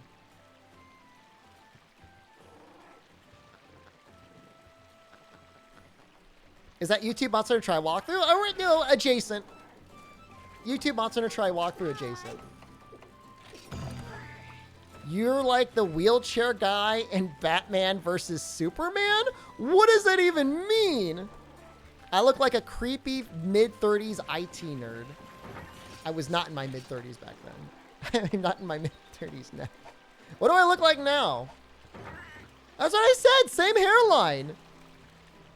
Right? Everyone's like, oh, balding streamer. Actually, not really. I've always been bald. So, why not cope on that? You look like a guy who'd ask for your hall pass. Where's your hall pass, please? I look like a washed-up streamer now? Excuse me. That's Mr. 3066 to you, swine gamer. I look like the comic relief guy in an IT sitcom. You put me on an IT sitcom if you want. Fine, I'll sell out. Hi. Kind of sad at the same hairline? Well, it's not going to grow forward.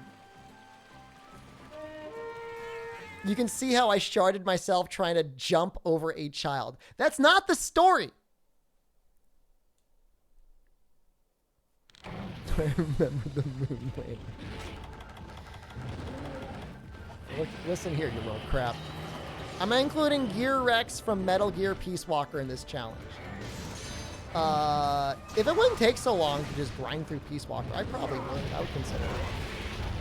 But at the time I peed on the other, that was a dream. That was not real life.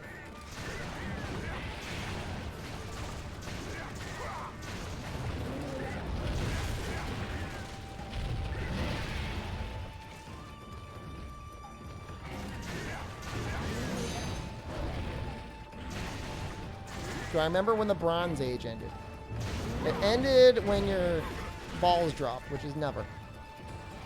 I'm missing Final Fantasy XIV Rathalos as well.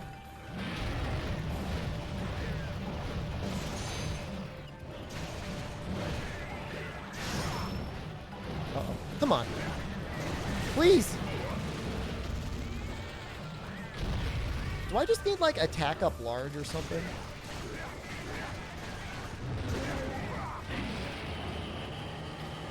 Balls. You have suspenders. Double suspenders going on. Ooh.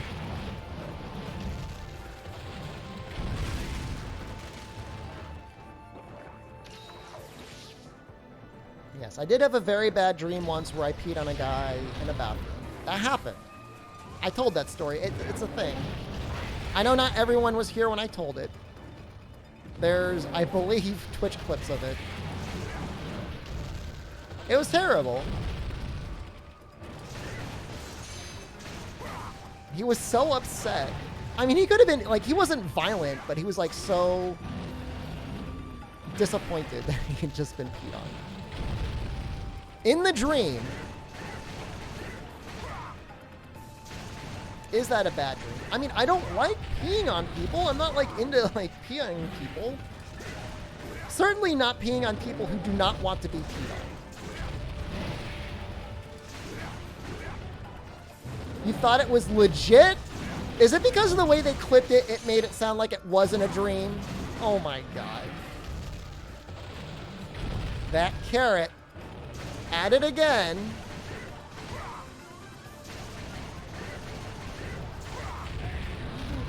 It's not a vivid dream. It's not vivid reality. When I was telling it, it sounded like it was real. Well, I don't normally dream, so when I do dream, it feels very real to me.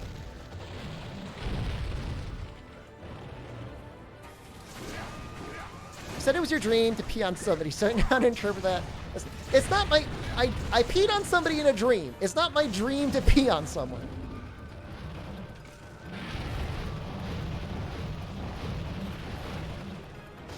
I'm sure there's groups out there, if you really wanted to pee on someone, you could find somebody to pee on.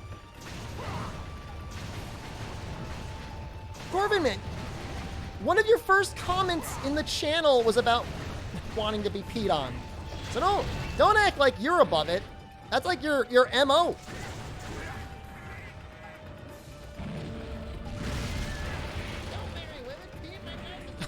That command is because of you. Because of something you said. I am being... This is character assassination. Sounds like an old... I mean, there's not like there'd be a lot to it. You find a person, you pee on them. It's not like you need a big diagram or something. You're doing all right, Goose. How are you? I gave him $5. Where we were at that time in our life, in the dream, in the country you're in, $5 was enough to pay for dry cleaning, and he was very excited to hear about that. Maybe I did him a favor by peeing on him. Maybe he needed his clothes dry cleaned, and I peed on him, and I gave him $5, and he was able to get his clothes dry cleaned. You ever think about that? Huh? What if you needed your clothes dry cleaned, and I peed on you, and I paid for them to get dry cleaned? I paid him for the experience. It was not paid pee prostitution. And not that there's anything wrong with it. That's what you're into. There's far worse things you could be into. No.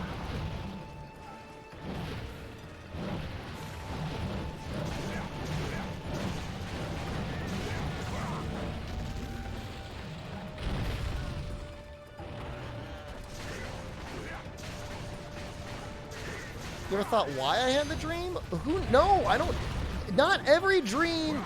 Like, Freud's not right. Like, it's not every dream is like reality. I certainly don't want to pee on anyone. I'm not like thinking like that's a void in my life that needs to be filled or emptied.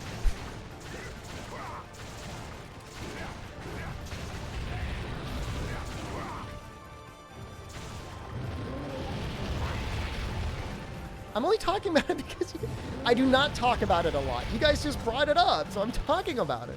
I'm a streamer. Must be some sort of fascination. You know what? Yeah, I do want to pee on someone. You. I want to pee on you. How about that? Be streamer. Must be some sort of fascination. Like that. Then what? Who's talking now? Not you. You got a mouthful of pee.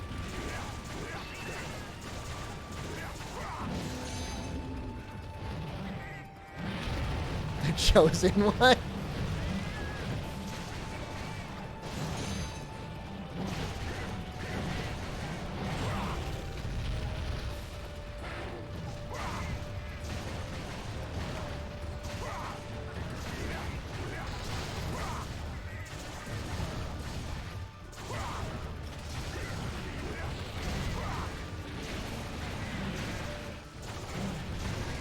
Thanks, Texas. That was a cool combo we had until you landed it. Oh, Arzuros is back.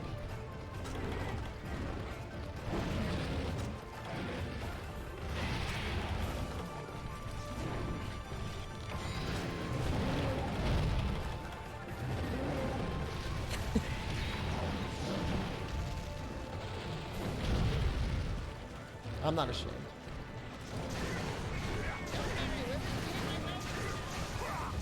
I know what I stand. Arzuros, please stop. Doing Burrows thing. So I want...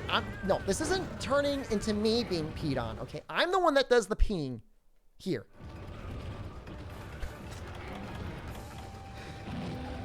I mean, not that I want to do the peeing. That's not what I want to do. It's like a 50% chance to land this. There's got to be a timing for it. Oh, so good.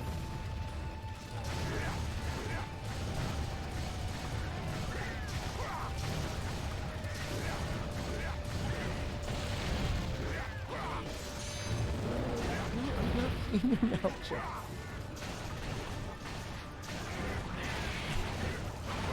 That's not what this is about. I'm just saying, if there's gonna be a peed on or P-or relationship, I don't even know if there's like official titles for that. There probably is. A donor and a P donor versus a P receiver. I am most definitely the P donor. That's all I'm saying.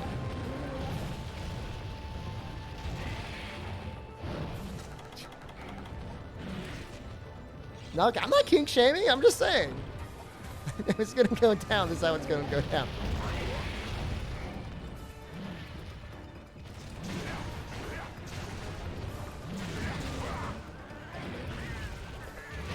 I kind of want to put this pitfall trap down.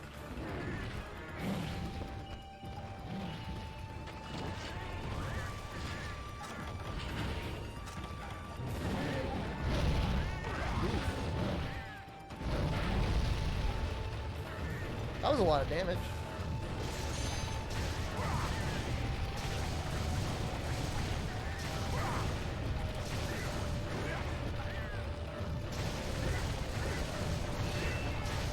It's amazing how much deeper you're making the hole the longer I talk about it. Just keep digging, right? You'll get out eventually. Whoa, how did that not hit me? Did you guys see that? Forger, I do not know the answer to that question. Google might. That tail went right through me. That should have hit.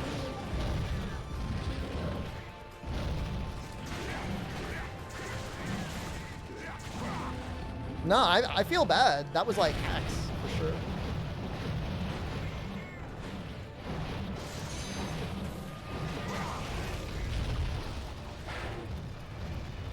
Trying to distract you from the peak. Streamer, stop trying to change the subject.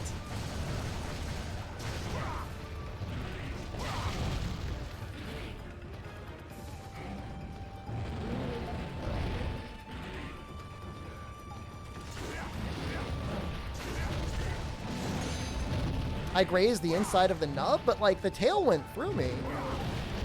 That attack is crap, by the way.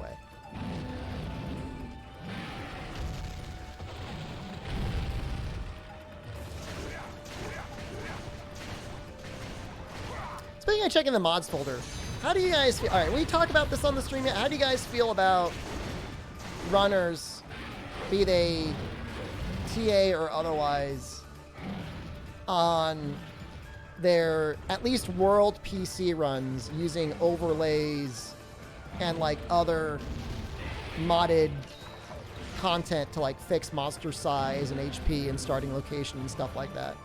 Do you think it's a good thing or a bad thing? Or you don't care, like it doesn't do anything for you either way?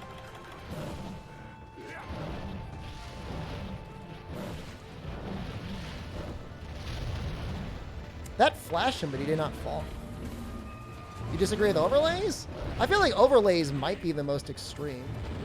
Because it's like actively giving you hidden knowledge that nobody else would have. Like, as long as you disclose the fixed size and stuff like that, and you're playing in a tool-assisted category. It removes the garbage part of the runs, which is constantly resetting. I kind of agree with setting the spawn location. Like, if the monster has random spawns, like, that's kind of annoying. But if it's like fixing size and HP, I don't know, man. I feel like you got to do enough runs to earn whatever size and HP that you want. Because otherwise I mean, it's not like people are setting it to the hardest version of the monster. They're setting it to the easiest version of the monster.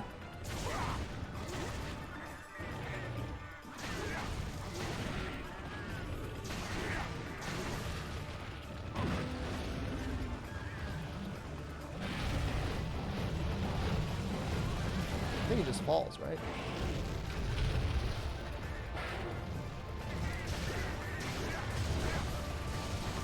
I don't even know that overlay used it. Ole used an overlay, did he? I guess he probably would have said. Meanwhile, Minecraft speedrunners are playing the same 16-minute run for years, and yet one of the most popular speedrun categories, oddly enough. That's, you know, Franz, a shockingly reasonable suggestion to say set it at the average size and average HP. Yeah, no, that's cool, actually. I like that idea.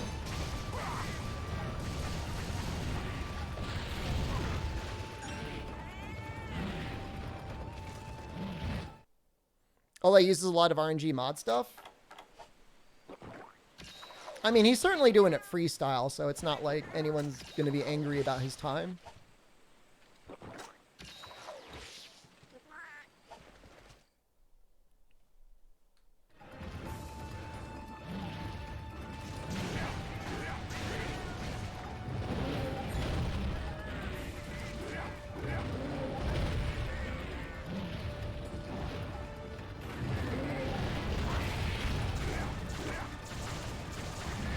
I mean, I guess there's an audience for everything. Was there a recent drama with that Minecraft speedrun? Minecraft speedrun? I don't know. I don't follow Minecraft stuff at all. The only thing I know is semi-recently, oddly, a person named Floby, not at all related to the haircutting device, was involved in some speedrun drama, but I don't know anything about it. Dream Guy? I have no idea. I mean, at the end of the day, drama is probably just good for Dream anyways. It's more people watching him. He's already going to have a legion of people that will follow him forever. What's a Floby? It's a device you attach to your vacuum cleaner that you could use to give yourself a haircut with.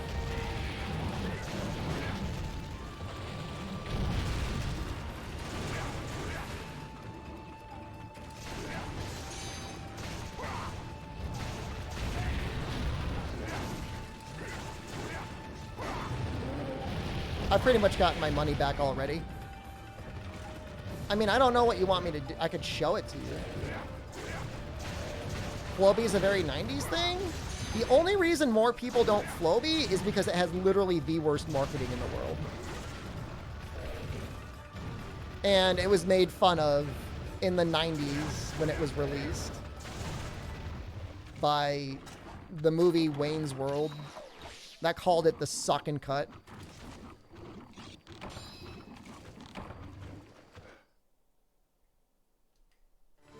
Durham Burrows does have a lot of HP, but honestly, the Tigrex quest took longer.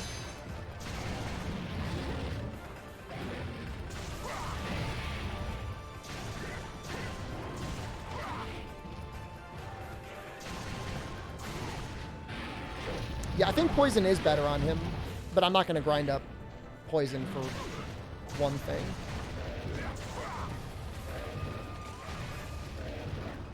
Comes from astronauts cutting hair in space? It would be a great way to make it so the hair wouldn't fly around the space station.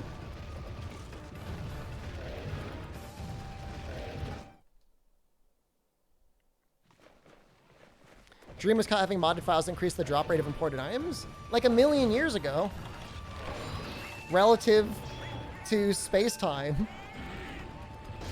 1,000,000 years ago is 6 months ago, right? It's a home thing? You stick to your barber? If you have a very specific or highly stylized haircut, stick with your barber.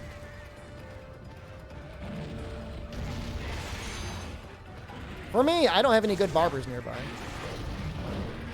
And the Floby does just as good as a job as... Like, I'll pay $20 for a haircut. It gives me a $20 haircut. And I don't have to go to the barber to get it, so...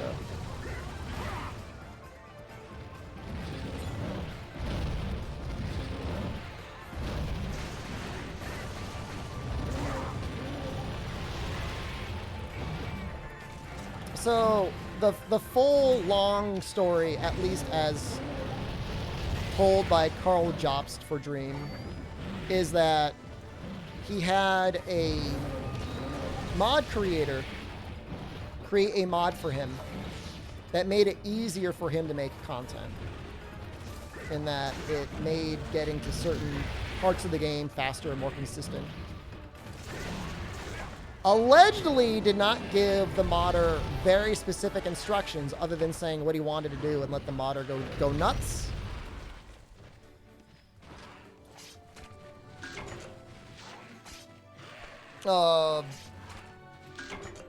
And so the mod was his defense, which when you say it out loud sounds very cope, is I paid a mod creator to create a mod that allowed me to cheat. And then I used said mod by accident, and I did not know I used it.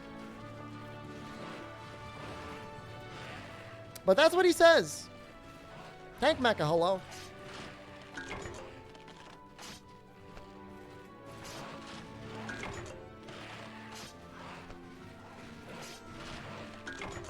The only thing that I'll say that's great about Minecraft and Minecraft speedrunning is that the way the game is built, or at least the things that are surrounding the game, do make it so that if you want to like have actual real competitive speedrunning, that all of the tools are built in at the base level to make it very difficult to cheat and get away with it. Yeah, no, this is the guy. This is the Floby guy. This guy is the creator, manufacturer of the Floby, and he is the reason why nobody gets a Floby.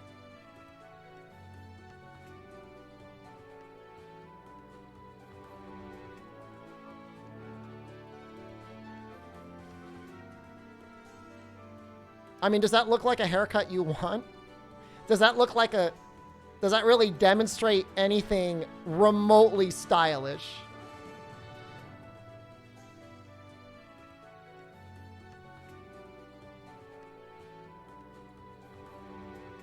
That's my haircut. I have it shorter on the sides than that. Shut your face! He looks like his name is Ron. His name is Rick. He's so hot, though.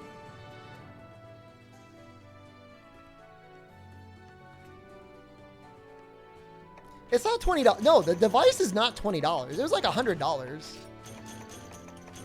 I mean, which is fine, because after 5 haircuts, you basically got your money. That is the optimum ad haircut. 100%.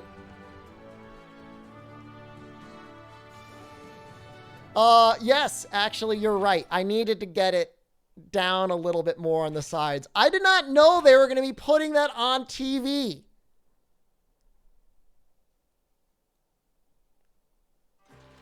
If I knew that was going to be on TV, I would have done something different in my life.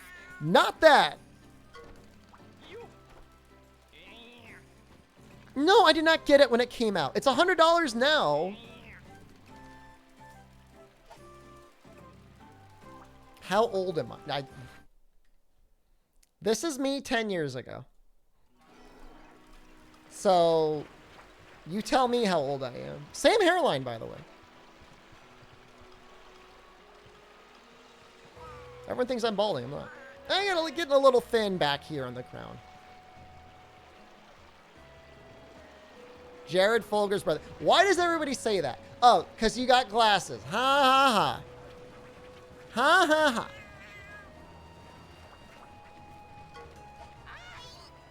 You look better now? Well, I'm in good shape now. I've got like muscles and stuff, so that's okay. Between 15 and 30. Sometimes people are like that, right? 1 minute ad break.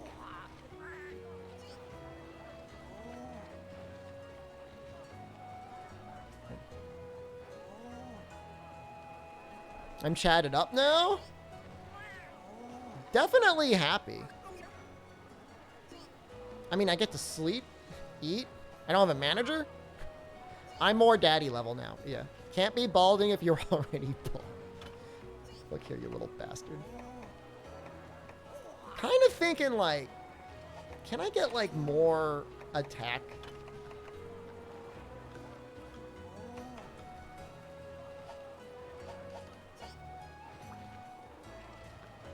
We don't have a single good talisman. The anti-orb. An ad for the WoW board game? That sounds awful. Get full Rathalos? I hate Rathalos in this game. I would despise farming him. And it takes a ruby? Oh. So, for the final hunts, I don't think we're gonna farm anything. Like, we're just gonna go with what we have.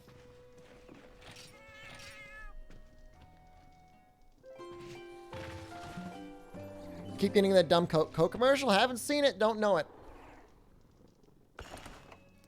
All right. So for tomorrow, we have Jen Moran, Amatsu, a Cantor, Ucanlos, Elatrion. That's for day stream. I'm thinking I can get through that in 1 hour. Sorry, 1 hour. In 4 hours. 4 or 5 hours. Right? 1, 2, 3, 4, 5.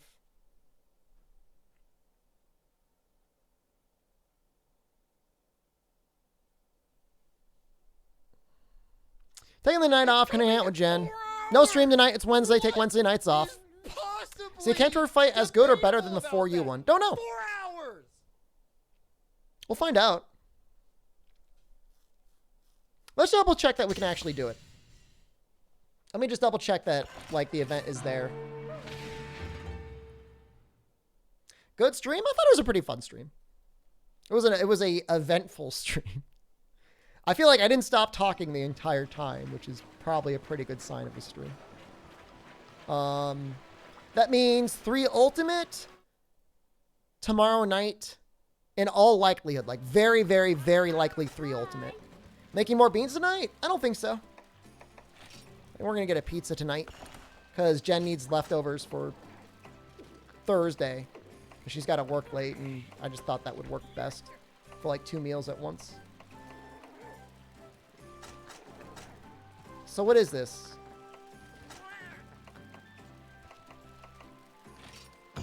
Is that a Latreon? If this is a Latreon, then we're so good. Like, we're done.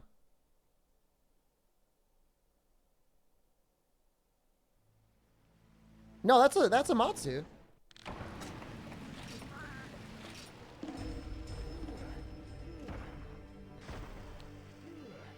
Your wife's been making beef roast? We are going to have some of the soup left over from yesterday.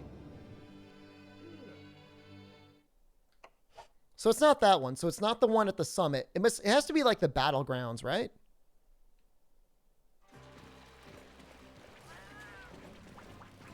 Hi.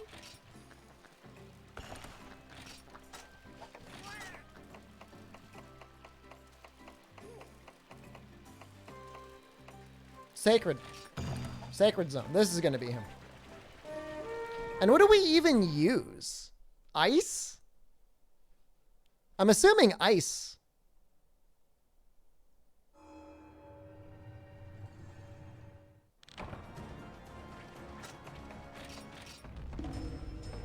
Let's look at the hit zones.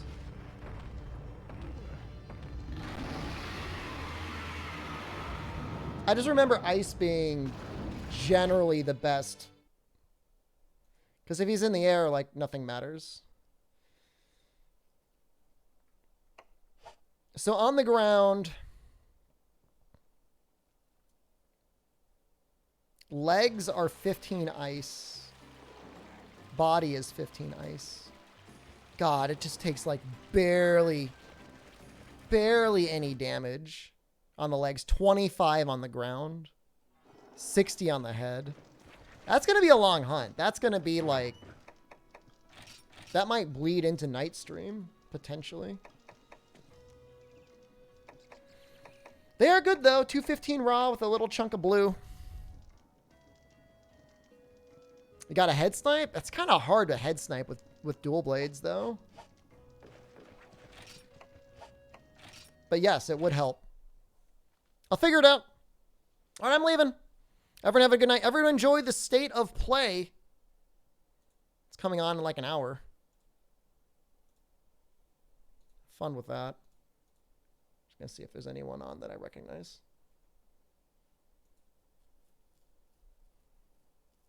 A lot that you'd have to do to really break a PC, and I think one of the things that's really good about watching a DIY community like this is that he's playing Genshin. We'll raid Kant. All right. You know, you can Everyone have a good day. I love you. See you soon. Goodbye. It's actually really incredible, and so now we're popping it over.